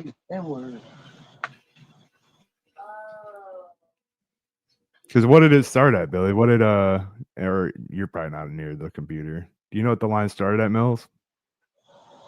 Yeah, Bonfim was like minus 185, minus 200. Big Show, are you on your Okay, computer? Yeah. Type in best fight odds or I know fightodds.io. how to do that. I just wanted to make you guys fucking look a little smarter. That's all. Well, it was north Uh-huh. of minus 200 because I almost bet Ismael Bonfim at minus 215 when we were on the podcast, and that I was like, nah, I'm just gonna wait because I haven't really heard anything. That is a from either. bigger line movement than I thought, though. I thought it was a lot closer to start with. I thought it was like minus 130. My bad. No, the late line movement hasn't been that crazy. Like after homie showed up at weigh-ins 6 pounds over, bro. The show up 6 pounds over, and so so this is the thing. You could show up 6 pounds over, but how are you gonna be the third person to weigh in? So the main event, half of the main event weighed in, somebody else weighed in. Ismael. He already gave up then. Billy, you're lagging out, or am I lagging out? No. I was saying he was to not even remotely close come to even like I don't know, man. That sounds wild to me. Like he must really be betting on himself to think that he's gonna win this fight. Yeah, it's tough. Fucking Oregon, those lucky ass sons of bitches. Fuck. Should have taken the points with Iowa. Whatever. But yeah, man, I like Taco a lot in this spot. It does kind of seem like Ismael is injured, but I don't know, man. I've seen a lot. If it's just the weight miss, I would say that's a whole lot of nothing because I can't tell you literally countless fighters I've seen miss fucking weight and then win the fight.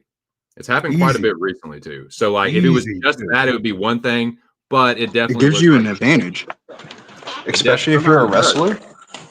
But just beyond that, like with this case in particular, like I feel like he does look injured. And I feel like that just gives Taco an even better chance of getting a takedown. And if he does get the takedown, particularly the submission, like, then this is all hypothetical now, but if Ismael has only one arm working right, I don't know how well he's going to be able to defend a rear naked choke or like an arm triangle or something. So, that's a good read, TC. I didn't even think about that. If he has a shoulder injury, he could definitely get an arm choke. Shout out Think about if he had an arm choke him in top position. Or if he like collects the wrist, ground and pound. So like that's why I'm taking a little poke on the inside the distance. But shout out to Moyes. He actually kind of brought that to my attention. I had already bet Taco pre-flop. It was just an automatic click, just staying on code. He is a dog, literally and figuratively. So that's an easy click. But the inside the distance was an ad from yesterday after talking to Moyes about that. So shout out to him. And yeah, let's fucking go, man. To be honest, I got my Mills interviews messed up, bro. In my head all week, I'm thinking resume of Marcus McGee for Taco. So like, I'm like, how is this even a fucking fight? Like how, in my head, I'm like, how is this even a fight? And then I look at it, I'm like, oh man, I've been thinking about this fight all wrong all week. The one thing that is interesting, or I should say intriguing about this fight is Padilla is very talented everywhere. Like he's not like crazy good and like he's not a crazy good striker that's just gonna knock you out with one punch. He's not a crazy wrestler that's just gonna push Marab takedowns, but he's a solid B+ in every category. And the cardio, this really might come down to cardio at the end of this fight of like who really got more dog. And that thing you got beaten in your heart. That's what I'm saying. Who's got more dog in him in the cardio? I think it's Padilla, but dog comes from your gut. Nah, but the higher ceiling fighter in this fight's Ismael Bonfim, unfortunately. Yeah, I'd say skill for skill, I'd probably slightly favor Ismael, but he is more of the pretty boy too. Like Taco is grittier for sure. He definitely has more intestinal fortitude, as Big Show is alluding to. So, yeah. The one thing that I don't like is that when he was in the regional scene, he used to be able to wear the Jason mask when he walked out. but in the UFC, they do not allow props to cover your face That's to jacked up be UFC. used. I think if he could use the Jason mask, it would make him a known character. Those cornrows are sick too. All right, here we go. Come on, Taco for the boys. They do touch gloves. Nice show of his stay from Bonfim. Front kick from Taco.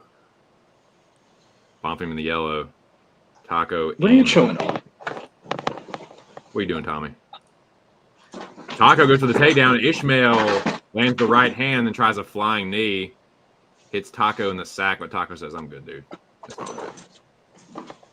Taco with a jab. Ismael. Bonfim with the right hand, left hook, right hand, but Taco blocks it pretty well. I love Taco's guard so much. The high Yeah, guard is maybe tight, later. man. Don't say that. The high guard is tight. If you can not get like, It is classic. Old. That means you might be old. I mean, it is. He's a only classic, 28. boxing style. Nice I'm right saying hand over the we, top from us Taco. that like it, you know, like it's like, you know, yeah. It Some just playground speaks for rules. fundamentals. Eats Yeah, keep your hands up. Keep your hands up. I mean, if you're an amateur, that is definitely the style you're gonna usually start with. Here's how to block a punch. But no, on a serious note, Taco ate some low kicks from Ismael, but he's doing a good job mitigating most of the damage. Like we were talking about, high guard, letting a lot of punches go off his forearms and such. Jab gets parried down by Ismael. Right hand over the top from Taco. Ismael tries to counter with a left hook. Right hand from Taco again. Ishmael misses the left hook that time. Shakes out the hands. Taco with a nice front kick there. Might got a jolt on it. Where's your jab, Taco? Ooh. Taco with an inside low kick gets checked away. Bonfim looks for a hard right hand. Taco goes to the fence. Left hook attempt. Double jab right hand around the guard for Ismael Bonfim. One of his better punches. Hard low kick from Taco. Ismael didn't like that. They trade jabs. Hard outside low kick again from Taco Padilla. Ismael looks for the uppercut, left hook, right hand over the top. Taco again mitigating the damage with that high guard. Low kick again. They trade jabs. Taco pumps the double jab. Gets Ismael backing up. Nice front kick from Taco.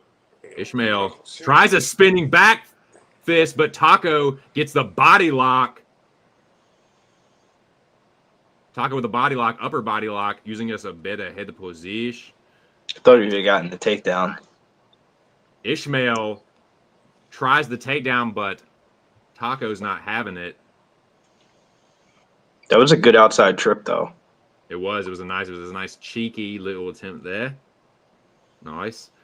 I thought he would have used that to Need to- change directions, though. Like, he would be the guy pushing on the fence, but I will oblige. Come on, Taco. Use that elbow here.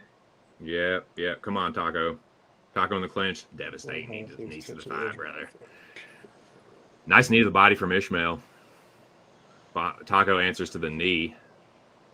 Knee to the knee. Knee to the thigh. My God, the devastation. I can't Let go, Taco. You're losing this position, bro. belly. I got him in the throat belly. Knee to the thigh again. They're trading. Yeah, I knees feel to like the thigh. Bonfim's like regaining his cardio. I feel, or not saying he was tired in the first place, but like he's kind of like resting. Well, it is letting him kind of reset here. I wish Taco would advance this.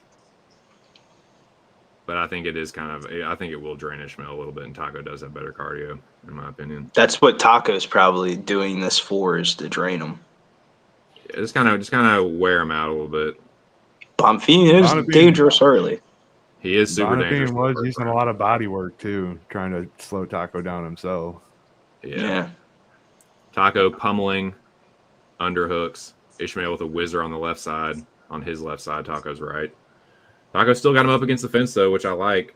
That he's able Slam to, kind of manhandle him a little bit. Don't slam him. It's not worth it. I think if he took him down with 44 seconds left, he would pop back up regardless.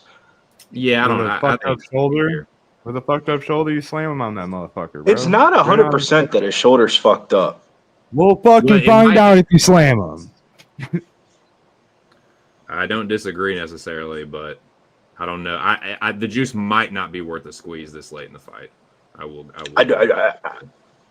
I think if the fight ended right now, this round, Ismael Bonfim with the takedown with 15 seconds left. and that might win him the round. Slipped out of it. Uppercuts. Taco hops up to his feet. Uppercut left hook from Bonfim over the top. Bonfim whiffs on the left hook that time. Right hand just misses, and a front kick from Ismael trying to steal the round back. Who do you guys think won the round? Because you said steal the round back. I thought he won the round. Trying to steal it. Yeah, you thought he just won the round straight up. I have no idea. I just came fresh off a joint. I'm just here for the ride, man. I think it's I don't have a dog like I don't know who won. Well, I mean, I might not be the best person to ask personally because I have money on this fight. So, Chat, what do you guys have round one? One for Taco, or one for Ishmael's the favorite. One for Ismael, two for Taco. Ooh. I mean, he's only minus 150, plus 110, and that's bet 365. Let's check FanDuel. FanDuel's been a little bit stingy on the live odds today. Minus 180, plus 140 here on FanDuel is the live odds that we currently have. 180 for Bonfim. I mean, I thought he won round one, personally. Great screen name. Shout out to Imminent Hippo. I'm a little bit nervous because Padilla needs to do something different. I hope he doesn't think that's going to work again. Well, it seemed like he was like, okay, I'm going to let Ismael just try and hit me with the kitchen sink here and then take over in the next two. Hard low kick from Taco. There we go. Yeah, get back to that. Back to that shit.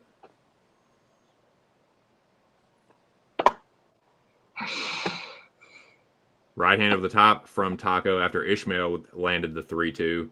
Taco lifts the knees. Oh. Ismael checks the low kick. Left hook right hand from Bonfim. Hard low kick from Taco. Buckles Ishmael's leg. Ishmael switching stances as Taco pushes forward. Ismael misses with the left hook over the top. Another hard low kick from Taco. Taco looks for the left hook, but Ismael unloads a four-piece combo with a right hand, punctuating it, but then a hard low kick again from Taco. Knee from Ismael and a left hook behind it. Taco rolls with it pretty well, though. More offense, though, from Taco here. I agree. I think he needs to turn it up a little bit. Defensively sound, he's staying at it big shots, but I would like to see offense.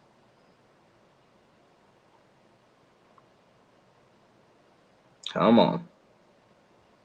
He's putting his pressure here on. Nice elbow from Taco. Let's fucking go. Front kick from Padilla. 1, 2, 3. Ducks the jab. Right hand, left hook, right hand to the body from Ismael. Taco pumps the jab. Low kick in the right hand. Ismael with a spinning back fist. I like that. Drain that energy, dude. Doing that dumb shit. Taco with a jab, low kick again. Stick to the basics. I like it. Ismael giving up a lot of ground, misses on that left hook, and then immediately backs up. Come on, Taco. Nice jab. Ismael with a low kick. Taco misses on the elbow. Needs to take advantage of getting the forward position. Like, he's moving forward. He's getting the octagon control, but you got to throw offense a little bit more. Yeah, I agree. You got to be willing. You got to willing to be vulnerable inside the cage sometimes, like, and just say, fuck it. Inside the circle. Taco pushing him back, but then Ismael unloads, like you said, lands a left hook. He's fighting too technical. He's not a better technical striker, man. Left hand, but then a left hand counter from Ismael. Ismael with an uppercut left hook. Nut shot. Says, bro. As we're good. He says, that's twice you hit me, though. He says, I'm going to fight. Tognon lets him go. Nice jab. Double jab right hand from Taco. And a step-in knee.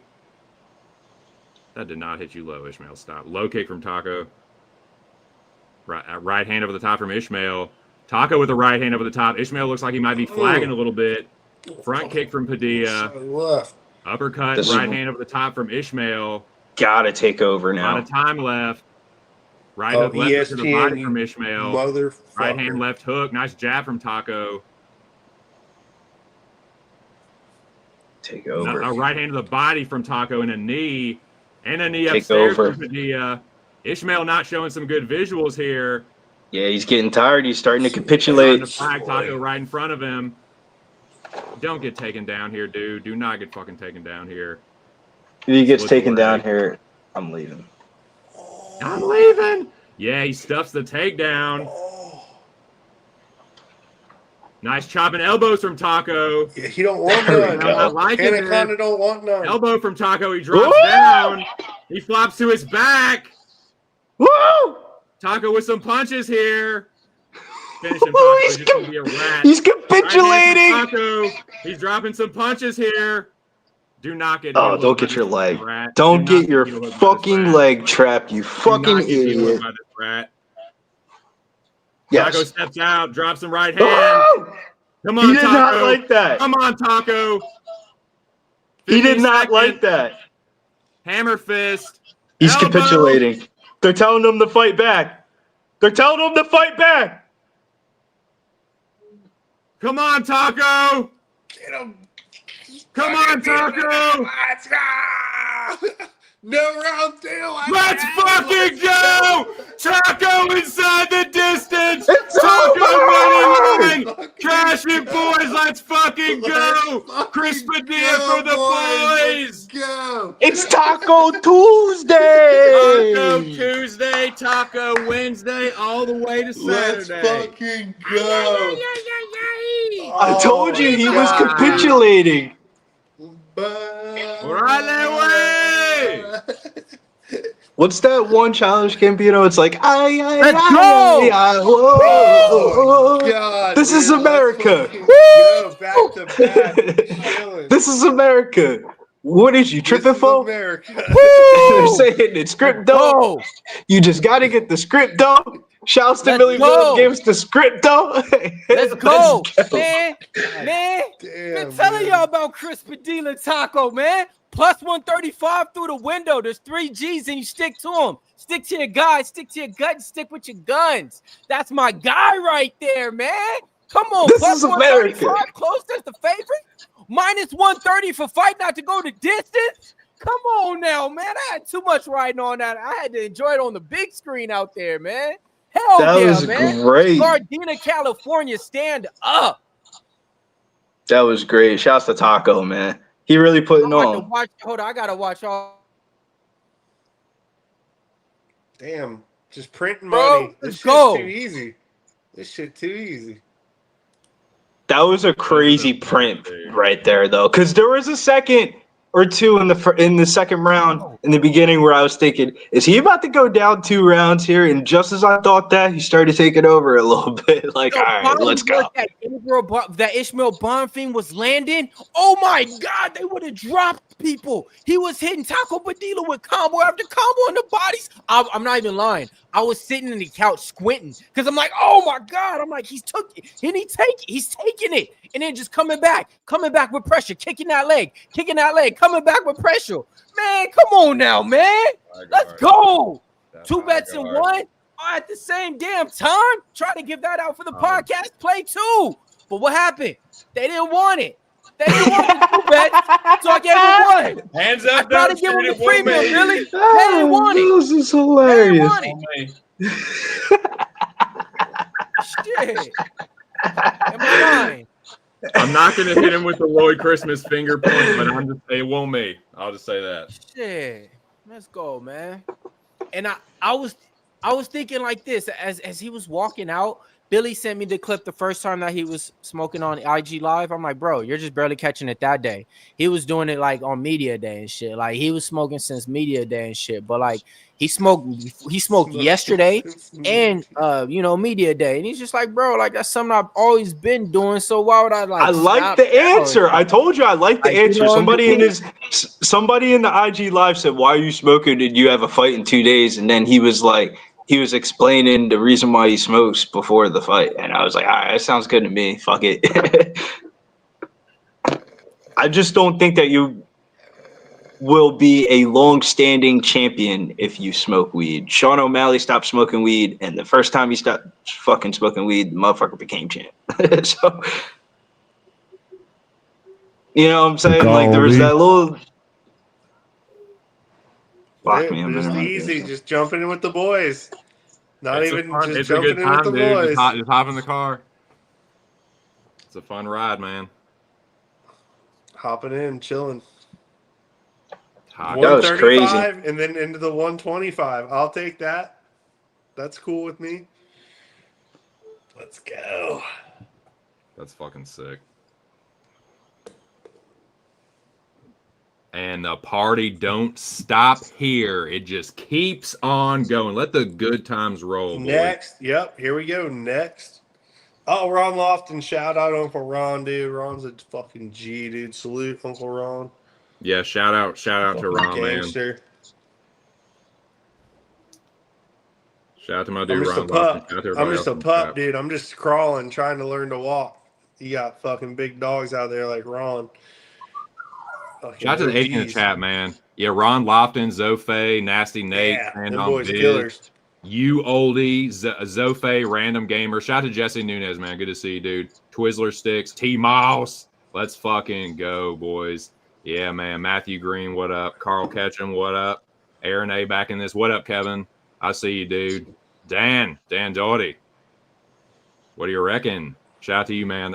Evan Phillips, my dude. What's going on? Salty Pete. Hey, shout out to Salty Pete 902. Salty Pete, Anybody check out another the Notre killer. Dame Navy game? I'm gonna do my best I Salty Pete want to fish impression. the Salty Pete, dude. I'm gonna do my I can best tell Salty that dude Pete. can wet a line. I'm gonna do my best Salty Pete impression. He said, "Yeah, God, fuck, what was it? Fuck, I lost the shit jump." on me. Shout out Joey. Yeah, he goes. Anybody checking out the Notre Dame game? Shout out to Salty Pete, man. Oh yeah, he says buddy. He does a Canadian buddy. Hey buddy. He's from Yeah, hey, buddy. Nova Scotia, I think. So he sounds like the Trailer Park Boys. But we got another homie up in this thing, dude. What up, Danny Midnight? Yeah. I heard my name was said, so I had to fucking come in and say good day. How you going, boys? What up, dude? How you doing, Dad? How's life treating you? How you doing?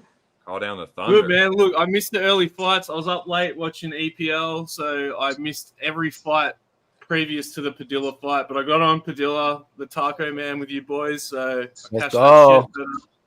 Yeah, Let's man. go. I'm just here for the ride now, and then we got NFL later, or tomorrow for you guys, later tonight for me. So I could literally relax now. Like I got my three biggest bets out the window and shit. You know, I could relax now and enjoy. You know, Yeah. but yeah, man. What he said in that post interview, real as shit, bro. He said, bro. It must have been not that real. Fucking on that. He's on that Verizon. The worst timing, dude. It just cut out right. He was like, The literally. guy that works at a cell phone store and that never has irony. connection. I knew Big Show jumping. Well, that is the reason why you don't get T-Mobile. Just saying. we don't even. I don't think I we got have team Verizon.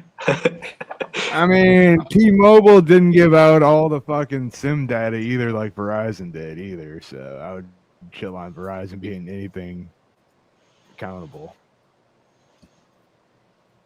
So we're taking Uroš Medić here. It's been like 5 straight underdogs.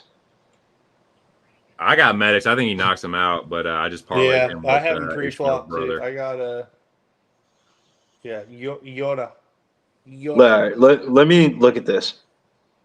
Barcelos, Emmers, Duncan. Say what you want about Padilla. Padilla can go either way, depending on who you are and what you think about the situation. Does the Padilla booking one kind of like so? It's if you count Padilla, it's 4 straight underdogs. If you don't count Padilla, it's 3 straight underdogs. Didn't he open up as he closed as a favorite, but didn't he? Yeah, I mean he was plus 170 at one point in the beginning of the they week. got this as a stoppage. No, yeah, the no round 3 on this one's minus 285. I just hit As it back should to be. back plus monies. I'm not doing that one again. Yeah. I think if Good you luck. wanted to be contrary, if you're playing the total, I think there's only one way you could play the total, and it's the contrarian over. I would say, like some type of over. So round 3 to start. Round 3. I to start don't plus think this 210. fight goes. I don't think this fight goes over. I think somebody gets smoked, and I think it's going to be Salikhov. But if there was a play, like you can't just bet mine. I don't know how you guys feel about it specifically, TC. I can't bet minus. Oh, I can't bet minus over 150 on a fucking under 1.5. I can't bet damn near an under 1.5 at no minus. Brother, you're talking to the wrong guy because I hardly ever bet times or totals or anything like that. So I'm definitely not the right. I used to be a lot more willing to bet totals, but they don't price totals good anymore. Used to get like every fight used to be over under 2.5 rounds. Like now it's like like now it's like 1.5 or like if you remotely think the fight's gonna go not the distance, it's a 1.5 probably. Yeah, they're really kind of saying like round 2 could go like we don't even know, like they don't know if round 2 is gonna happen. I'm taking Muslim Salikhov here, unfortunately. Or not Muslim. Uroš Medić. Oh, good. The name. It was just the first name that I saw as I was depositing money. All right, I'm gonna flip the script, just a sprinkle. I'm gonna check the sports book. Just because we're. That's gonna be. I think Gabriel. Official full unit bet. We will see a round 3 plus 210. Oh shit. Joseph Morales takedown. Little Domino's pizza on that one. This little slice of pizza. Round 3 can happen plus 210. Hey, LD, I don't know if you saw this in the chat a while ago, but I commented on how you have probably one of the sickest man caves, like that we see out of all of us, our backgrounds. Like I can just see all your ugly sticks on the wall, like all your fishing gear, like you're fucking in the man cave, like in the fucking the room. Oh, dude! If you could see the whole room, there's a lot more televisions in here too. You got a Zebco over there on the wall? You got an old Zebco over there on the wall somewhere? Yeah, in the freshwater section, that's just the offshore gear. I got a whole nother part of the house for inshore and freshwater. You know, old E, in Australia, we have they're called Murray carps, and they're these massive fish. They're monstrous. And in all the regional pubs in Australia, when they catch them, they mount the heads on the wall in the pub. So you go to these pubs in the middle of nowhere where there's no water, and there's just all these mounted heads of these monster fishes. They're like 20-pound, 30-pound monsters, bro. Like these fucking. I like that a lot. Yeah, next time I go see my dad, I'll take some pictures of them for you so you can see how big these fuckers are. But they're just like skull mount, right? Just the heads are like this. The heads are like this big. Like they're humongous. Yeah. You can put That's right up my alley. Come on, Medić Ferda. Come on, round 3. I took Medić with you guys too. Let's squad ride on the Medić play here. The one thing that I am nervous about is I actually I want to read exactly what I wrote for this one because I was in my writer's bag, smoked some bleezies, and was writing up the stuff for UFC. And you know how we call fight strikers delights? This is not a striker's delight. This is more of like a sniper fighting course type of fight, like some Call of Duty, Black Ops, or Modern Warfare 3, 1v1 sniper war, because whoever gets hit with some shit is really going to get fucked up in this fight, bro. Like, I don't think there's going to be a whole lot of fighting back and da-da-da. Like, once the Salikhov get hit with some shit, bro, he's going down. Uroš Medić gets hit with some shit, it's probably coming out of fucking nowhere. So it's like... So we got a button basher, you're saying. We got a Tekken button basher. Is that what you're telling me? It's not. No, he's right. I agree, man. And like, I agree. It is going to be that kind of fight. And dude, the sniper thing is a good analogy because I feel like it will be pretty tentative until one of them just uncorks the kill shot.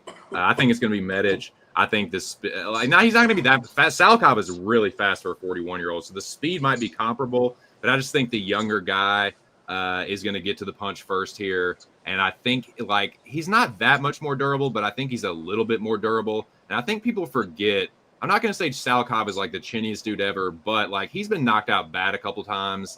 And, like, I think people are going to be reminded that, like, he has been, like, put out bad before and he has been hurt quite a few times. So, yeah, I'm going to go with the younger dude here. I think he knocks him out.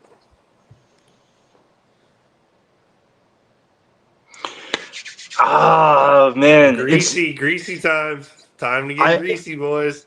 It's crazy because like Uroš dark Medić meat. is one of those people that like I find myself talking shit on, but when the time comes, I've pressed the button more times than not on Uroš Medić. Like Gilbert Urbina, bet him money line, knockout prop, bet him against Tim Means, lost against Soriano.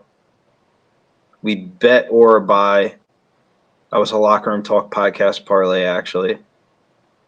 Bet him against Selmusberger, lost against Omar Morales, won with Jalen Turner. So I bet 7 out of his 8 UFC fights was just fucking nuts. Right. I don't even. Plus 900. Sorry, cut you off. But Muslim by decision plus 900 says Twizzler sticks. Good bet. Good bet. That Syrup. Syrup's in the building. She's representing Pub Sports Radio hard. Hi, guys. Say what up, guys? Hey. Oh, we got the whole squad. What up, gang? Rip that microphone out, boy. Look at that little baby. Look at that little baby. Can I pet that dog? Can I pet that dog? Hey. Grab that microphone. Grab that microphone. Rip it out.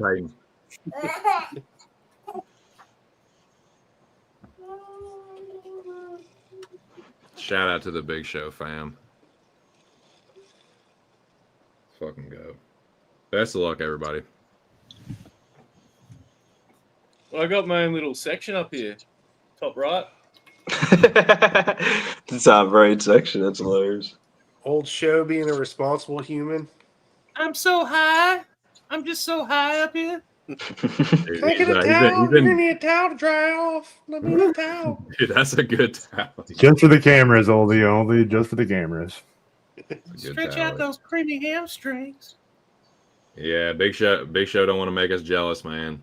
He don't want to fucking upstage us too bad. You know, being all successful at life, killing deer and shit. Make us all look bad, man. Bunch of DJs. Knowing where his kids are, like, you know, I don't know where mine are, but he knows where his are. Like. Big C says Randy Brown, Salikhov. Best of luck. So, all right, so check it out. So there are three public dogs for this card. They were Taco Padilla, Randy Brown, and Muslim Salikhov. Now, Taco Padilla did break the Tapology public dog curse. But that's not a public dog, though. That's not a public dog, though, TC. If somebody clearly, I'm just saying. I don't want to get into a debate with you or anything, but I'm just let me just clarify what I'm saying. He was the public dog pick on Tapology when Chris Padilla was very much still the dog. That line didn't start crashing until recently, like last night. Yeah. So Wayans, yeah. So that's what I mean by that. But Salikhov and Randy Brown are still underdogs. They're definitely the public dog picks on Tapology. So yeah, I did need to clarify that. But you're right. Like he didn't end up being that. So maybe that was what had something to do with it. But in any case, like yeah, I don't know. Like dude, Muslim still hits hard, really fucking hard, and Uroš has been knocked. He got knocked out by Puna pretty recently. So it won't surprise me if it wins. But I think like. You can only project a 41-year-old to keep winning and keep a streak going for so long. I think it is right. This motherfucker ain't Wonder Boy or some shit like that. Like, I don't know. Like, Wonder Boy's the only person that I feel like in a particular matchup I can bet past 40 with confidence. I can't really think of anybody else. I mean, Wonder Boy's a fucking 2-time title challenger. So... Like, there's people I bet above 40, obviously, but it'd be like one of those type of fights. Don't bring a knife to a gunfight. Somebody's being sniper rifled across the map tonight. Come on, Euro.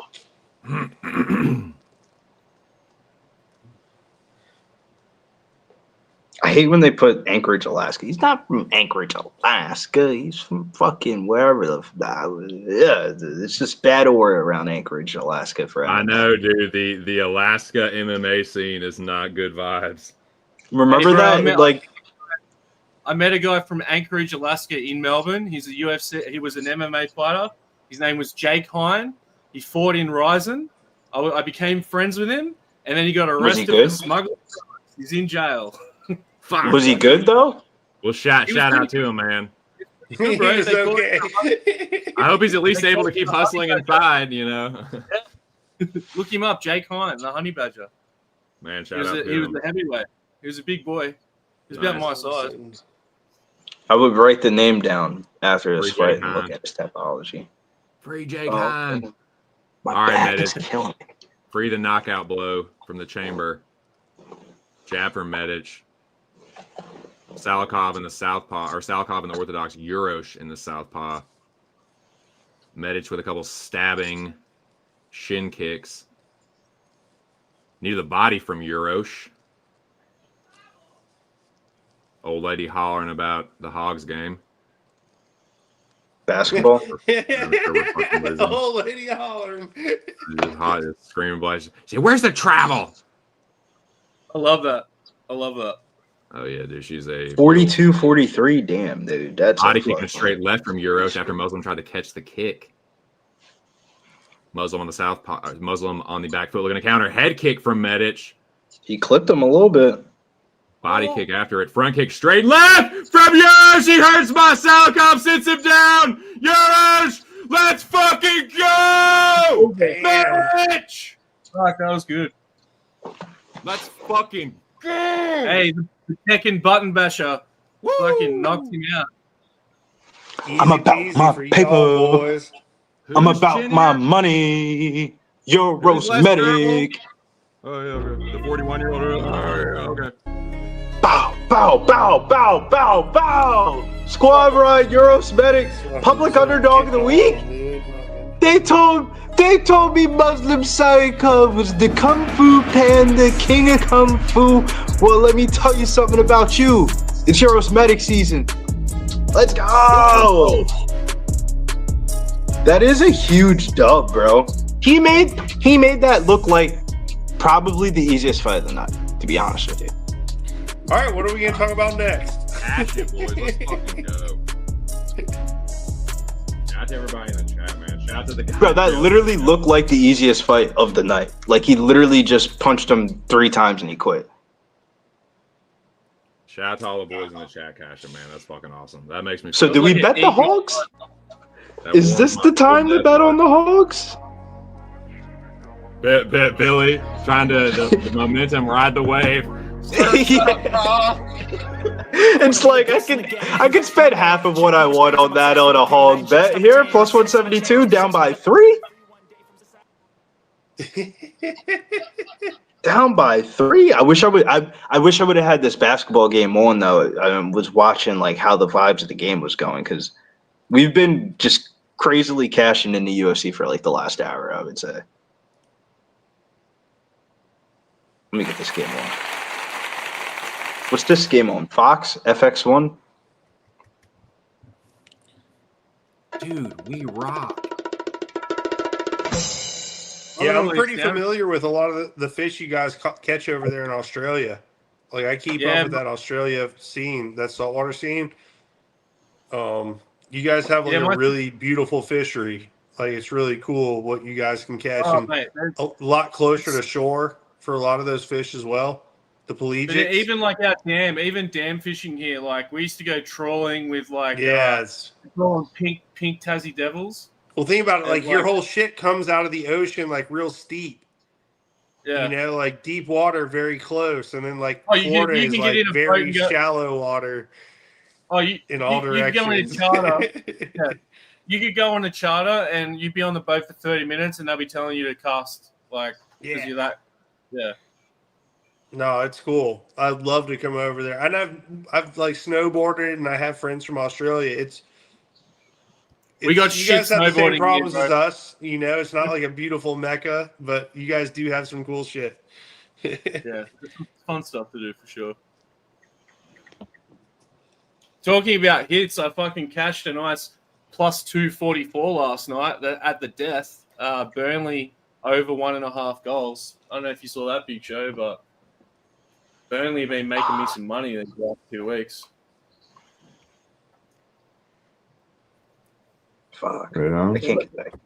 Who we got on this They're next doing well for me. Sorry, I didn't mean to What'd you cut say, you off, Big Big Show. I said they were doing well for me in the very beginning of the season. I kind of drifted off playing anything with them. Yeah, over 1.5 I kind of goals. did the same thing I did. Just keep I an kind eye of on did the that same for them, thing I bro. did with NFL and just go to a couple teams. Sorry, I think there's a little bit of delay. My bad. No, it's all good, bro.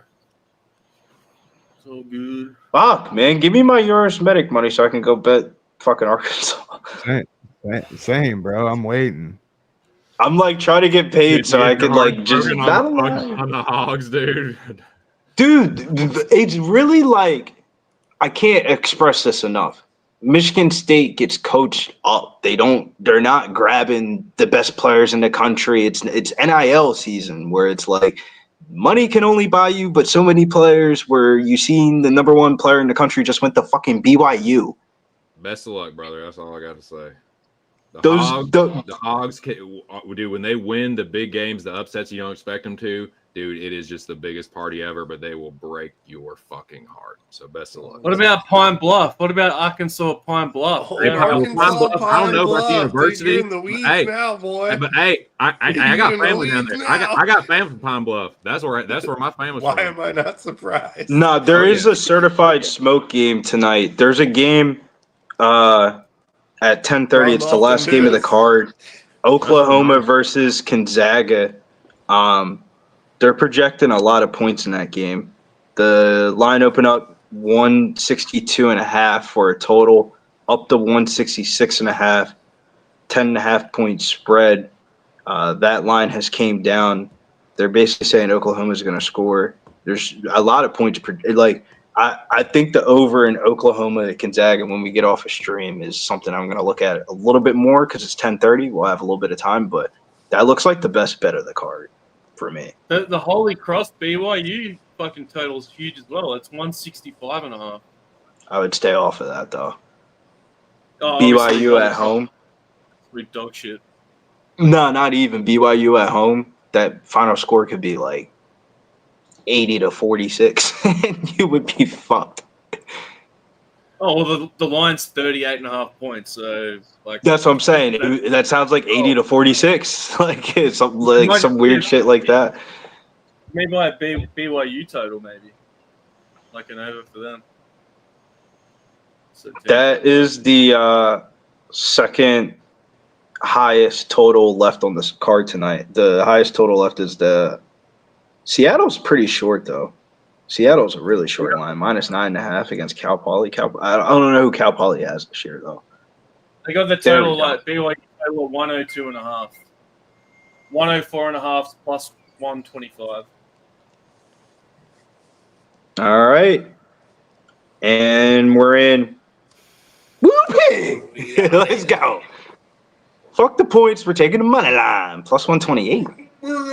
Best of luck, brother. Let's ride. But yeah, dude, oldie. So like half of my family, like my whole family's from Southern Arkansas. Half my family is from Pine Bluff. The other half's from Texarkana, and Oklahoma. So I should say like 75% Arkansas, 25% Okie. But yeah. Pine Bluff, UAPB. Is that still a historic black college? It was. Hey, Max Fletcher, Probably. PC. Max Fletcher, the punter for you guys, for the Razorbacks. He's Aussie. His dad is a legend in Australia. Like, I'm talking folklore legend. That's awesome. Athlete. Yeah. Built like a fucking string bean, can kick a football so far. I've never seen There's a video of him kicking a goal in the AFL from like the other side of the field. It's insane. And now both of his kids are punters in college. The other one's a punter at Cincinnati, and then his younger brother Max is at Arkansas. That's awesome, dude. Yeah, Izzo's face looks like he's sweat. Yeah, so co-main event coming up here, gents.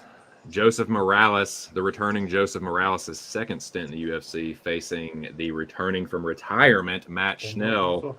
I bet Matt Schnell, but I'm regretting it like a lot. But I still think there's a chance that if there are grappling exchanges, that Schnell can find his way to the top position and then maybe get a submission. But I get the Morales side. Schnell coming out of retirement, like, I totally get the fade on that. I totally get fading Matt Schnell's chin. Might be just fucking dust. But plus 200, I bet. It's plus, you still like Matt Schnell, you can get plus 380 or some shit. But I get why Morales is the favorite. He probably, I'll say, the most likely scenario is Morales wins a decision. But I could see him stopping Matt Schnell, I guess, although he doesn't have that many knockouts. So, yeah, give me Schnell here plus 200. Yeah, I mean, I don't hate it. I mean, I don't hate it. When you see the way that, Morales was looking right there, stationary, just throwing strikes, looking into the camera, man. If he's not able to get these takedowns in there, if this fight does stay on the feet, and if he does just try to strike with Snell, he's definitely going to be out of luck, man. And if this goes to the scorecards and if it's close round one, who knows, man? They might just give Schnell that last little win and let him ride off into the sunlight, and that'd be the parlay killer for the night. It's crazy that you said that, Mills, because when I placed my parlay, I was trying to figure it all out, and I was like, he doesn't win this fight unless he gets takedown. So I need a takedown to close out a 2-leg parlay of Josh Holkett money line and Joseph Morales to land 1+ takedown. It was minus 117. Oh, okay. I like that. Oh, you got that, though. You got that. The little FanDuel John. And this is a big fight for me from the aspect of I need a little morale booster going into the pay-per-view week, and a sweep would definitely fucking get me back to where I need to be here. And this is the last fight of my betting card. I only had 3 bets: Daniel Marcos, Chris Padilla, and that parlay. Best of luck, everybody. Best of luck. This is a greasy fight, dude. It's like you can look at this 2 ways narrative-wise. Like, you're getting a returning Joseph Morales, a former, Ultimate Fighter dude, and then he gets a win over, a veteran, a crafty veteran. That's one way. And then it's a Matt Schnell return from retirement and, getting a win over a guy that, has a little bit of hype on him now. And Morales, there's narratives on both sides, but I think the Morales narrative probably stronger. I think he probably, I get why he's he is the rightful favorite. I'll say that. That can't be real. Both have good jiu-jitsu, though. Good back takes. Both have good triangles, too. So, well, something crazy just happened. The line on the will the fight go the distance just jumped from minus 125 to minus 275 in favor of Not surprised. All of Matt Schnell's losses in the UFC have been inside a distance. That must have just been a glitch in the book. That can't be a real movement. It's not, because I know that line wasn't that for the fight. It just hung up or something. Hey, she scored her goal today, and they won 4-1. Oh, nice. Got the goal. The will the fight go the distance is plus 188. Yes. I can't do the conversion. Yeah, I'm seeing plus 200. It was just just hung up for a second. It was a movement, but not as much as my screen showed. It's like, what the fuck?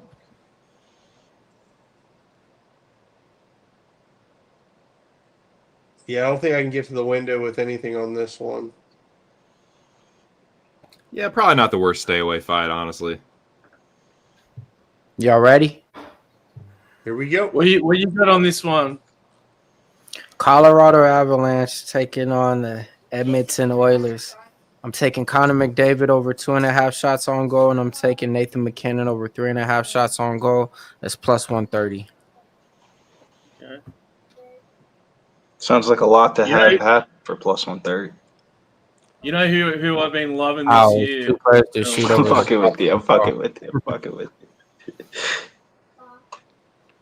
Mills, I've been loving some. Oh, my bad. Go ahead. Celebrini's been making me some money. Macklin Celebrini, bro. For the Flames? He played for the Flames or no? For the Sharks, man. Oh, okay. I don't know all of Sharks. For the Shacks. For the Shacks. them. But I think Morales gets the job done inside the distance. I was gonna play him to get the KO inside the distance in this one. But I think he gets it done in here, man. His line went all the way up to a minus 500. He opened up, sat around like a minus 280. I want to say like minus 300. My favorite. Sorry, go ahead. Okay. I had a dumb story. I was gonna say my favorite shark memory is we used to just we would be in the bar at the end of the night. We would blindly bet the Sharks because we'd always be the last game on. They would always fucking lose, dude. That team sucks. Oh, that team sucks. It's a horrible story. You always bet against them. No, I'm gonna be honest. So when I first came on to betting hockey, my dudes told me one thing: just bet against the Sharks. Bet against the Sharks. I forgot what year it was. I think it was like 2019ish, probably from then on. Well, it's starting to flip now. It's starting to against flip the now. Sharks. Mule. They got all these draft picks that are good. They're starting to get good, and they're starting to get better. Like that Celebrini guy, bro. I'm telling you, man. Write that name down. He's a freak. He is a freak. No, I'm gonna check it out. I'm gonna definitely check it out because I don't play anybody from the Sharks. I play my boy Dylan Gunther from the Utah Mammoth. I play Kadri from Calgary. Play some other players. I play Eichel from Vegas. But yeah, I don't got anybody from San Jose. So now when I do see that team on there, yeah, just keep an eye on him, bro. 9 wins by submission. He's scored so many goals this year, and he's on a shit team. Like if they get any better, he's gonna get more goals. You know what I mean? got you. Fist up. But y'all got on this chat. Let us know in the chat below, man. Type in your bets, man. Y'all got anybody taking shots on Matt Schnell? Anybody got finishes, round predictions in this fight? Come on, Matt. Come on, Matt Schnell. I know Arkansas and Louisiana done got our differences, but you can get one for me, Bo. Matt, You can let me get one, Bo. Come on, Matt. I know I done talked some shit about you in the past. Called you a chinny jobber, and it's just there you old. go. Celebrating is leading the NHL in points scored. Yeah. Big score. Sorry, TC. You all good? I'm a bit stoned. I'm a little bit high. I'm a lot of bit high, so it is all good. Fucking shout out to you guys, man. Shout out to everybody on panel. Shout out to everybody in the chat, and shout out to Big Show too. He's on panel, not in view, but in our hearts. All right, Joseph Morales and Matt Schnell. Morales round 1 plus 190 for Matthew Green in the chat. It felt like the books were scared. Like, how does somebody win one fight against a fucking tough finalist and get priced at minus 460? Like, Your fucking face. Ron Lofton got Ryan. That's what I'm saying. He didn't get priced at that. That's what it got bet up to. But okay. I'm just saying, like, how does it get bet up to 460? That's just crazy. I mean, because it's No nonsense. Keith Peterson. let's see, man. This Come on, Matt Schnell. I'm gonna throw. Matt, man, like to me, tell me you gonna tell me Matt Schnell ain't better than Joseph Morales? Like, come That's on, what I'm saying. come on. Like, what I'm saying, I ain't know about Joseph Morales back then when he was in there getting beat by Figgy and them. So like, Losing to Eric Shelton and shit. come on, exactly. Hey, shout out Eric Shelton. He follows me. Get a takedown so I can chill. Matt Schnell double left hooks upstairs off a Joseph Morales low kick.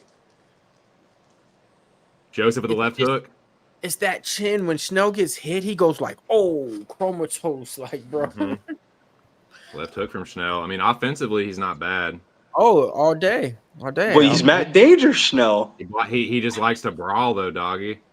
That's the problem. Oh. Right hand from Morales, but then Matt Schnell looking for the body lock. He does get the body lock trip, and Matt Schnell gets the takedown. Trying to settle on top, but Morales trying to sweep him over the top. Schnell gets pulled down by the leg entanglement, and then those are the worst. The reversals don't count as a takedown. Fuck. No, I mean, that's just a reversal. Don't worry. You got plenty of time for one takedown. Joseph Morales is side control here. You'll see what I'm saying.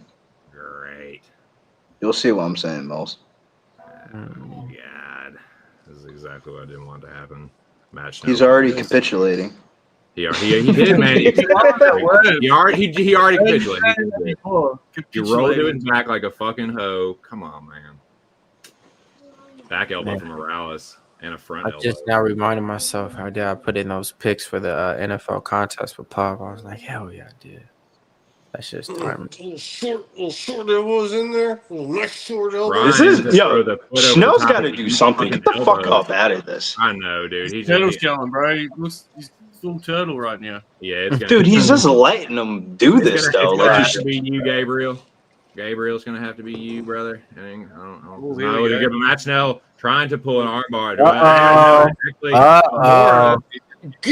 Armbar attempt from. Wait a minute. He put himself in it. Spread out. He put himself in the crucifix. He literally just put himself in a crucifix. He put himself in the Did he crucifix, put bro. himself into this crucifix? Yeah. Oh He put God, both dude. arms like did it for him. Fucking idiot, man. What the fuck? Here we go. You just get his neck. Grab his neck. Yeah, but when he rolls, watch Joseph Morales is gonna turn and go on top of him. By crucifix, and watch somebody bet him by crucifix. No, he's not. No, he's not. Schnell's gonna try to go bottom down, and then when he goes bottom down, Gilly. Uh-oh. I don't know if this is the right idea on Schnell. They're Yeah. gonna pull it. Hunskies. Oh, he gets the tap. Morales with a quick submission of Matt Schnell. Good job. Wow. Good. Man, that round 1, round 2 sub was paying plus 410. Round 1, round 2. he said sub. 6-7. Yeah, easy on him. Damn. Damn, he doesn't get the takedown. We don't get the sweep. Damn. I mean, yeah, it seemed like an easy prop though. It seemed like it, but Well, the juice went crazy when I parlayed it. It was minus 210 and it closed at 375. I know Joey just cashed the parlay for the boys out here. I think he had a parlay with Morales and I forget who, Cavalcante, I want to say. Cavalcante, yes. No, he didn't. That put is himself so in that crazy. route. My man got reversed on some soft shit. I mean, That was a he soft he way put to himself go in out. that gilly though. He put himself in that guillotine. Dude, everything that he did when he went to the ground was wrong. Shout out to Joey for cashing this parlay. Big Show said put up a picture of him, so I did. There we go. What did And we say on the back podcast? board for the podcast.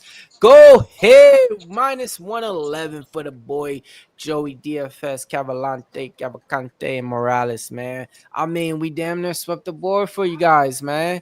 Gave you guys 5 different ways to get paid, and 4 of them paid, man. So shout out to everybody who got this money with us this week.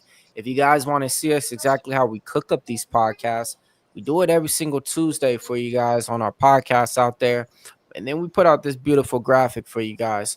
3 weeks for your boy Cashin over here.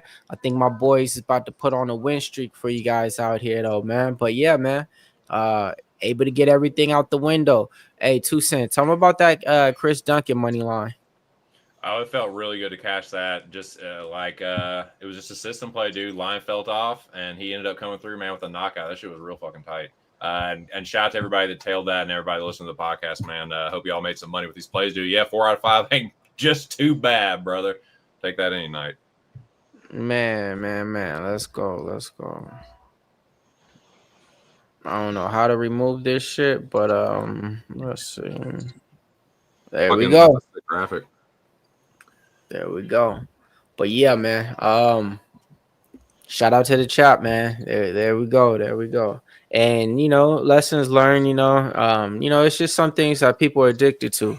Joey's addicted to betting on Brazilian men, and Big Show's addicted to Hyder Amil. It don't matter who Hyder Amil fight. He'll take him in any fight. Not anymore though, you know what I mean? So he's on this blacklist. He officially said he's blacklisted Hyder Amil. So Felder doing a little post-fight interview here. Joseph Morales, though, man. What was the quote on the podcast? Matt Schnell invents new ways to get finished. Like, what the fuck was that? He literally put himself in a crucifix position. Man. Well, I mean, I looked on the replay. It looked like Morales. TC. Ron Lofton just What about cashed round Morales? 3 Put didn't him start. in that shit. Yep, Ron. Yeah, I was on that minus 125. Is that what You you had did it that too? at, Ron? We were You had riding it? that train Oh, yeah. together. That's a good shit right there. Yeah. OD and Ron Lofton, so hell yeah. A lot of plays cashed on that. Sneaking those ones in there. I know a lot of people cashed their parlays because I guarantee they had like 2 legs, 3 legs, whatever, and it Yeah, was definitely 100%. Morales in there. So Well, UFC was gonna pay back this week after what happened Minus last week. 120. He got Ron. So even got 5 cents on me, dude. He's all over that shit. Public I just can't underdogs get have over the cashed. Targaryen. Salute All that Ron Targaryen Lofton, shit. dude. Fucking gangster. That's crazy, man. yeah, man. Yeah, So God bless him. Probably won't ever see him fight again. But it's just crazy. We as soon as that fight started, we knew it was rigged. You know what I mean? Like even before it started, we were saying. Yeah, I knew the shit was rigged. I knew the shit was rigged when I was looking across the markets, and that shit was everything just looked like. Have you ever seen like a meme or a GIF of like a stock market and it's like crash? It literally It'd be looked like like that across every sports book in like the world. Like a It meme was coin, like, all right. like a meme coin when they dump on a meme coin, bro. Yeah, it literally looked like a Dogecoin dump like type of market move.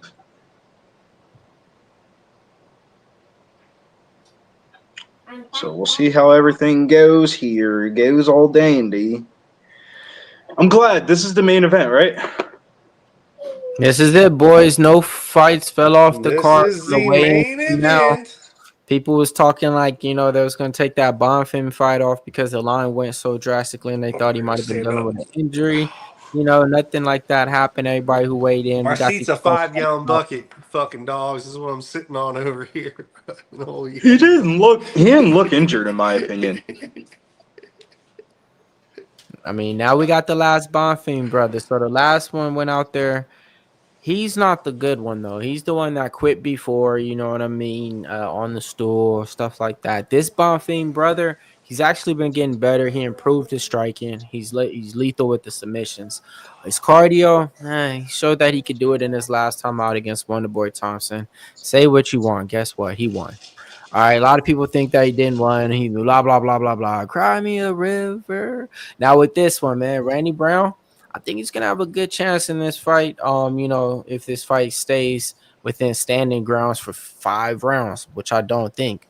I think right around round 3, when Randy Brown was kind of getting a little bit tired and Bonfim shoots for that second takedown, I think that's when he's gonna be able to get that takedown, maybe for the 4th or 5th time, and probably get that submission.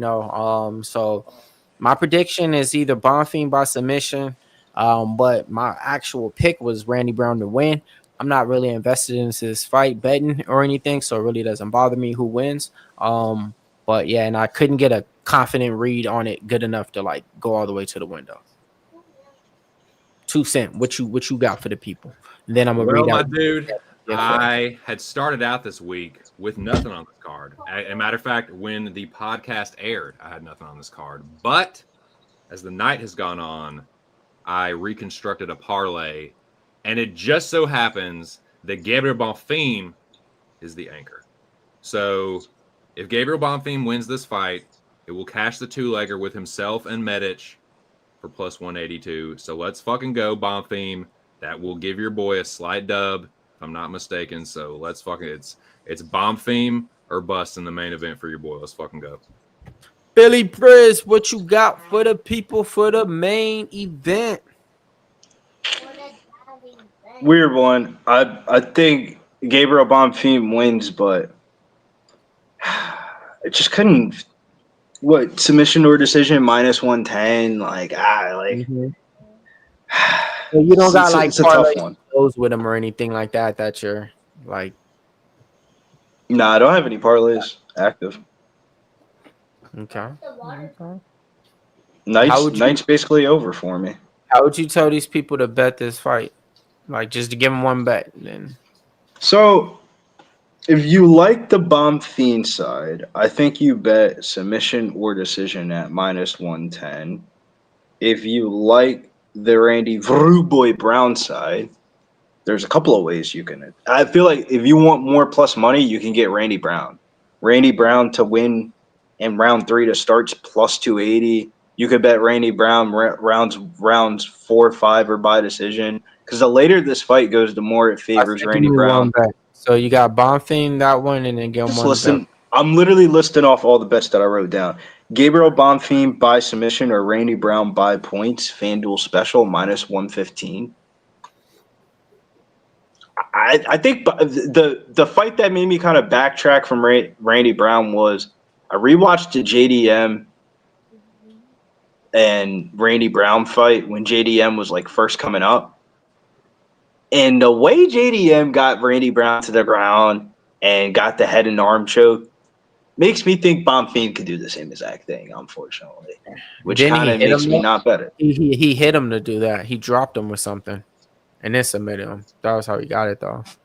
It wasn't like he just went, hey, let me grab him. Yeah. It's not like he like took him down Dagestanian style and then got a sub, but it's club and sub. But I don't know. I've seen Bonfim do mad club and subs before, too. It's like, I think, I try to think sometimes of like where the matchmakers think when they're making these bouts, and like maybe they thought about that fight because that was kind of like the fight that springboard JDM to like stardom.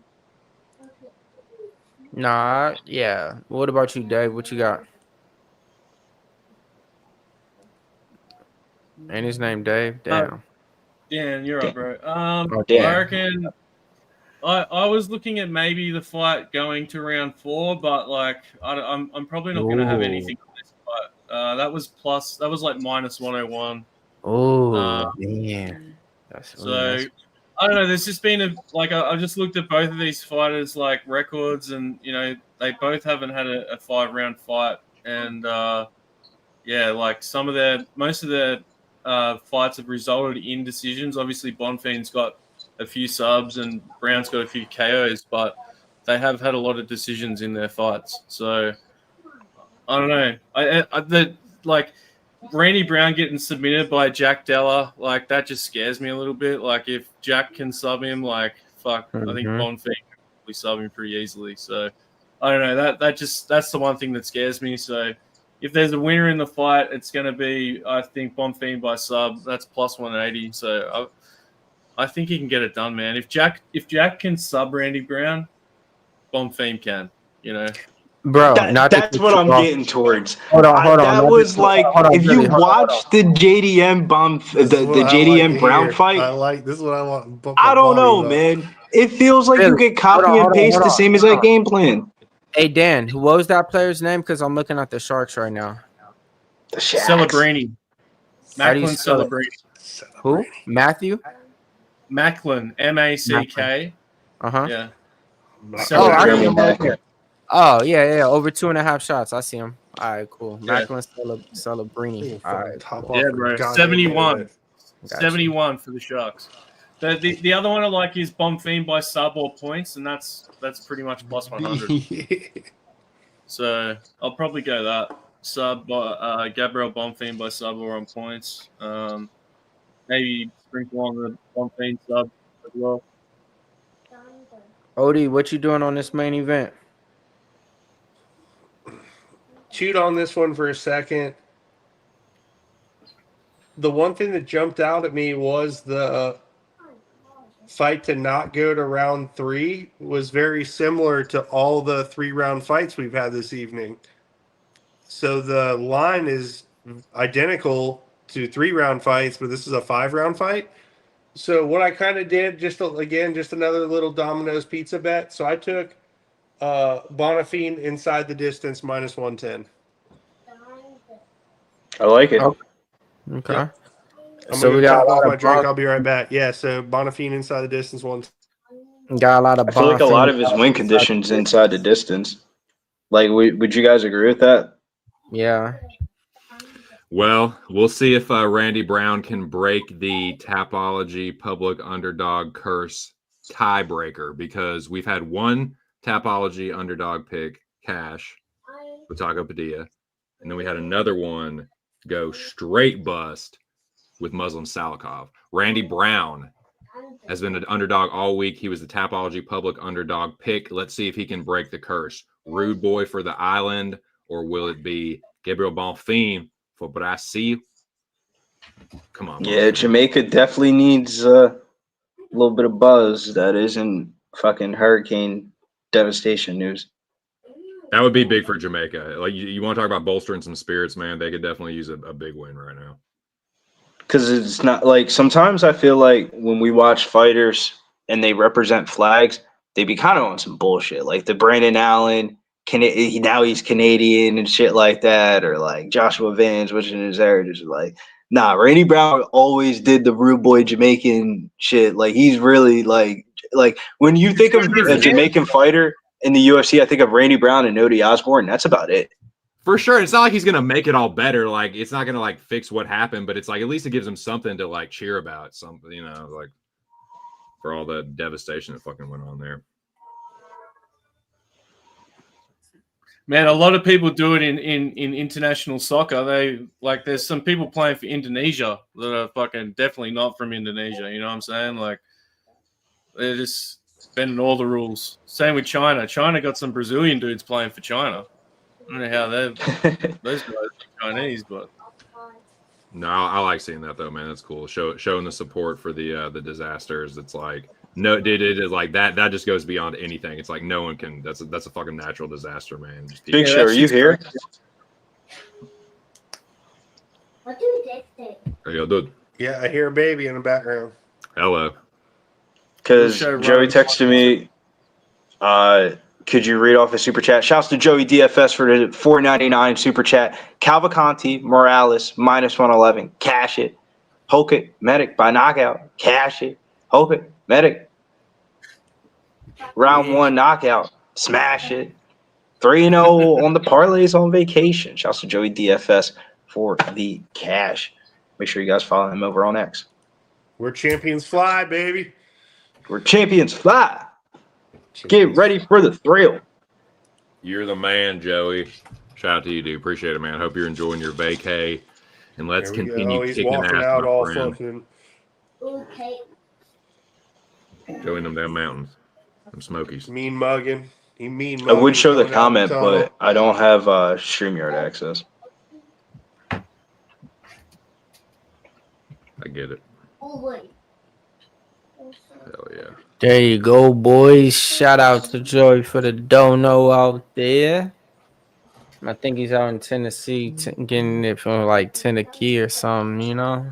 But I heard that's a good pickup line. You ask a girl if they're from Tennessee, then using that like because you're the only 10 I see.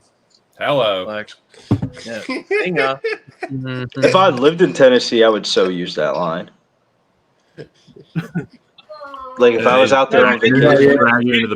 that's the whole thing. You're not supposed to use it if you're from Tennessee. Yeah, You're supposed to use it to a random girl.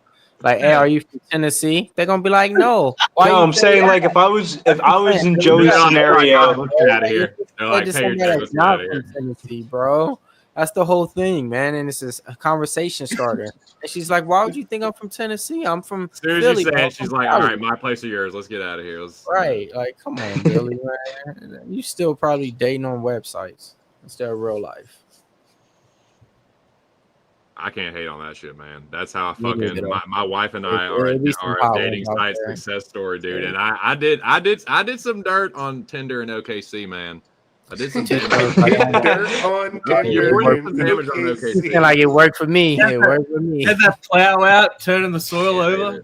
can't hate on That that. plow You got to get out around there, though, the man. Like, see somebody at the grocery store for all I care, man. Dude, I was in a relationship for 8 fucking years. Dude. Oh I my had to god, I'm fucking dying.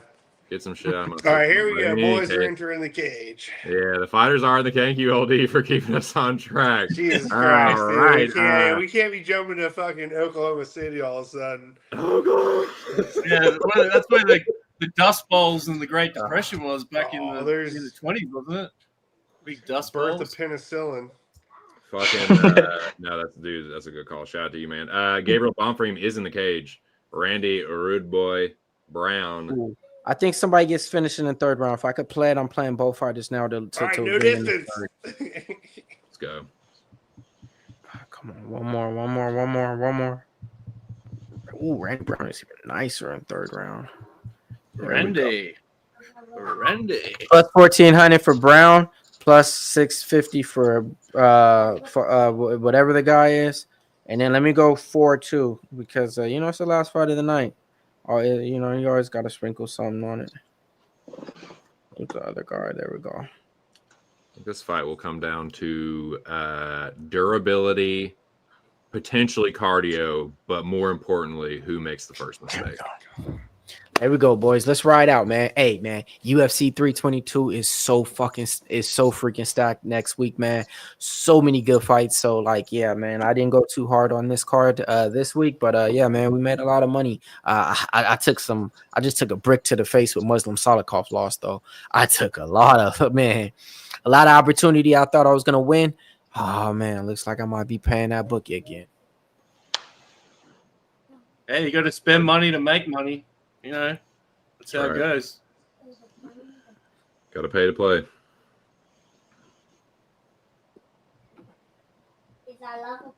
Is that Wellmaker Haddon fight still on for next week, Mills? Oh, 100%. It's a dope fucking fight. That's hard one. Two fights that doesn't have odds out. It's that fight, and then it's the Baldessarian, the dude who took that fight in like 7 days and then fought in the UFC with Cosmo's training partner.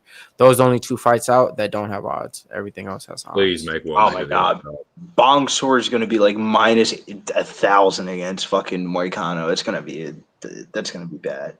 Please, it's Eric Moicano, the black guy. Oh yeah, I know. It's gonna be like minus 1,500, 1,500, 1,200. Like, yeah, not even a question. Billy will find a way to parlay it though. Here we go. They are gonna get the final instructions here.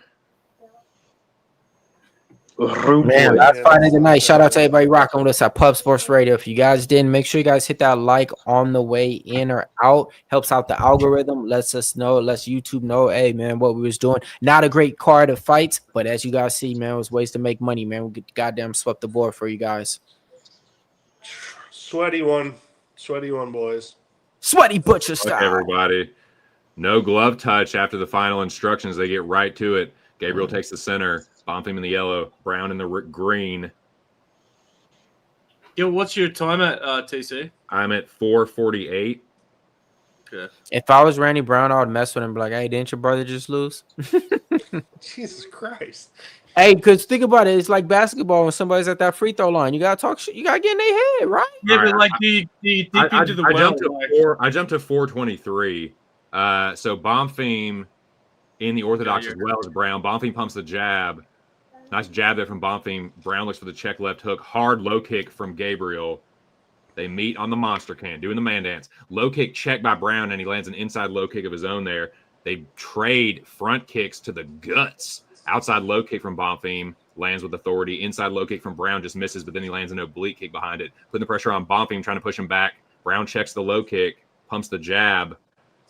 And again, Brown goes jab to the body. Bonfim looks for the left hook, but misses out of range there. Long jab from Randy Brown. He does fight long when he wants to behind that jab. Front kick from Randy Brown, but then a low kick and a left hook just misses the mark for Gabriel Bonfim, who backs up just on the wrong side of the black line. But then he gets on the right side of it and meets Brown back in the center. Outside low kick again for Bonfim. Brown has to lift the leg. He's thrown a lot of those early. Nice jab from Brown. And a body kick, but then Gabriel kicks his support leg right out from under him. Brown hops up and checks the low kick, tries to crow hop into a jab, but Bonfim circles out. 3-11 here. Good bang, bro. Low kick from Bonfim gets the check drawn from Randy Brown. Inside low kick from Brown. Brown throws the front kick out. Bonfim pumps the jab. Brown pumps the double jab. Nice check left hook from Randy Brown. Lands clean as Bonfim tries a kick. Check left hook from Randy Brown as Bonfim circles off the fence and meets him back in the center. Brown lifts the knee. Brown looks for the left hook. Step in right hand and left hook, but then a knee from Bonfim on the clinch break. They're getting after it, boys. Brown with a jab, low kick. Look at the weld on his From shin, bro. Bonfim. That left Holy shin. shit. Ooh, left hook from Gabriel Bonfim, and then he just evades a winging right hand from Randy Brown, who is switching stances. Look like he's bothered from the low kicks. Oh, yeah, I see that welt. Oh, yeah, hematoma. Big old bump. That's Hematoma, nasty, bro. boys. Early in the fight. Early in the fight. No good. No bueno. Left hook right hand attempt from Randy Brown. Bonfim circles out. You got to be careful, though. Another low kick from Another low kick from Gabriel Bonfim. Low kick from Randy Brown. And again from Bonfim. Man, Randy Brown ain't liking that. He's thinking about Yeah, switching he's just stances. working. He's just working to his right. Working to his right. There it goes. Stance switch from Randy Brown. Got to watch out for the head kick, Gabriel. High kick from Bonfim. The head kick lands for Gabriel. Oh, He pumps the jab. Randy Brown slips it. Randy Brown misses the right hand left hook as he charges forward awkwardly. Back to his right. Jab from To his Gabriel. right. He pumps it again. Yeah, just box him up, Gabriel. Don't be careless, though. Nice jab from Bonfim. Staying right in Brown's face. Brown checks the kick, switches stances momentarily, then back into orthodox as Gabriel pushes forward. He almost ate a right hand as he gets the left hand up for the left hook. Bonfim hits an inside low kick from Randy, who lifts the knee. Bonfim does the same thing, holding the center. Hard outside low kick again from Bonfim. Brown about to switch stances again. How can you blame the man? Inside low kick this time to the right leg of Randy Brown from Gabriel Bonfim. 52 seconds for anybody listening. Outside low kick from Randy Brown finds the mark. Jab from Bonfim. Randy Brown goes jab to the body. Brown switching stances, throwing the jumping switch kick. Kind of half cocked there. Double jab right hand from Brown, and Bonfim just gets out of range. Inside low kick from Brown. Brown lifts the leg for a body kick. Bonfim pushes forward. Brown looks for the left hook. Bonfim circles back and meets him in the center. Hard outside low kick from Bonfim. Triple jab and a flying knee attempt from Randy Brown. Gabriel says he poked him in the eye, and the action halts. Grinding halt. Dude, if he doesn't suck that shit up and just fight these last 10 seconds out, like, what the fuck are we doing? He said I'm good. Yeah, good shout, Bill. Yeah, he said I'm good. And the action resumes. Here we go. 12, 11, 10. The last 10 seconds. Nice jab from Gabriel Bonfim. And there we go. There's the first round, gents. What do you think? There's a reason why Randy Brown's never gotten a main event across 20 fucking UFC fights, and there's a reason why Gabriel Bonfim isn't ranked in the top 15. That's how I feel so far after round one. But I think Bonfim won round one. Am I right, though? Like, there's a reason why Bonfim isn't top 15. The dude's been in the UFC for a little minute now. And Randy Brown, yeah. The fuck This was seems that? like a bit of a filler card. If I'm honest. This was supposed to be on UFC Rio, the Rio card a couple of weeks ago. This is let's get some guys cut. Let's clear up some roster spots. Let's fill some bouts. Let's do some. This felt like a contractual obligation card. Oh, this is definitely a Dana White Christmas gift before I give you a pink slip. Make sure you use this. Make sure you use this money on your family. Yeah, pay all your bills with this one, boys. Yeah, this is pay definitely your like bills. pay all pay your bills. taxes. April 15th is coming up quick. Fuck, Don't this is your spend tax it all money. in one place. Yeah, this is you for your tax money. You know, Dana's a man of the people, man. You know, he thinks about the holiday season. You be seeing random ass people that you haven't seen in a minute on these cards at the end of the year. These little filler cards. Spend it wisely, boys. Front kick there from Randy Brown, and then one to the shin to start things off. 4:45 for me here in the second round. Randy Brown looks for the right hand. Bonfim looks for the left hook right hand. Randy Brown feinting. Nice right hand from Randy Brown, but then he eats a left hook from Bonfim on the counter. Jab to the body from Brown. Brown goes jab to the body again.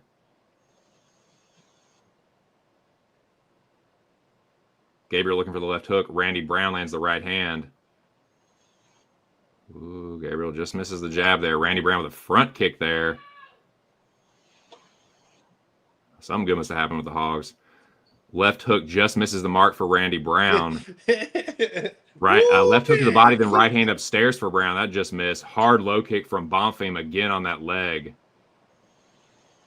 Jab to the body from Brown, and then Bonfim kicks the leg again. Randy Brown quadrupling up on the jab. Right hand over the top from Bonfim finds the mark. Pumps the jab. Hard low kick again from Gabriel, and again. Randy Brown trying to have a good poker face, but that shit cannot feel good on an already jacked up leg. And there comes the stance switch. And there goes the poker face. Front kick to the body from Gabriel Bonfim. Randy Brown switching back to orthodox and circling. Bonfim pumps the jab just out of range.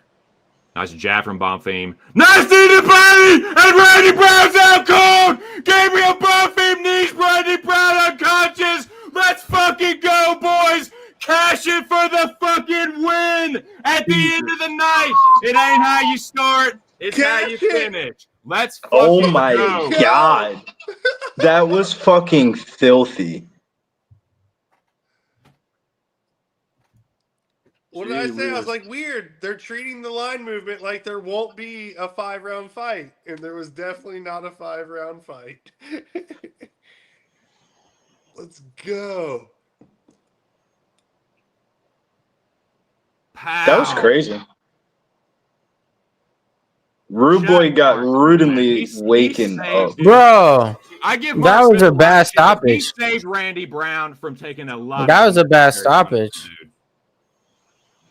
Bad stoppage? Yeah, can we hear You the do not care stoppage about Randy argument? Brown's life. If you think that's a bad stoppage, you do not care about Randy Brown's health because He was looked about like to he get recovered. fucked up, dude. He He was looked about like to he get recovered. fucked up bad.